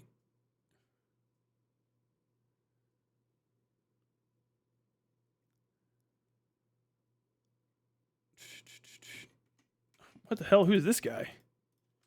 West Virginia serial killer in 2015. Oh, shot. Sorry. Yeah, Neil Martin Falls, born 1969, died July 18th, 2015, was an American serial killer who was shot and killed in self-defense by Heather Saul, a woman in Charleston, West Virginia. Falls had been stopped by police in over 20 states during his life, but did not incur any serious criminal charges. That's the first two sentences of a serial killer. Cops stopped him a number of times, couldn't find anything going on. He's from Eugene, Oregon. He was in Kansas. Death investigation. He encountered a sex worker named Heather Saul online and tracked her down her address. After entering Saul's residence, he held her at gunpoint. Saul described the struggle that ensued as follows. When he strangled me, I grabbed my rake, and when he laid the gun down to get the rake out of my hands, I shot him. I grabbed the gun and shot behind me. Saul shot Falls in the head, killing him instantly. Sorry, I don't know why I heard axe. 4 sets of handcuffs were retrieved from Falls' body. When police officers searched inside of his car, they found a machete, axes, knives, a shovel, a sledgehammer, bleach, plastic trash bags, bulletproof vests, clean white socks, and underwear. So he's been killing fucking prostitutes for years. In Nevada, California, Illinois, they were all advertising their activities on the internet. 2014, a dozen sex workers had vanished in and around Chillicothe, Ohio, a 2-hour drive from Charleston. Falls is suspected in these disappearances despite the absence of physical evidence. The true scale of Falls' movements and activity remains unknown. So, like, how does it end? Cops fucking picked him up a number of times. I couldn't figure it out. How the fuck was he stopped? You know what's in his car? Axes, handcuffs, bleach, trash bags, plastic sheets, all this. What in the fuck? You should just be arrested for having that shit together. Like, I do so many home improvement projects, I can't tell you what would require me to have clean underwear, trash bags, axes, 4 sets of handcuffs, and plastic sheeting and trash bags. I think I doubled those. I can't think of it. Dude, this guy is a sick fuck. And how did he get handled? Fucking scrappy hooker. Fuck yes to that lady. Fuck yes for eternity. Scrappy fucking hooker. I'll get you with the rake. No, you won't. Oh, dropped your gun. Pop, pop, pop. She fucking put him down. Probably the cops were like, oh, now we'll never know what he was up to. He may have killed hundreds. But like that's it, man. It's people not saying something, not intervening, not reporting weird fucking shit. It's why it drives me fucking up the fucking wall. The stuff that goes on in these online spaces. I know we're fucking a couple years away from finding some crazy shit gone down. I know, because the amount of things that leak just from people trying to have entertainment, you know, this sex crime, that sex crime, trafficking, blah, blah, blah, blah, blah. You know, the amount of people that have gotten caught just by being like open about their activities and not realizing it's criminal is insane. If there's people that are actual fucking predators in and around these spaces, even worse than somebody like Destiny or Vosh, there's probably fucking bodies, you know what I mean, in some of these little internet communities. Probably a serious amount of bodies.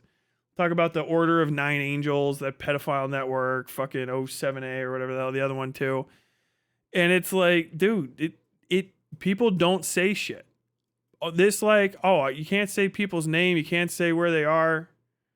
It never protect. I've never seen a hooker saved by that. You know what I mean? No prostitutes are making it out. You're not keeping a fucking trafficked kid off the street by keeping people's names to yourself. Someone starts getting online and they're like, oh, you know what? I don't know. I think maybe ephebophilia is a good thing. What's your name and where do you live? Why? Just in case your nightlife needs to be ruined and or ended. You know what I mean? What if you're a serial killer? You just said some serial killer shit. Maybe you should be looked into. You know what I mean? Like, those are the kind of people that need secrets. Who's covering up ID? Who is hiding names? Undercover cops, CIA agents, pedophiles, and serial killers, and commentary community shitters. That's it. Those are the people. Those are the people that desperately need anonymity. Interlopers, thieves, rapists, and murderers. Those are the people who most need fucking secret identities. We don't live in a society of masked vigilantes. That doesn't exist. We love heroes. Especially in America, we love somebody that does a good thing. We want to recognize you for that. The only people that need to go around in fucking secrecy are fucking people that have done something wrong and creeps. J. Jonah Jameson had it right. If he's not a criminal, why is he wearing a mask? There's no response to it. God damn, man. Oh, but yeah. End of segment. This is all like, hey, it's interesting, but keep yourself aware. I know that I got a lot of lefties here.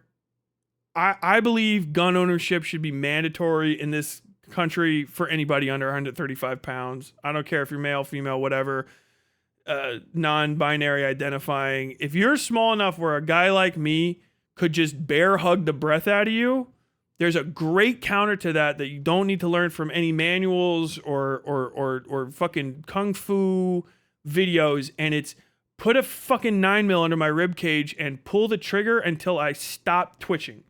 Because that will keep you safe. Every cop that you talk to will agree. What's a good way to deal with somebody who's going to try to pull a gun on you and make you do something? Oh, well, shooting them to death is phenomenal.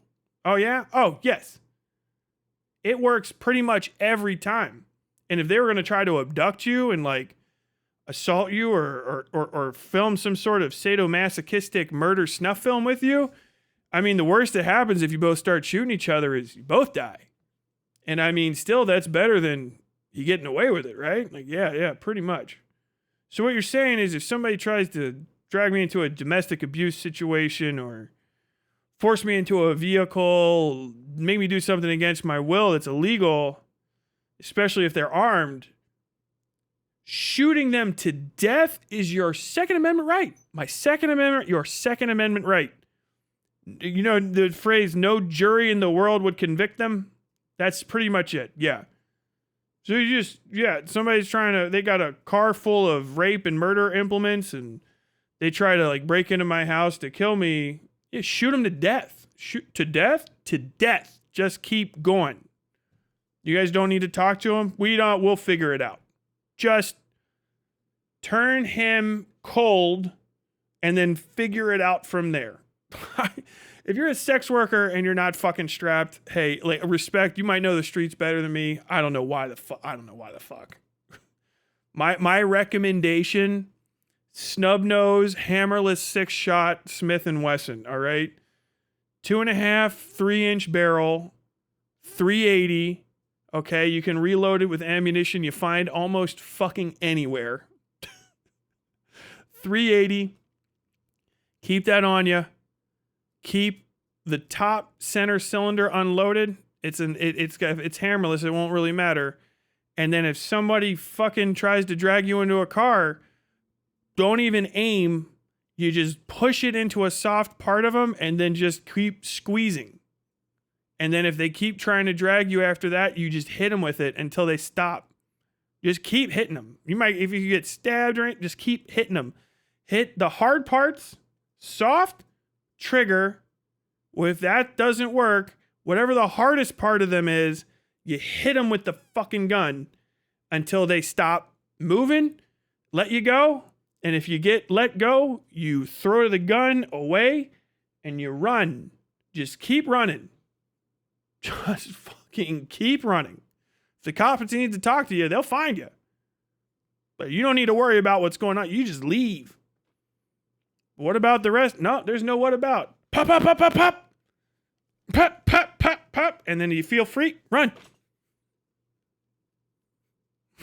That's it. You're gone. The only place you should be running after that is a place where maybe there's a lot of people. I would suggest a hospital, just in case you got stabbed and didn't realize it, and the adrenaline is not letting you know that you're bleeding to death. Hospital is a good place. If you're a prostitute, if you are any kind of person that works with their body, honestly, construction worker, fucking security guy, always know where the closest hospital is by land. Closest ER, and the way to get there is always good information to have on the top of your head. 380, you mean 38 special?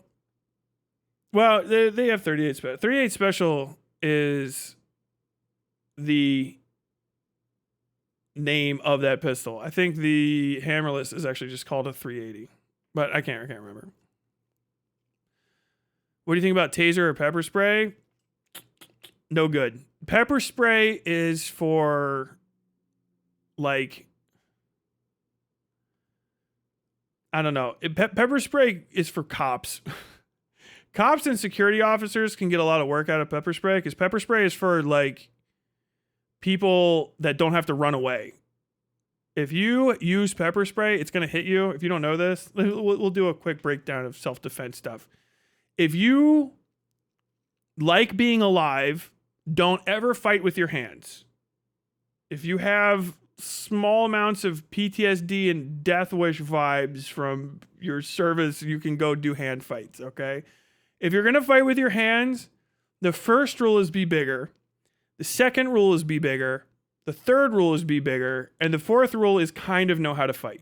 There is no such thing as winning a street fight if you don't leave. So don't ever even do it.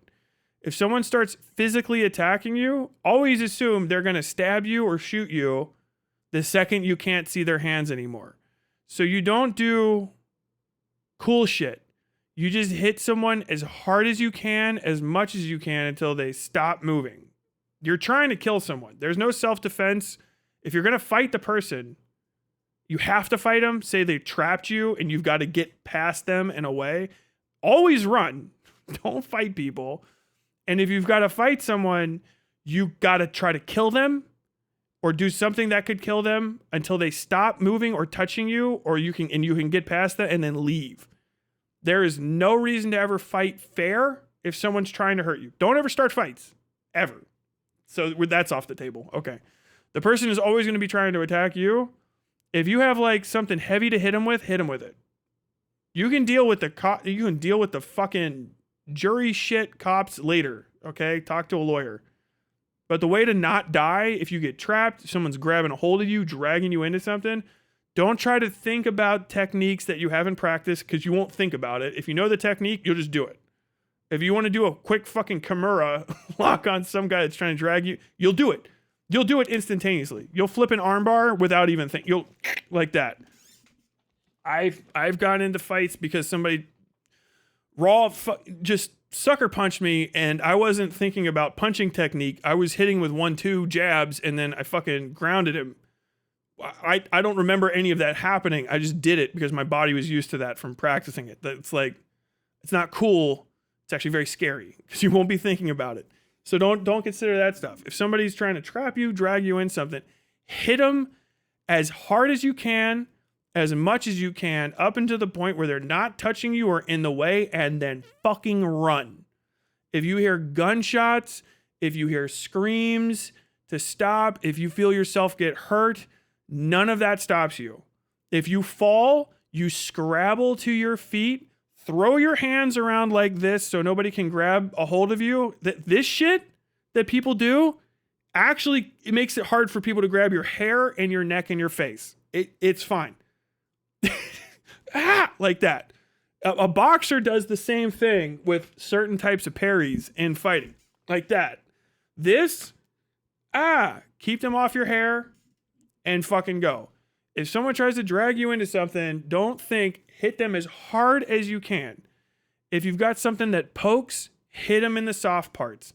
If you've got something that's blunt and hard, hit them in the hard parts. And you just do not fucking stop. You do not stop until they're cold, they're limp, or they've let you go, and then you fucking leave. Fleeing the scene? Yeah, you're fleeing. If the cops need you there, they'll bring you back. They'll ask you all kinds of questions. Why'd you run away? You tried to drag me into a car? I didn't know if he was alone. That's the best answer. What happened?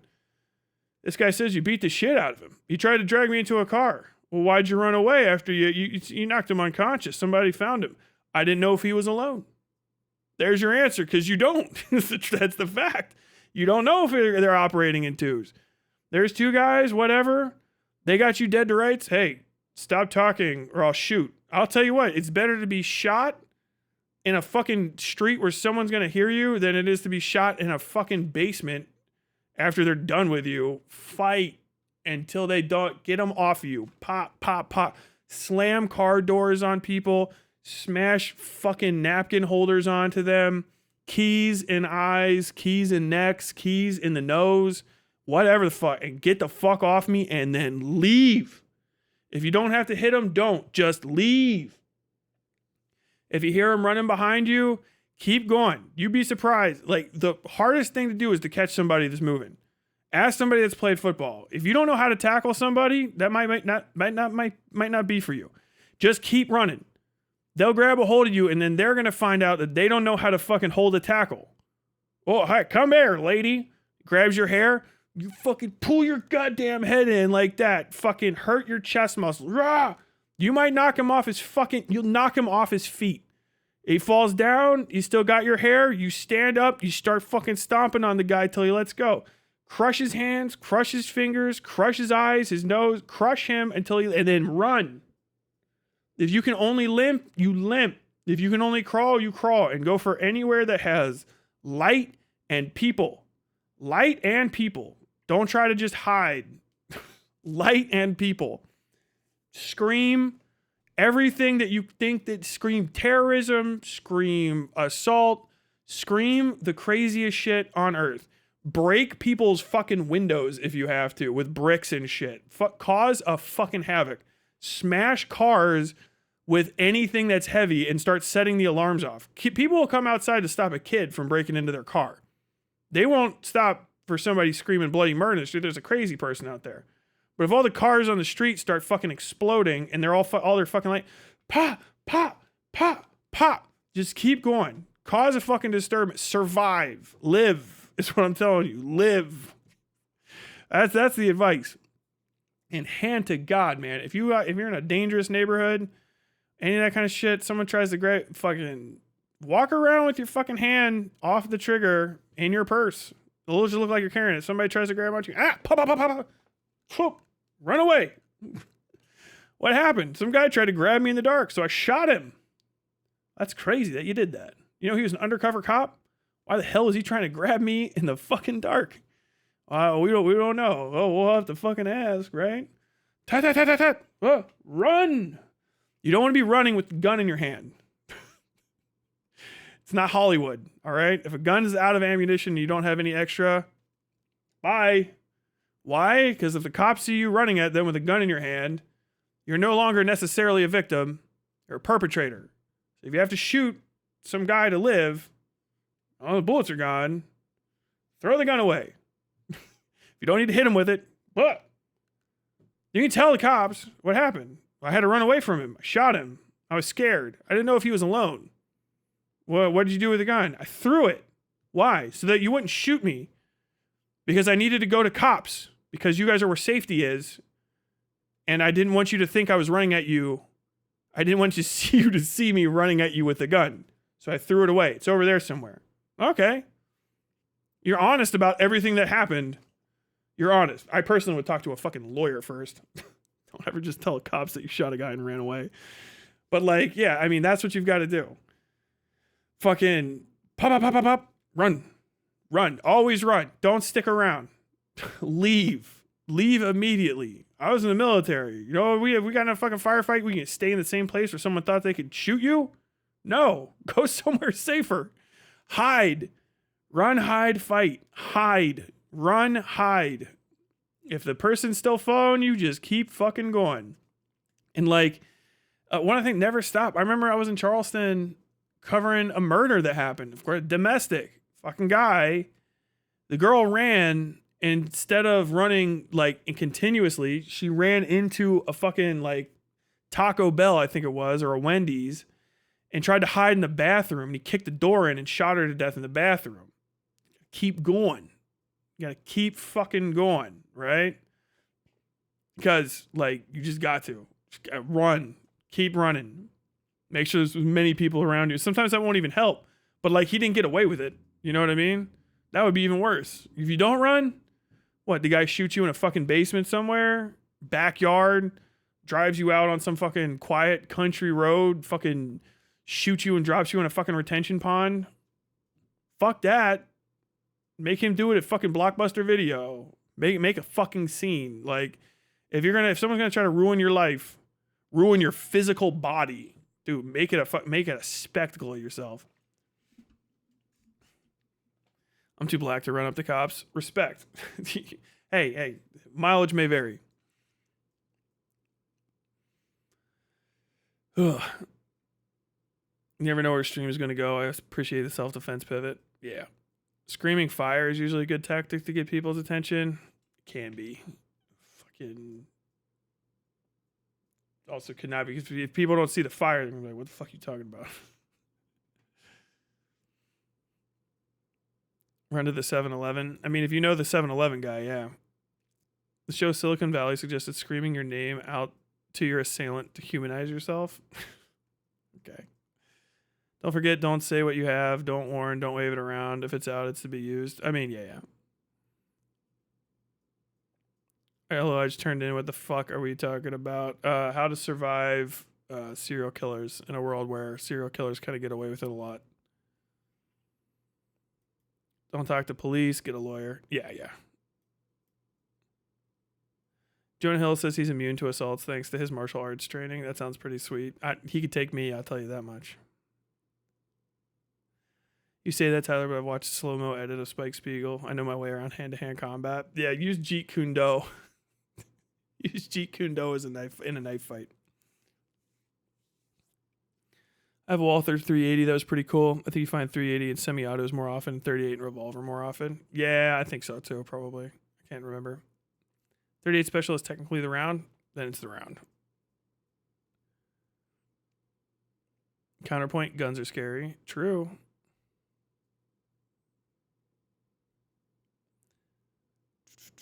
Keep the 30-06 on you. Yeah, single shot. Keep the blunderbuss. Tyler, how do you feel about the Chris Hansen movie? I didn't watch that show when it was out. I know about it from the memes, basically. I don't think I've watched a single episode. I can't remember. Was it even an episode? Was it its own show, or was it just a segment on Dateline? Or did it start that way and then it turned into its own show? I can't even remember how that worked. I've seen like a few of them. I think like in like the 2010s or something, I watched like, you know, when it got shut down or whatever, like a top 5 people that got caught. So like I have like that much familiarity, but like I don't know anything about that show really. But also I think it's always the same. I don't think it needs a movie. I don't think a movie is valuable for it, but good for Chris Hansen or bad for him. I don't know how the movie is even going to be. Robert Pattinson's probably going to be great in it because he's Robert Pattinson. I think that Anthony Bourdain movie looks like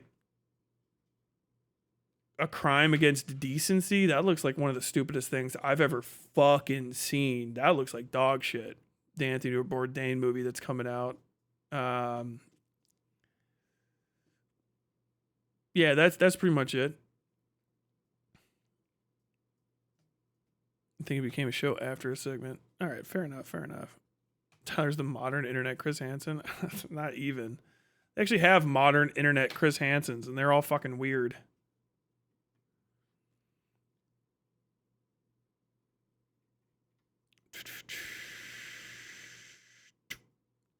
Okay, I do not have my closing music because I haven't reprogrammed my thing yet. So where is... Here it is. Right?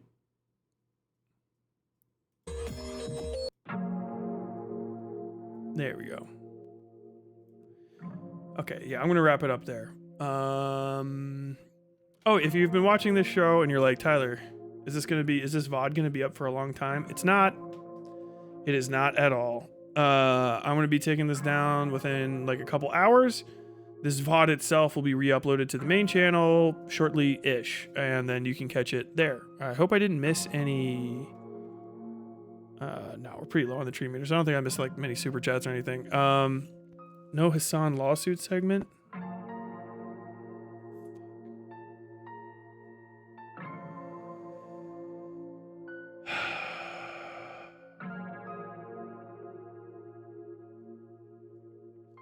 I got distracted.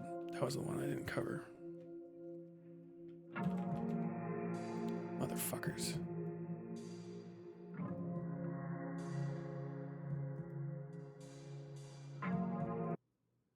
Start it over. All right, hold on. Son, lawsuit.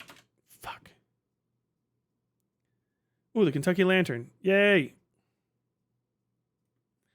Kentucky Lantern is a local free newspaper in for all of Kentucky. They do pretty good work too. Quick takes. Kentuckian Scott Jennings. Sean Piker is a guy on the internet. He's a guy on the internet. Fuck. Let me do a whole segment. Let me drink some water real quick.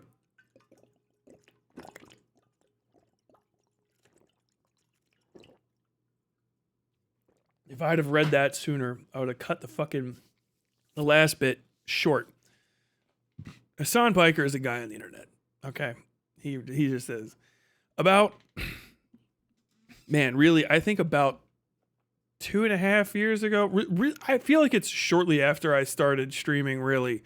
I predicted the legal era of YouTube. It was because I was watching coverage by I think it was Diorio, but it was definitely commentary people. I couldn't remember exactly, and they were basically libeling somebody, like raw libeling. I can't remember who exactly it was, but I mean it's very common. There's a lot of people in commentary that think they have a good grasp on how to tell the truth, and they don't, and how to make opinions, and they don't, and it kind of goes without saying that there's a lot of people that set themselves up to probably face libel and defamation suits. I mean, there's a lot of shit that like President Sunday said about me that I could have sued him for over libel.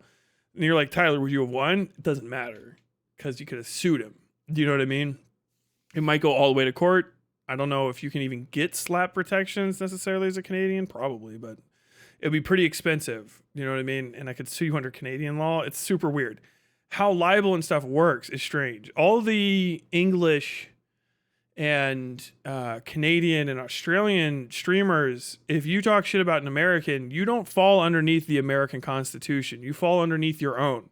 So if you're like, oh, I'm just talking about American, I can say whatever I want because he can't sue me the same way that like a British person can, you can. It's actually specifically how you sue them, which is why we're kind of protected against you guys suing us, but it doesn't go that well the other way. It's the Berne Convention. We're all signatories. So basically the First Amendment or free speech rights or whatever, the speech laws in your country govern you. But like you respect them kind of. It's hard to explain, but basically it lets me protect my rights in your country based on your country's rights. And it lets you protect your rights in my country based on my country's rights. So if you are a British person and you defame people according to British law, even if they're American, they can sue you in Britain. And I know that doesn't sound that like, wait, can they? They can because they're Berne signatories. That's how fucking Amber Heard sued and beat Johnny Depp because whatever. That's how Ethan Klein is currently suing iDubbbz. And it's crazy how loose people are. I feel like Ethan Klein is a few irritated people away from getting sued into the dust himself. He's said numerous, I mean, he's already lost a libel lawsuit, but he said numerous, like completely incorrect stuff with the clear intention of being malicious with it and defaming people. And he goes pretty fucking hard. And the thing about a defamation suit is, especially in America, is even if you lose or even if you win, you can still lose because of how much money it can cost.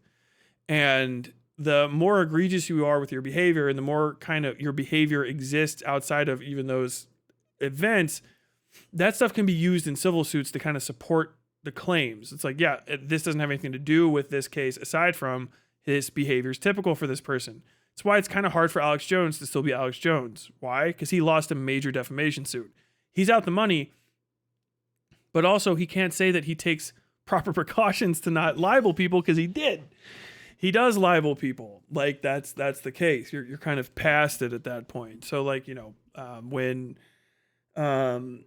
was it Bill O'Reilly? I can't remember. No, it was Tucker Carlson. When Tucker Carlson, you know, got fucking named as a major player with the defamation suits over the election vote counting machines, you know, at Fox News. When that hit, he got you know, basically kind of forced out of Fox News because now he's a liability because he can be his failures to succeed, his failures to not be libelous before can now kind of be used against him in the future. Now, is every court going to go like, well, you lose automatically? No. But it just makes it harder to say, well, I didn't know, you know, I thought I was doing my best due diligence. You know, I would never do this because you did. It's just a little bit that makes it harder. And Ethan Klein being involved in those many suits and losing as many as he has, he doesn't have any recourse ever to say like he didn't know better because now he's pretending like he's an expert on freedom of speech and when it can and can't be applied to people. It was always going to be a matter of time before lawsuits became commonplace on the internet because of just the amount of money that's at stake. Not just you can sue somebody who's large and steal their money, but also people that have a lot of money and their reputation rides on having that money. They can, and very often, fiduciarily responsible decision, or the responsible fiduciary decision is going to be to sue somebody to protect their reputation. I think that what's his name was half-ass about it. Fucking David Pakman, you know, like, what was that, a year ago, saying he could sue somebody and not doing it. No, you need to do it. Don't ever say you're going to possibly sue somebody. I mean, you can talk about like the situation where you would, but don't go like, I think I'm going to sue this person. Maybe I will, maybe I won't. Because they'll just say like, he threatened to sue me, which is what happened with him. With Hasan Piker now is threatening to sue, or maybe getting ready to. He's talking about it like they're filing paperwork to sue Scott Jennings, who is from Kentucky. And we're going to read this article in a second, but I just really want to hammer home. I think this is the future. I think it's going to be very difficult to be a small creator that makes spicy comments on this platform unless you are tip-top and in shape about it. I can see like people like Nick Diorio and stuff taking the fucking lawsuit pill and starting to sue people. Because, I mean, you're like, oh, he wouldn't ever. Yeah, that guy... The most wouldn't ever person about all of the other stuff. No doxing, no supporting doxers, not getting involved in lame political discussions between people, never taking sides, always being unbiased. That Nick Diorio? No. This guy, if people have enough money for fancy watches, they usually have enough money for at least one or two frivolous lawsuits, especially against people that can't defend themselves.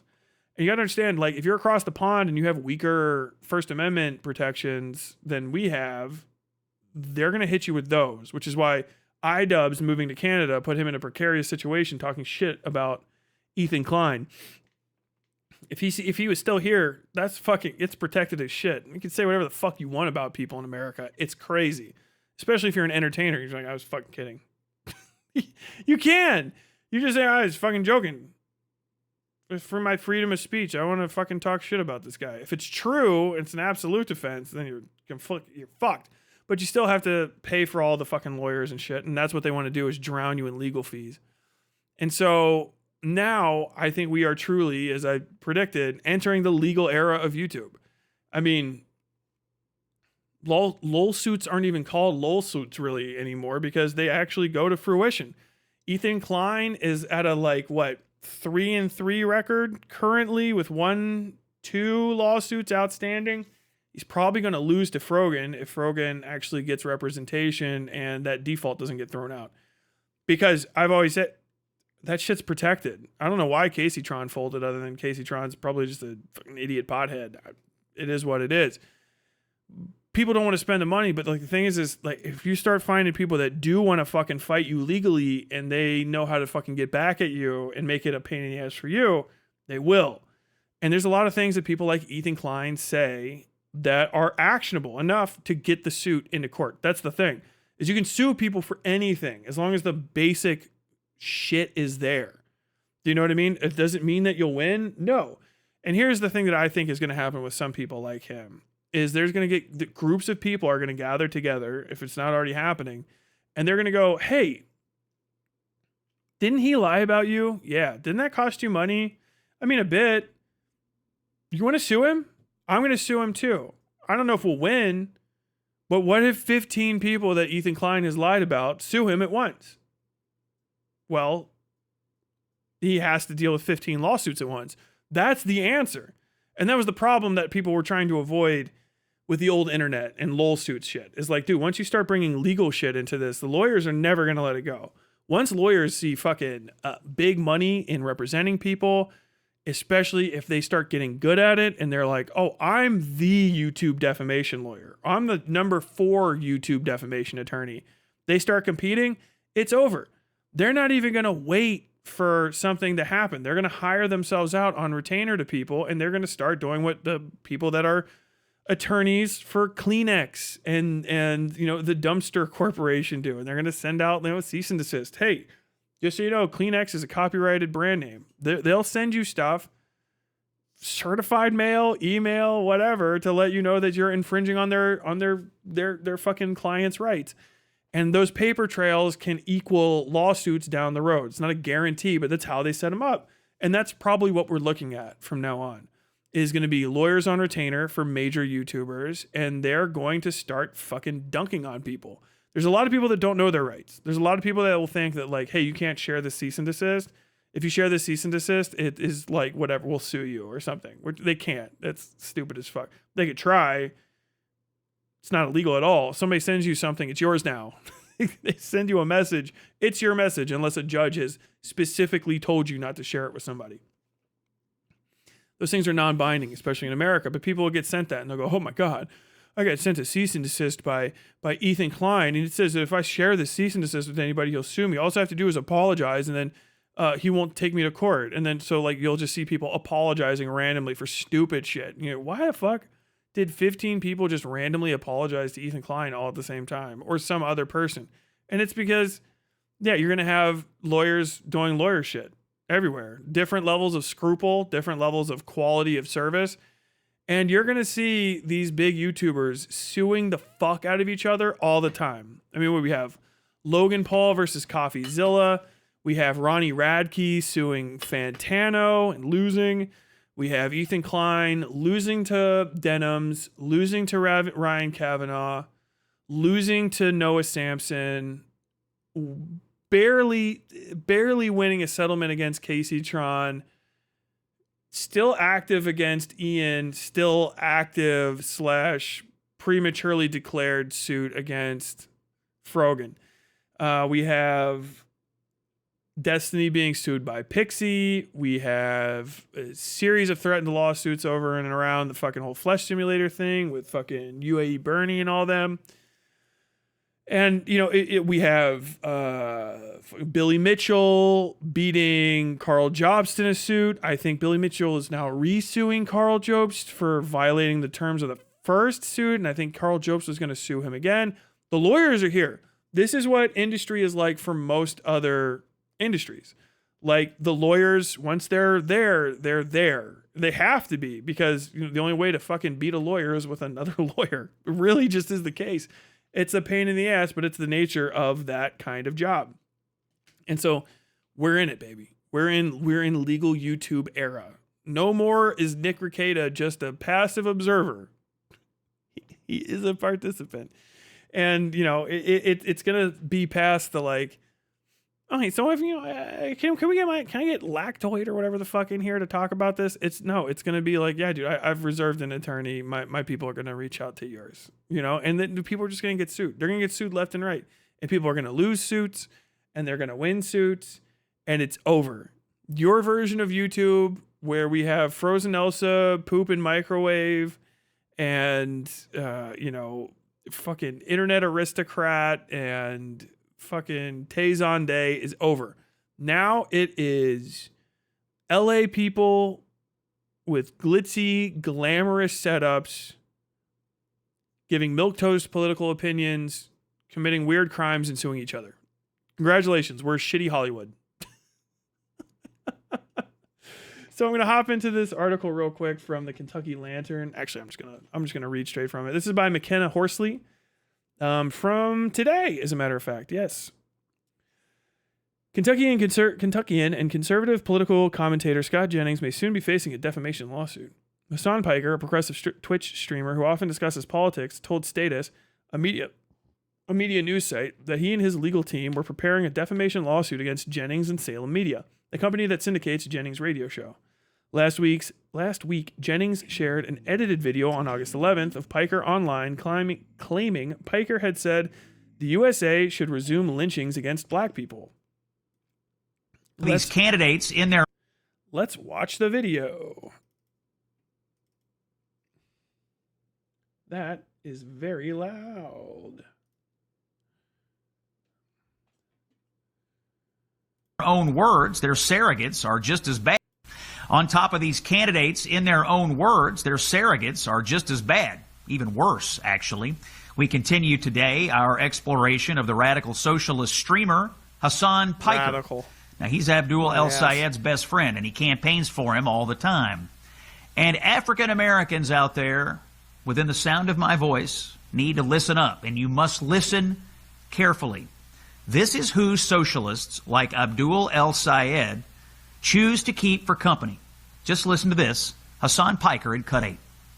I don't give a f*** what black people care about. Oh, black people care about this, black people care about that. Like, shut the f*** up. That's not how politics works. Oh, well, Hasan, how dare you? Like it or not, black people care about this issue. It's like, it's such a fucking stupid stance. Any other black folk want to engage in radical activist language in this fucking chat? Suck my Yes, dude. It's because I'm racist. That's why. It's because I'm racist, dude. Go back to a better time when lynchings were happening.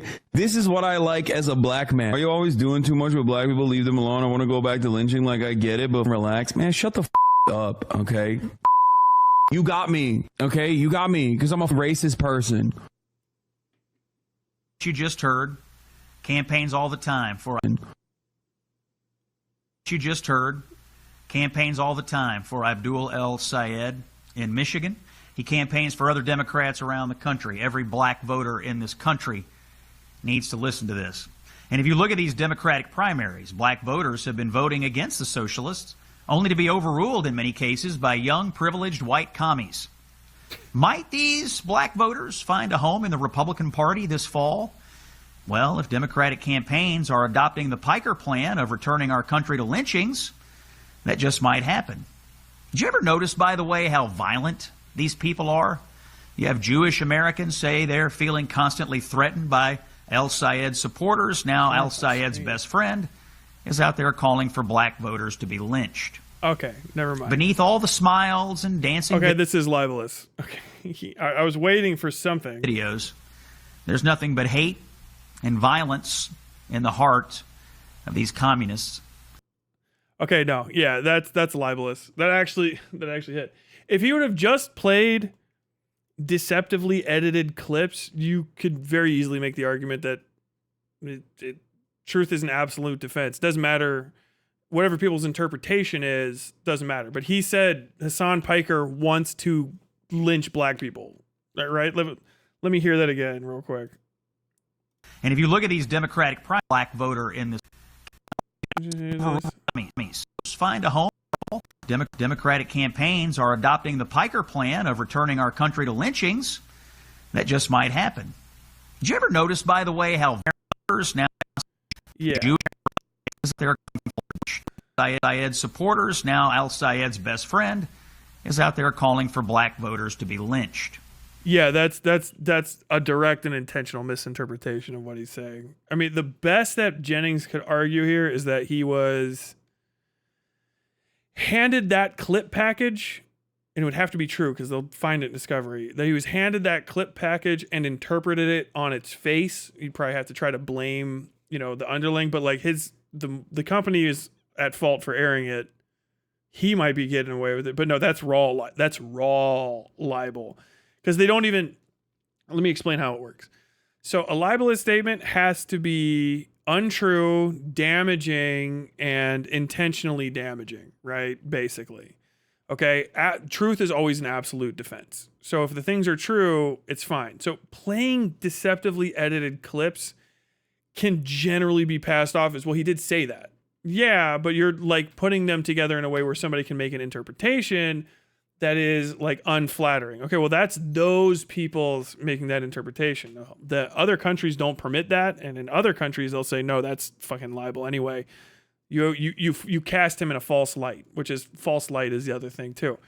So false light's hard to do in America. It happens, but it's just hard. That's why you don't hear it going off a lot, despite people saying shit like this. He, however, included and restated an interpretation that Hasan Piker wants black Americans lynched, and he wants America to return to lynching. That is an intentionally incorrect statement. There is the like little kid, I know like Dan Saltman and Destiny do this like childish thing where they're like gleefully interpret something wrong and they'll say, well, somebody else did it too. In this case, that is not a reasonable interpretation I get from those clips. Obviously, even watching them, for me, he's shit talking. Do you know what I mean? Like, he does not want to do that. And that's not what his intention is. To say that he is actively campaigning for the lynching of black Americans is a lie. That's raw. An intentionally destructive statement about his reputation, which actually could probably cause some reputational harm. The crazy thing is you didn't have to do all that. You could have just played the clips. He looks bad enough already. Adding additional material in this case, your own interpretation is what puts you in the position where people go like, okay, well, so you're interpreting this way. If you look at the rest of these clips, he's clearly not advocating for that. He's being like rudely sarcastic. He doesn't actually want to hang black people. That's fucking stupid. Nor does Abdul al-Sayed. And so like, the news people did this shit to each other. Whatever. I don't care how their fucking clique went. But like, yeah, there's a lot of these fucking major news organizations that need to be sued more often in a general sense because they do just libel people like crazy. Crazy.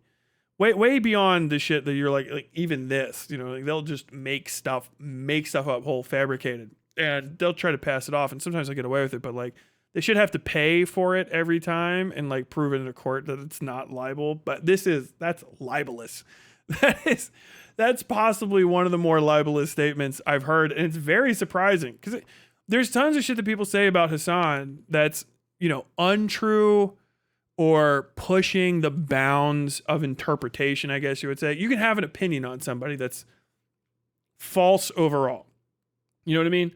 You can misinterpret, incidentally or otherwise, facts and use them to come to an opinionated conclusion stated as it's my opinion or in my belief. I think, something like that. And those opinionated statements are much more like, it's an opinion. You can take it or leave it, right? Whereas this guy's arguing that the facts of the matter, the direct and accurate and truthful interpretation of those clips is Hasan Piker is advocating actively for the lynching of black Americans, which is bonkers. That is insane. You know what I mean? And to try to fucking pass that off is crazy. Will Hasan win a slam dunk lawsuit against him? No. First Amendment shit is always confusing and it's expensive and it's long, which is the real reason why a lot of people don't get involved in it. But if you have the money and people say crazy shit about you, there's no reason to not get litigious, especially if you're somebody that's people are talking as much shit about as Hasan. If you win one or two, or you just kind of put it out there that like when somebody talks some shit about you like this, you'll sue. If you win, you sue people, they'll back off. It will create a chilling effect on speech. But also it will, if the speech is all libelous or it's all negative to you, there's no reason, from a personal standpoint for him more than likely to not engage with it, which, I don't know how you would want me to talk him out of that. Like, is it going to be good for me? No. Is there anything I've ever said about Hasan that I could get sued for? Not even remotely. I don't think so. I mean, you could always try to file the suit. I would win. I'd probably win on slap. Most of the things that anybody would ever try to sue me for that I can even think of, I would fucking win on slap. Because I always just look stuff up. I try to fucking back it up with a thing, or I'm like, I'm talking shit. This is a joke. Don't take it seriously, And if I'm wrong, I'll apologize and I'll retract. Whereas, I don't know if this guy has. I don't know if he's been given the opportunity. Usually you send a cease and desist right here. You'll inform them to some degree. I don't know if Hasan launches straight into a lawsuit. I guess maybe he could say it's defamation per se because it's so deleterious to his brand. But normally what you would do here is actually send like a cease and desist or a notice of intent or like a just a clarification, like a legal clarification, like to the guys like certified mail. Hey, you published this on this date. These statements are factually incorrect. This statement is incorrect. This statement is incorrect. These are libelous and damaging statements to my client or to myself, my person, whatever. We would appreciate a retraction and a correction of these issues. And failing that, if they are repeated, we will have no other option than to sue you to prevent further utterances of this untruth that is damaging to my client, like that kind of shit. You send one of those things, which we've gotten in the news, like, here and there type deal. Some people just send them out. Usually if you're talking about coal companies, anything in the hydrocarbon industry, they'll just fucking light you up instantaneously. Pop, right off rip. They don't give a fuck. They don't want anybody ever talking negatively about them, and they'll just sue you for shits and giggles. But it is what it is. I think he's actually put himself in a very bad. Scott Jennings has put himself in a very bad position here, unnecessarily so. I mean, maybe I think the defamation case would be in Kentucky because he's in Kentucky, I believe, saying this. If he's not in Kentucky, he's probably in DC. But I'm pretty sure Scott Jennings is here. Like literally his office and stuff is here. Wherever his office is, and he's putting this stuff out, that's where it's going to be from. If that's the case, then he's going to be fighting here. He might be relying, if he thought he could just get away with it, or if he just doesn't care, or if he thinks he can win, maybe he's betting that like Kentuckyans will go against Hasan Piker, which isn't like the worst conclusion to come to, because Hasan is kind of repugnant to middle American types for any fucking number of reasons. But yeah, that is egregious. I think this is like the thing with Hasan recently too, where I said this a year ago in some change, is that I think Hasan is being built up to be dropped on the left. And I think what we're seeing is that happening. And I don't know where it's going to go. I don't know how it's going to play out, because on one hand, Hasan is a fucking moron a lot of the time. He says stupid shit that he shouldn't be saying. Not just because it's like, oh, Tyler disagrees with it, but it doesn't comport with the goals he pretends to have, where he wants to be this like taken seriously adult political commentator type, but then he'll say stupid shit and lose his control and be like, is there any other black people? He does that stupid shit. And it's like, what the fuck is wrong with you? Like, why would you do that? You know what I mean? Like that doesn't look good. There is no good context for it. The context is he's so irritated by people in his chat talking about black issues when he's trying to talk about Palestinian issues that he's like, was there any other fake black people? It's like, what he's saying. Like, it's crazy. It's nuts. I don't want anything like that. I don't want to be a professional political commentator, so I can say anything. I'll talk shit. I'm an entertainer. He wants to be like in a suit, impressing everybody at CNN, and then go home to his like model girlfriend or whatever the fuck. Like, he wants to live like that weird LA lifestyle. Weird bridge there. But he says a lot of stupid fucking shit. He presents himself like an idiot. He lies unnecessarily, and like that's just frustrating. But I think he's being set up to be dropped on the left. And like, I mean, that's really happening right now. That's like what a lot of people are trying to do. You have the DGG sphere, you have the Fox News sphere. And I think they're going to fuck up and they're going to drop him on the Democratic Party and make him more successful. He may one day say like, oh, hey, you did this and I planned it. I don't think he did. But that's what it feels like. Like, statements like this from Scott Jennings and a lot of the stuff that I see from DGGers and shit, where they have to gin up the truth, or they like gleefully and intentionally misinterpret stuff that's already bad enough on its own to like blow it out of proportion. Because I can only guess because they're stupid. That's the only I can only guess it's because they're literally too stupid to understand how to fucking like go after somebody's reputation legally. They say egregious, over the top stuff, and then his fans get to just ignore it. And he's in a good enough position where it doesn't even like hit. Do you know what I mean? Like, this isn't gonna, I don't think Scott Jennings is convincing any black people of anything. He's a white guy in a pink shirt from Kentucky who's a Republican. Even if his ancestors aren't what you think they could be, he's got the build for it. Okay. He looks like his grandpa was sitting in a rocking chair and had a strong whip hand, to say the very least. So like, there's not like a lot of black Americans that are going to watch him say this and go like, yeah, okay. And not just draw their own fucking conclusions. But black Americans that have to pay attention to Hasan at all are going to be like, corny, and I'm good. He appeals to white people though. That's kind of the thing. It's like, damn, Hasan Piker is not cool to black people. It's like, I don't know if you know this, but that was already the case. What? There's black people that talk to him. There's Shonda Black. FD Signifier, some other assorted streamers. Like, yeah, dude, those aren't the whole of black people. Black people are people that are black, that are from everywhere. Generally, they're going to see somebody like Hasan Piker and go, I don't give a fuck about this, because there's nothing to give a fuck. I don't know how to explain this in a better way.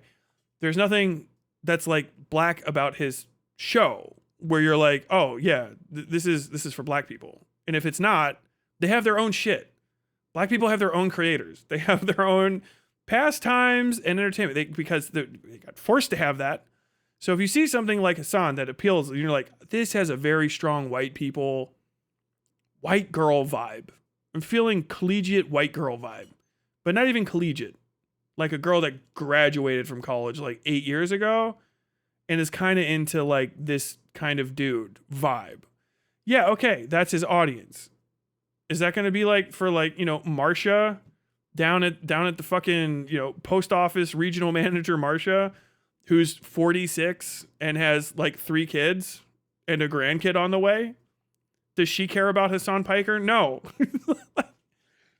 It's going to be like, oh, did you hear about someone named Hasan Piker to her daughter? And her daughter, who has a child on the way and a job of her own, is going to go, oh, my coworker's son watches him. And they're going to go, is his coworker's white, right? And she's like, yeah. And you go, oh, okay, that makes sense. I heard he's like racist or something. And they're going to go, yeah, probably. And they'll never give a fuck. They'll never give a shit. Like, it's, black people are people. I hate saying this over and over again because I'm not, people are like, Tyler, are you being a pick me to black folks? Like, I swear to God, saying black people are people and they don't give a shit about the things that you're concerned with, it's not a pick me comment. I'm just telling you, because it's like, all the black people I hear talking about these things are like, this is fucking irritating and I don't give a shit. This is a conversation between white people that don't understand black people trying to convince black people to do some shit that's not good for black people, and the black people already know that. They're aware. They're not children. They're not sheep being like led around by the nose. That crook and met. Black folks are like, hey, I live in America and I'm black. I've known this because I can't. No one lets me not forget it. You know what I mean? I'm not allowed. I am hyper aware of my situation, and I have to vote for my interests, and I have to pay attention to my own interests, yada, yada. There's no black folks that are like in some sizable population that are getting on Twitter and watching Scott Jennings KY at all, and then going, oh, wow. I had all of these thoughts about who to vote for, but then I saw some Hasan Piker. My God. Wow, he's a racist like I've never seen before. This quick cut video is surely by a white guy. This quickly cut together video of some slightly brownish person by a blue-eyed white man from Kentucky it was definitely arranged in my best interests. If there's anything I know as a black person in America, it's that a blue-eyed white guy in a pink shirt from Kentucky he's definitely got black interests at heart. Oh, he's a conservative from Kentucky. Oh, definitely a long history of definitely thinking about black folks first. Yeah, he's whatever this is should immediately affect my voting decisions. This is gonna get me there. What the fuck are you talking about? This shit is solely for, you know who this is for? This is for, you know, I wish I could say it because I hear it and I work with a lot of black folks and I was trying to tell them about Hasan Piker. That's who this is for. This is for chubby, at best, chubby, well-meaning, bearded guy who has definitely said the N-word a few times, maybe even in front of his coworkers, but they work in some sort of like, we deal with it. That's Jim. Jim says the N-word sometimes, but Jim is one of the best guys on a forklift. We tolerate Jim. Why does he say the N-word? He says the N-word for reasons he will explain to you. don't hit him. He's annoying as fuck. He's the boss's fucking uncle, okay? And he's good on he will get us the fuck out of here. He's fucking annoying. But he's got a good heart, but he's fucking annoying. He won't say it to you. He thinks he can say the soft A because of Eminem. He'll explain it to you 6 or 7 times. It's a constant thing, but you'll get it. All right. That's the guy that's being appealed to by Scott Jennings, because that guy's like, I work with black folks all the time. I've never had a problem with one. I think they're good people, well-spoken and clean. I tried to tell him, though, about that Hasan Piker. He's a communist. He says he wants to bring back lynching. Can you believe that? I'd never stand for no lynching. We know you wouldn't, Jim. You remind us of that every Thursday, Jim. Thank you. We call it Jim Thursday. It's when Jim reminds us that he would never participate in lynching, a thing that none of us have asked him for, but he has reminded us of. Like that's the only kind of, and that's a rare-ish guy. They're kind of around here. They're not necessarily bad people, but they're emotionally and socially stunted and cannot conceive it. And just Republicanism benefits them. They think in their mind. And so they just go like, okay, that makes sense. And then they share that. There's nobody that's going to be like seeing this and go like, oh, fuck. Hasan Piker is bad for black people. As a black person, I'm convinced. Scott Jennings, KY, is fucking, he's got me. Not calling black people black folks is a choice. Don't know how I feel about it. Me? Is it bad? I don't even know what you're talking about. His racism is like at best inferred, which is sadly much, much better than most people. Again, judge me by my enemies at all. I think like it's hard to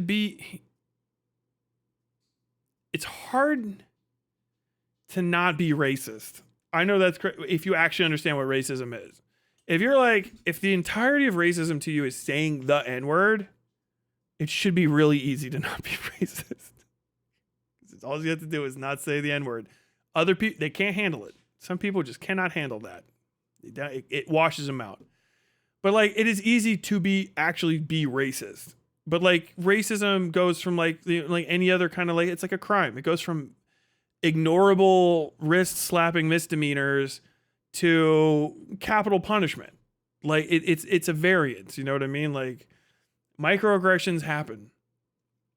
People are ignorant of other people's, what, and like black communities in America are a very specific thing. They're, from what I've heard, listening to black people, it's not like diasporic communities in other places if they've lived there. Like black people in America are not a monolith, but they are a internal culture within America that will exclude you from itself, both by proximity and relation. Like you cannot understand black folks in America simply by watching TV and talking to black people.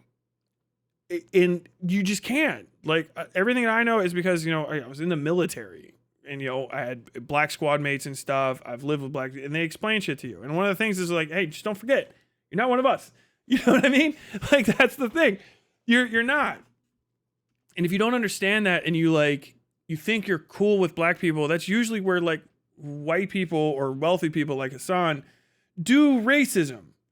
Because you get into a point where you see the intersection of your own privilege and wealth and ability and the kind of like, centuries of depredation of black folks. You see that intersection and you go, I'm doing black people a favor, which is racist.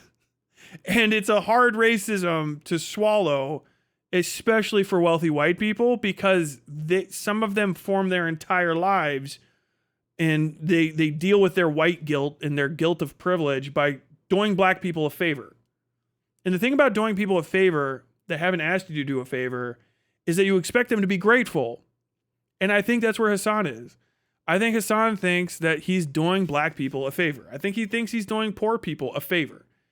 And I think he thinks he's doing anybody he talks about nicely a favor. He often mentions he wouldn't have to do this. If he was a Republican, people would be eating out of his hand. If he was on the right side of things, people would treat him like a god, yada, yada, yada. I get it. And so the way that he talks about these things, it makes it like he's doing black people a favor. That's the racism. That's a hard racism to describe to him and his community, because it requires, first off, talking past black people in his community who are like, black. So they're going to say like, nuh-uh, or I have my own opinions on this. And I don't feel like talking about that. And I don't feel like, pretending like that, acknowledging that it's happening, or maybe they do and they don't want to hear about it. So like, and Hasan will let the minorities in his community fight his battles as minorities. He does not practice do not defend me, which puts you in a position where if you want to criticize him on subtleties of race, I mean, if a black person shows up and they say, I don't think Hasan's racist, I don't have anything to say to them. It's not going to convince me, but I okay. That's my response. All right, fine. Yeah, fair enough. What are you going to say? Hold on. Now, let me just, now, I don't know if you understand, Yeah, I've even tried to game what those arguments would sound like in my mind. Like, yeah, you just sound like a racist. You sound like you're doing the same thing. I'm doing black people a favor by trying to keep Hasan honest. This is between white people. Why are you inserting yourself into a conversation about blackness between white people? Black person? It's fucking racist. That's how easy it is to actually be racist, right? That's where the systemic racism aspect comes in. It's a behavior that in other situations might just be normally like condescending or patronizing or irritating. It rises to the level of being racist, which, depending on how bad you feel about racism, is very negative, or you could give a fuck. If you care about not being racist, but then a thing that you enjoy doing, patronizing the less fortunate that you don't even understand, you enjoy doing it, and it's a part of your like you don't understand that, like, oh, actually you've been racist this entire time. Kind of like everything that you say about black people, and even you're trying to help them, all of it's racist. You're actually just being like a white savior. Your relationship, positive in your mind, with the black community is racist. And people go, that's fucking insane. Fuck you for even suggesting such a thing. You're like, okay, wait, I don't know what to tell you. You're gonna do the reading. And you're not, because it would require you to like look back and go, oh shit, black people are a fucking prop for me, or any minority that I do this to are a prop for me. And if I actually do have to address this, then I've kind of been abusing people. And even if I apologize, there's going to be people who are fans of mine who are going to go like, you don't have anything to apologize for. I'll give you the pass. Or like, I'm this or that, protected class of person, and I think what you did is fine. People have tried to do that for me when I've made missteps, and I just tell them, don't. You don't ever need to don't ever fucking be a minority defending me using your minority status. Go read a book, buy yourself some ice cream instead. If someone's like, you ever like, oh damn, this is where Tyler really needs, a black person to step in and say, like, as a black person, before you say that, as a black person, as a Muslim, as an Algerian, as a British, as a Native American, as this, as that, just do something else. Let me take the hit. I'm fine. I'll live. I'm white. I'm trying to tell you this. Like, I'll be good. There's no punishment for this, really. It's all pretend. The punishment for racism as a white person, very rarely you'll lose your job. Very rarely. Most of the time, the punishment is people will say, wow, you're racist, and then you kind of feel bad. Aw. And that's what white guys can't stand. Like white people in general. They're like, oh, fuck. Dude, you're being a little racist right now. That made me feel bad. Okay. Well, get over it. What are you talking about? God damn. So like, I think that's kind of the issue with Hasan ultimately, is he's a little cringe, right? And he does that stuff. But yeah, this stuff with Scott Jennings and a lot of the DGG attempts at taking down Hasan, all they do is fucking make his community stronger. Because I understand nobody, this is the point I'm ultimately trying to make, there's very few, of any, black people that are going to listen to Scott Jennings make a statement about how racist someone like Hasan is and not look at Scott Jennings and go like, don't think you're the fucking messenger for this. And when you're not the messenger for the message and the message fails, it usually that first impression is the impression. Like, what happened? The first time someone tried to tell me that Hasan Piker was racist, it was a blue-eyed, blonde-haired, white conservative from Kentucky. Yeah, did you listen to him? Oh, no, I tuned that right the fuck out. He said that Hasan Piker wants to lynch people. He wants to bring back lynching for black people. What? Do you think that's even remote? Well, I don't think anyone would just say that openly because that's a crazy thing to say. Even like the Klan would be hesitant to say something so egregious. So I just looked into Hasan Piker, and then the first video he had talking about it, he said, nuh-uh. And all the clips were longer, and they showed that he wasn't trying to get black people lynched. It's absurd. Like, you're going to make that community stronger with your dog shit attack, right? And this is the DGG issue, is like they're constantly alienating any possible new friends. All those guys, people that are idiots that should be like primo DGG people, you know, and like these live and learn guys and stuff, they're just getting peeled off. Like, you're no friends anymore. Hutch is going to be in a position very soon where he can't talk to anyone. He had his little live and learn podcast, and he's not going to be able to go on there because Pondering Politics and Pisco are now persona non grata because they didn't join the fucking Hasan Bash jerk-off session and eat the fucking Limp Biscuit. Like, lame. And then when you hear DGGers trying to criticize Hasan, it's trash criticism. He had sex with a minor. What are you talking about? Oh, he was in a brothel. You question it more. Oh, he was in a brothel that got raided for having underage people in it. Oh, he was there with the underage people? No. He just went there and left. Like, he just used it like, oh, like a bunch of people used the brothel. Yeah, it got raided by police years later, and then that happened. Okay, was he like running it? No. He went there one time, like a lot of people apparently in the region do. Yes. And so you don't know anything about the actual specifics. You just wanted to say he's a pedophile. Yeah, pretty much. Yeah, we just lied. Oh, okay. You know that lying is bad and also unnecessary.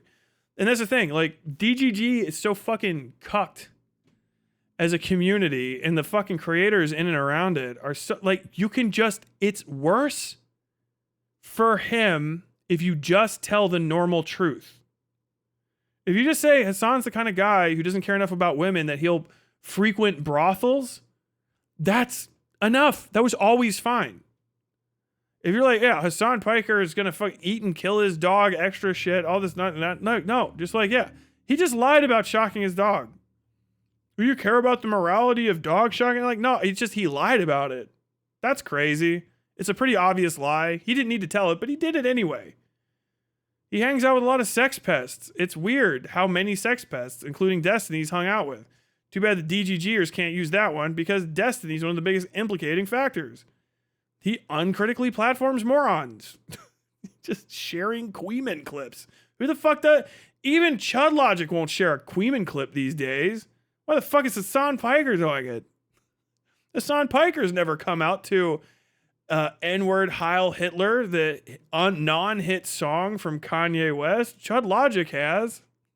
That's the community that Queeman's from. Queeman loves that shit. Cringe. Jesus Christ. Dude, you say, yeah, he went to brothels. He's kind of a womanizer. He talks about fucking women all the time. It's just creepy and weird. That's fine.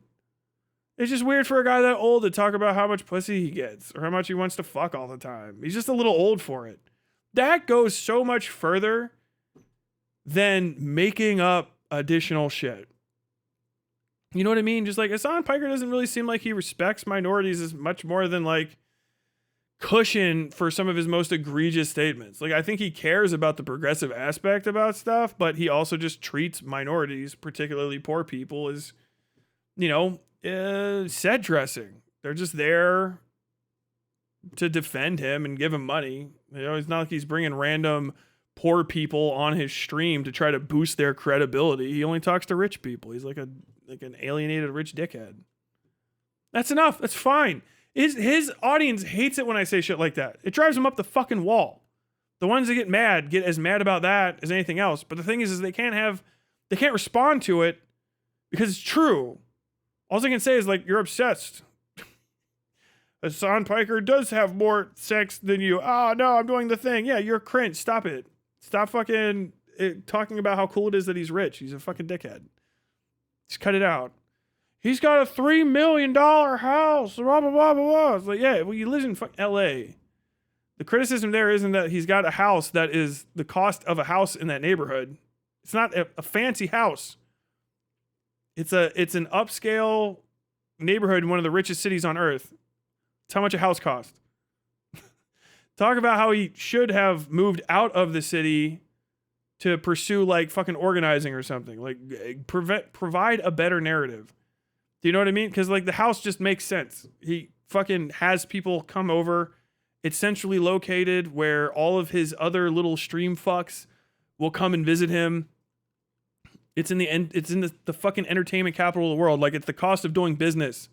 That's what people see. And it's bigger so he can have his studio in it. Like those are easy responses for him to make as a counter criticism, and they're fair and they're basically accurate. Like it's impossible to give a shit about that house because I know what $3 million looks like in fucking Lexington, and it's a way fucking bigger house. So it's like you get all fucking excited, and then you talk about it, and then you look at the place and it looks like shit for $3 million because it's an overinflated cost of a house to live in West Hollywood, Los Angeles, fucking California.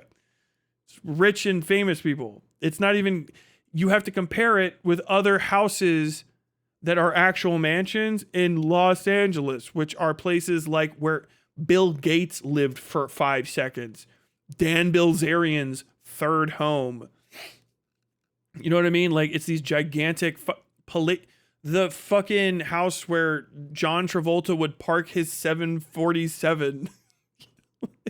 Like, dude, it's just absurd. And they're bad criticisms. They just don't have that because like fucking Destiny is so fucking lazy and stupid that he can't just fucking rest on like, okay, well, I guess my one criticism isn't going to fucking work and I can just repeat it and try to be principled about it. He's like, no, I've got to fucking gin it up. Well, it's not fucking working now. I get everything that I want. I get everything I want when I want it, but it's not working right now. It's not working immediately. His career has to just ended, so I gotta fucking lie. Dog shocking pedo now. What the fuck? This raw lying. Like, dude, you could get sued. You might lose. You might not have enough money to fight it out. Do you know what I mean? And Destiny's lied about a lot of people. He said some pretty fucking libelous shit. Yeah, you can win against one person, but what if numerous people start suing you? Do you know what I mean? What if you get to a point where you're like, fuck, I got to hit a settlement. What if there's some news companies out there that have a standard settlement and they're just like, yeah, we'll give you 40 grand right now. Walk away. What if you start bleeding like that? Do you know what I mean? What if people start coming to you with like good fucking cases? Because you've opened it. No one's going to feel bad if Destiny gets sued. No one even cares at this point. You know what I mean? He's not a nice person. He's not a good guy. Asmongold's a fucking piggy bank getting ready to be broken open. Dude, with the kind of fucking outlandish shit he says.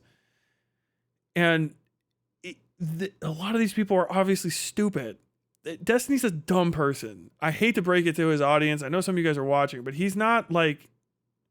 You guys are deluding yourselves into thinking he's as smart as a fucking college professor. He's not, man. He's a guy that plays video games on the internet and says slurs during debates to impress his audience of like children. Right? He's not a fucking wunderkind of debate and skill. He just has a few basic rhetorical tricks that he can't take on the road with him, because if he goes to like real debate clubs and shit, they'll fucking eat him alive, because all of his best tricks are shit from 300 BC. It's old hat stuff. He's gonna get fucked if he keeps doing this stupid shit. And I don't think he cares, because I think he thinks he's just going to get away with it. And maybe he will. But like, dude, he's going to say the wrong thing about the wrong people the wrong way, and they're probably just going to fucking sue the shit out of him. There's people that have enough money to do it, they'll just do it. If there's people that have enough to lose or they think they have a good enough case, they'll do it. If there's lawyers that people can get to work on contingency and they have a good enough case, the lawyers will take it.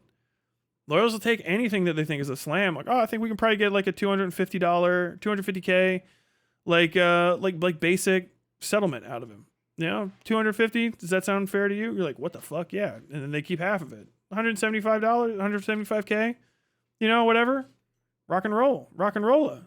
That sounds great. Like, Tyler, that's impossible. That would never happen. Like, dude, these kind of lawsuits happen with real companies all the time. Do you know what I mean? Not much less fucking shit talking idiots online. We're in the thick of it, dude. Okay, I am going to talk to chat for just a second and then we can get off. I've gone too long, but I'm surprised how egregious that Scott Jennings thing is. Tyler, I think you and Pisco could have an actually substantive Hasan bad discussion.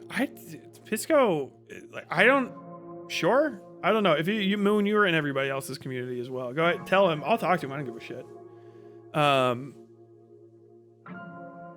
Yeah, like Pisco, it's not like this is looking from the outside and I can see how DGG interprets this shit. And they're like, hey, fucking he's because he's a DSA guy. Like Pisco is literally one of the most like well-planned speakers that I've seen in some of these spaces. Like, okay, here, compliment, clip me, send it to Pisco. Pisco, you are good at saying things.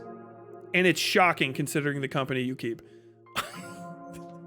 I wouldn't say he's perfect or like, I'm like, oh, I'm a Pisco fan. I don't watch a lot of his stuff, but I don't have reason to because I don't have any, like if I don't have an extreme disagreement with somebody's stances, but they also don't present their information to me in a way where I'm like, okay, this is new, novel, and I need it. I'm not going to pay much attention. No problems whatsoever, I think, ever with anything he said. Generally, I can understand why people get mad at him for being very moderated in his delivery of stuff. But shockingly planned out statements. There's a lot of people that pretend to be these like kind of austere, fancy talking, you know, I am like a dinner table conversationalist. I am not like one of these easily angered, blue-haired liberal, whatever the fuck, blah, blah, blah, blah, blah, blah, blah. But like, you get them you get them going and they say the stupidest shit in the world. Like IRI, I'm really important. It still drives me up. I cannot believe he said that you shouldn't buy a house. You should rent and invest the money you would spend on a house because that will get you more money in the long term. Like one of the most out of touch statements with economics, the prices of things. I've never heard that in my life. Until I heard it from him and then Destiny. Psychotic. You listen to any of them long enough, they're going to say the stupidest thing. What the fuck are you fucking talking about? I've never had that with Pisco. Also, when he gets excited, I don't think I've heard Pisco start screaming slurs. I don't think I've heard Pisco do a meltdown. Lose his fucking mind. So the guy seems like he's got his fucking head on straight. And when he's talking about whatever it is that is the subject of the moment, it seems like he can do what I do as an extemporaneous speaker and just think a few words ahead and have some sort of plan for what he's saying. And I think it drives the people in those communities crazy because he's like, if he doesn't plan on taking a strong statement on something, he just doesn't seem like he will do it, which is kind of cool because not a popular, not a common skill in the DGG sphere. Chud has gone full on racist. I mean, has gone as a matter of time with Chud logic is like, depending on how it really, Chud is now a racist is how you perceive racism because I've always thought Chud was racist. I thought Chud was a racist from the start, but Tyler, you enjoyed some of his content and you said he's funny. He's a funny fucking racist. I don't know what the fuck to tell you. He's got good fucking delivery. He's just also a racist.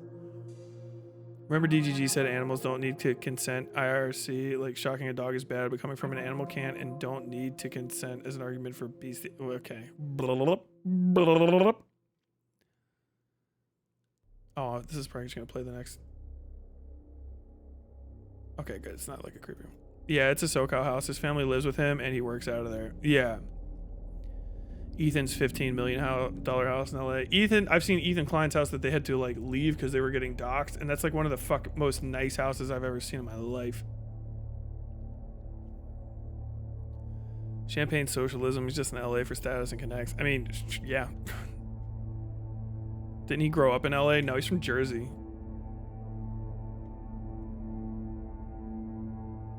We grew up in Turkey until he was 18. He was born in Brunswick or something, and then went to grew up. He's a fucking Turk, you know, in Turkey. Like I'm an American, and then came back to Rutgers for school, and then he's been here working for his uncle ever since. Well, he's working for his uncle, and then, you know, doing internet stuff ever since.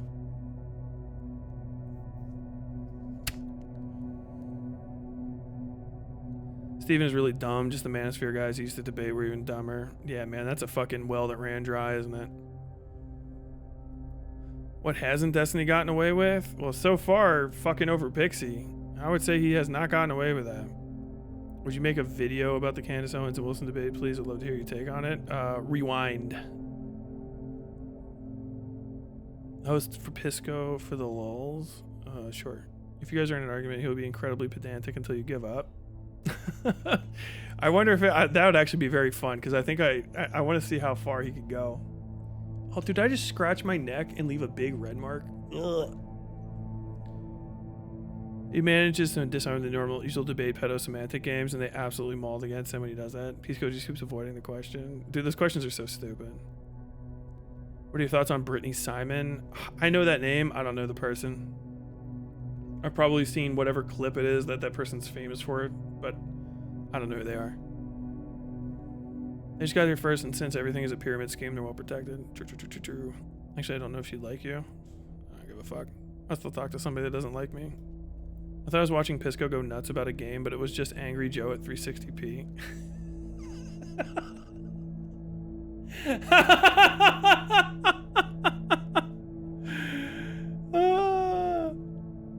Pisco talked to North like a dad talking to a little child who was misbehaving the other day. It was the coolest thing. I mean, yeah, I can get that. I've talked to North as well. How do you spell his name? Pisco, like fish in Spanish. With an I instead of an E. Pisco. Chud has been racist from what little I've seen. I've never seen Chud, like, not be racist.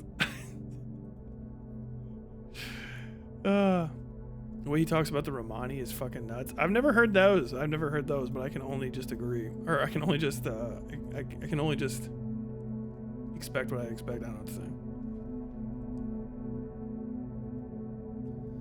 Brittany Simon says she's a philosopher and allows strangers to pay to have conversations with her. She also tells them she's better than therapy. Oh, fuck that. Absolutely not. Yeah, I'm never paying to have a conversation with somebody. Jesus fucking Christ. I'd pay not to have a conversation with someone. You know what I mean? Okay, my voice is starting to go, and it's fucking 7:20. You guys got way more out of me than you deserve, and I'm about to roll. Like the drink, Pisco Sour. Oh, okay, cool. You guys have been watching Westside Tyler Live, and I've been Westside Tyler Bell. Join the Discord. All of this VOD's going to be up probably tomorrow-ish on the VODs channel. Check it out there. Clips, all that good stuff. If you're a clipper and you want to clip chunks of my show, go for it. People have been asking. I am reminding. Just don't clip out whole segments. Like, keep it reasonable. I don't care if you like me or not. I'm not going to fucking strike anything. With all that said, folks, you've been watching Westside Tyler Live. I have been Westside Tyler Bell. I hope you guys have had a good time, and until next time, as always, stay safe out there.